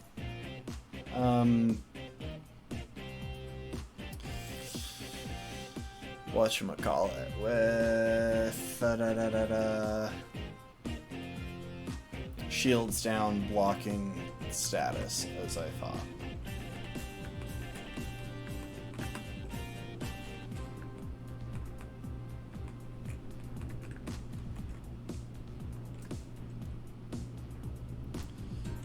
That versus Gengar.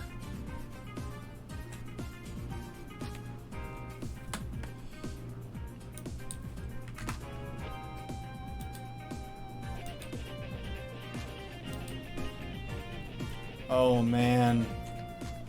If this thing is absolutely maxed out, it's a speed tie.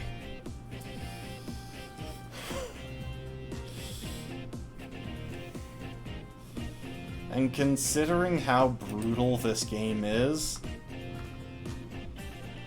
I don't want to gamble with that.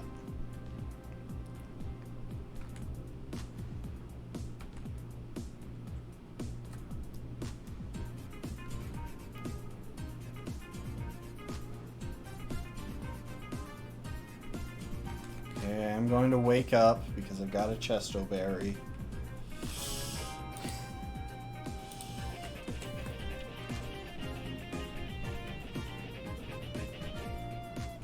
We should be able to take this. Even a crit shouldn't kill us, yeah. And we hit with Rock Tomb. Okay, thank you.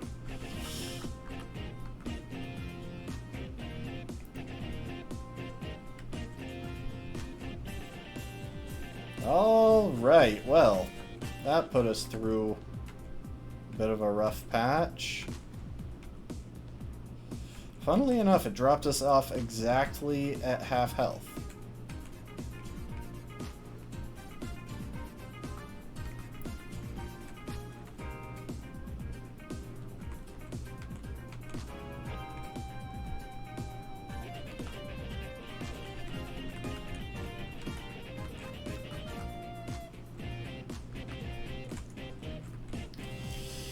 The accuracy on hypnosis this generation?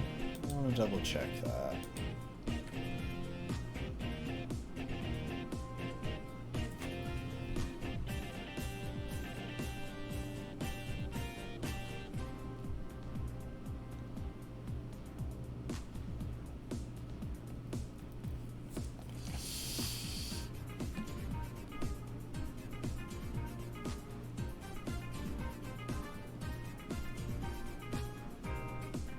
Okay, so it's 60% accuracy. That's standard, but it was worth a look. Okay. So, we've gotten through all of that. Gonna go ahead, finish leveling up the party.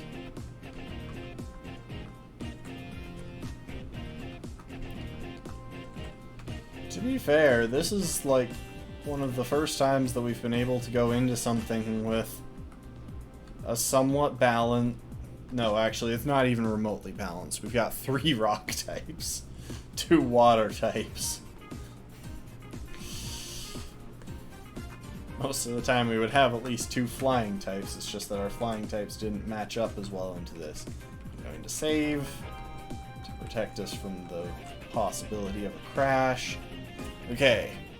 So we're leading Pajama, who is at full health, and I am going to go ahead and put U-turn on Pajama. So there is a small chance that they get unlucky or something, and we wind up with the freedom to U-turn out of there, rather than having to hard switch. Next thing, I've decided that we do want Safeguard on hiking, because hiking isn't carrying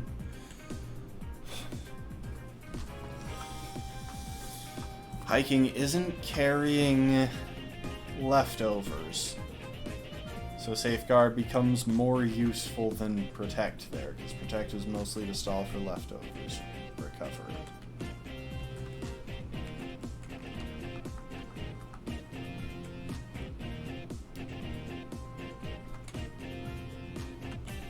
Pokefinder fired up all on its own.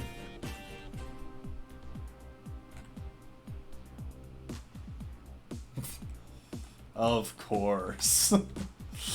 And it's right behind us. I doubt I can even back out now if I wanted to, but no. We're ready for this.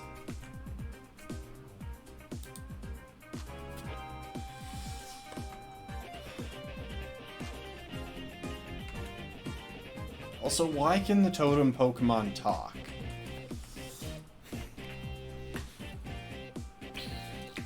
I mean, I get that it's not unheard of for Pokemon to be capable of speech. Among other things, pretty much all psychic types can communicate very clearly, but... Okay. Turn 1, Ancient Power, hope for the Omni Boost. We can't guarantee it.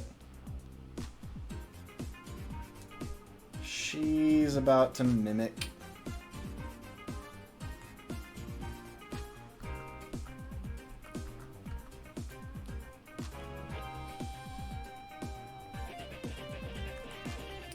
which means we need to remove her mimicking target immediately.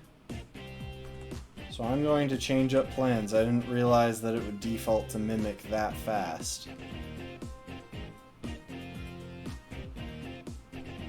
Failed. We dodged the hypnosis, that's good.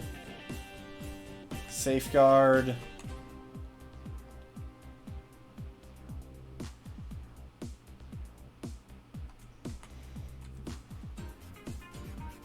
Wow, we dodged 2 hypnosises.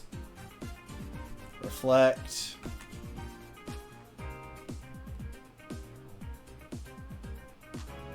Okay, you learned Safeguard. That is completely fine by me. That is about the worst thing that you could have learned because I'm not planning to use any status against you. Alright. Now we'll switch in Suspender.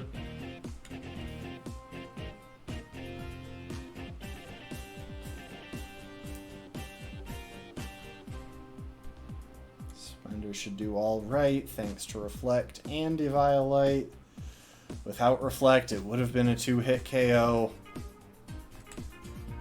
We're going to Volt Switch on the Mimikyu.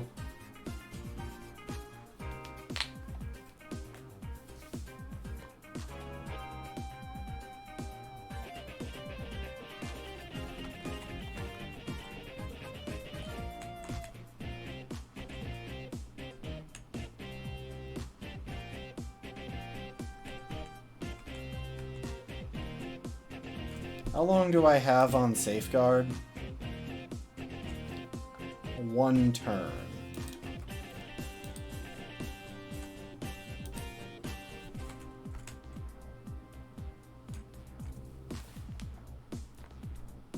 Now we could take a crit here. It's pretty likely, but we didn't, so that's nice.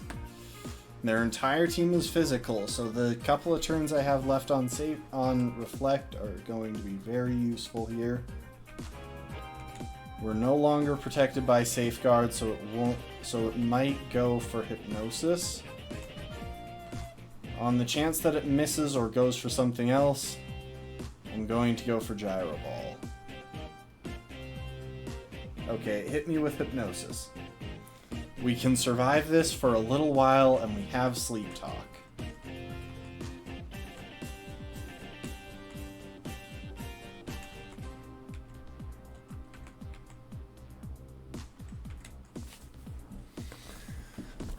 Come on.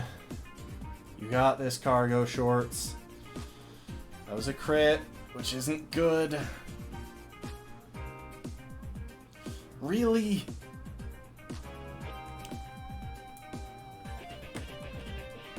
Okay, if I know this thing, it's going to default.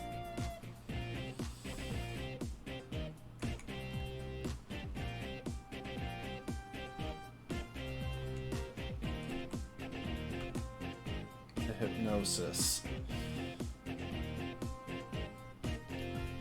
Dang it! Why couldn't it miss? Why does this thing have to be so frickin' accurate at the worst possible time? I should have thought this through better, to be fair.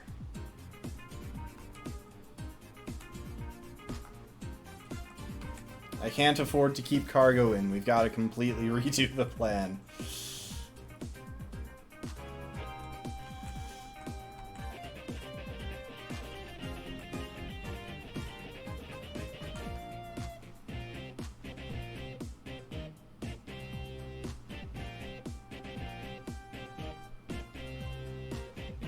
Hiking can take a couple of those.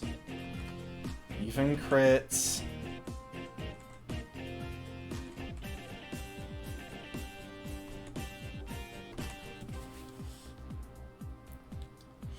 Hang in there, hang in there. Oh my... No! No!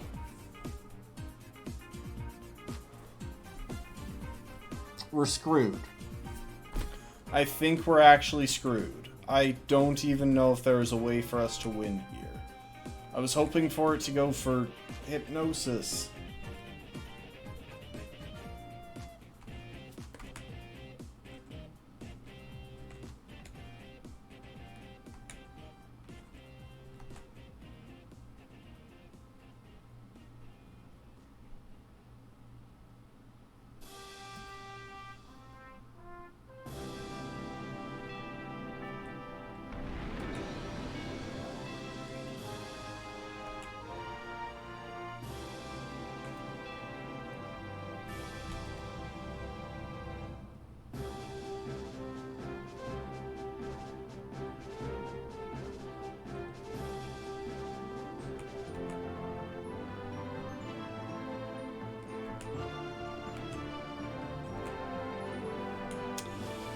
is a bit of a Hail Mary. We're going to get knocked out of shield form here. But we stayed in shield form long enough to avoid the hypnosis, so that's nice, but it's not enough.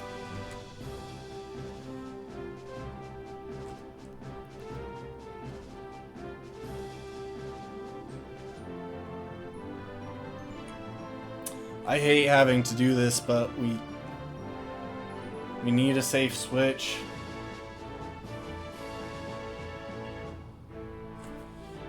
Which means we need a sack.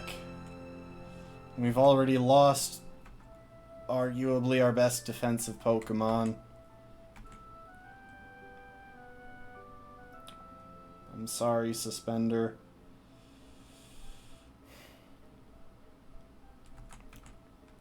We might wipe right here.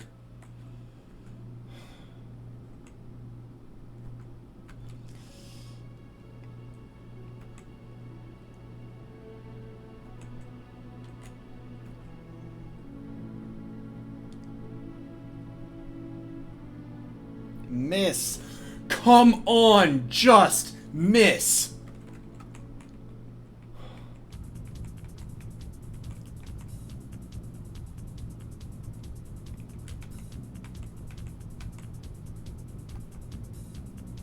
One turn sleep? Maybe? Probably not. Of course you get a crit. Of course.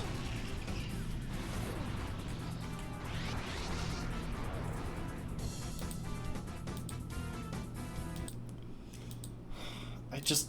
Ugh!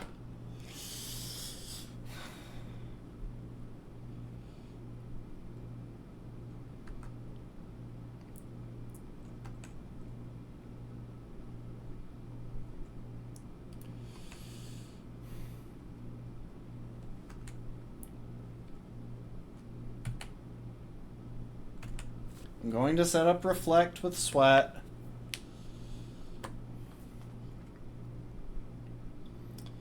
I'm pretty sure we still have our Chesto Berry. We do.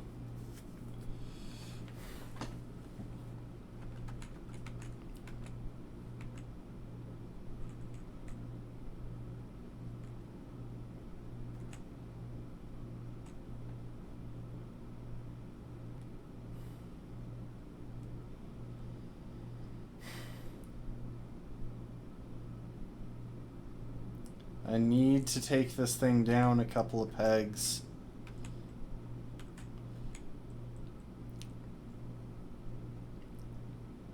If Sweat goes down,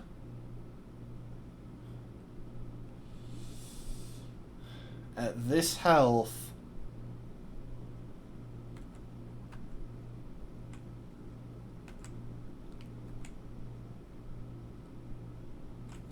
okay, if Sweat goes down right now, we'll still have Reflect up. Why the crap are you taking so long to kill Sweat? Like, literally.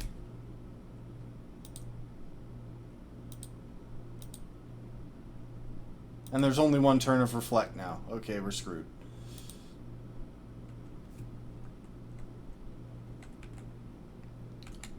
Pain Split on Haunter. Nope, now you're using it. They stalled out my Reflect.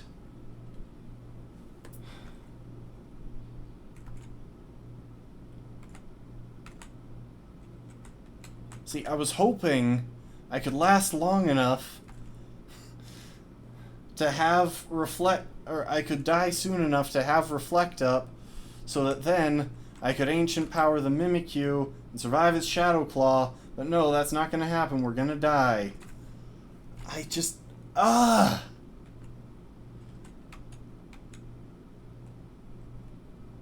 don't even feel like that was my fault. I went with the best strategy that I could put together. Sleep Talk, I guess. Like, we can survive that, but not the Nightshade that follows up. Yeah.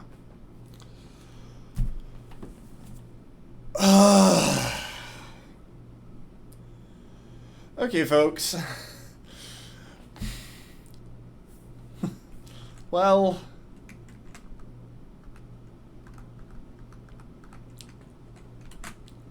just like that, we wiped. And in the end, I kind of still only have myself to blame. Just like last time that I wiped, it's at least partly because I didn't get an encounter that I should have. Komala would have made that whole thing a lot easier. And I didn't get it. I did not get a Komala. And as a result, we are here. I don't know if we're going to pick up with this game again tomorrow, or if I'll take a bit of a break, do a bit of a reset between runs, because, oh my gosh, this has been a long time running. We are going to come back to this. This is possible. I just have to play better.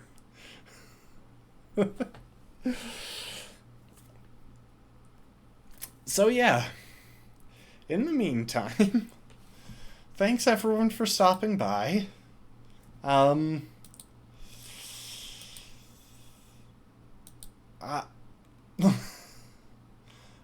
don't really know what else to say. I don't know exactly what I'll wind up streaming tomorrow, whether I'll play more of this or whether I'll do something to reset, but thanks for hanging out. I appreciate y'all. I hope to see you next time. Later, folks.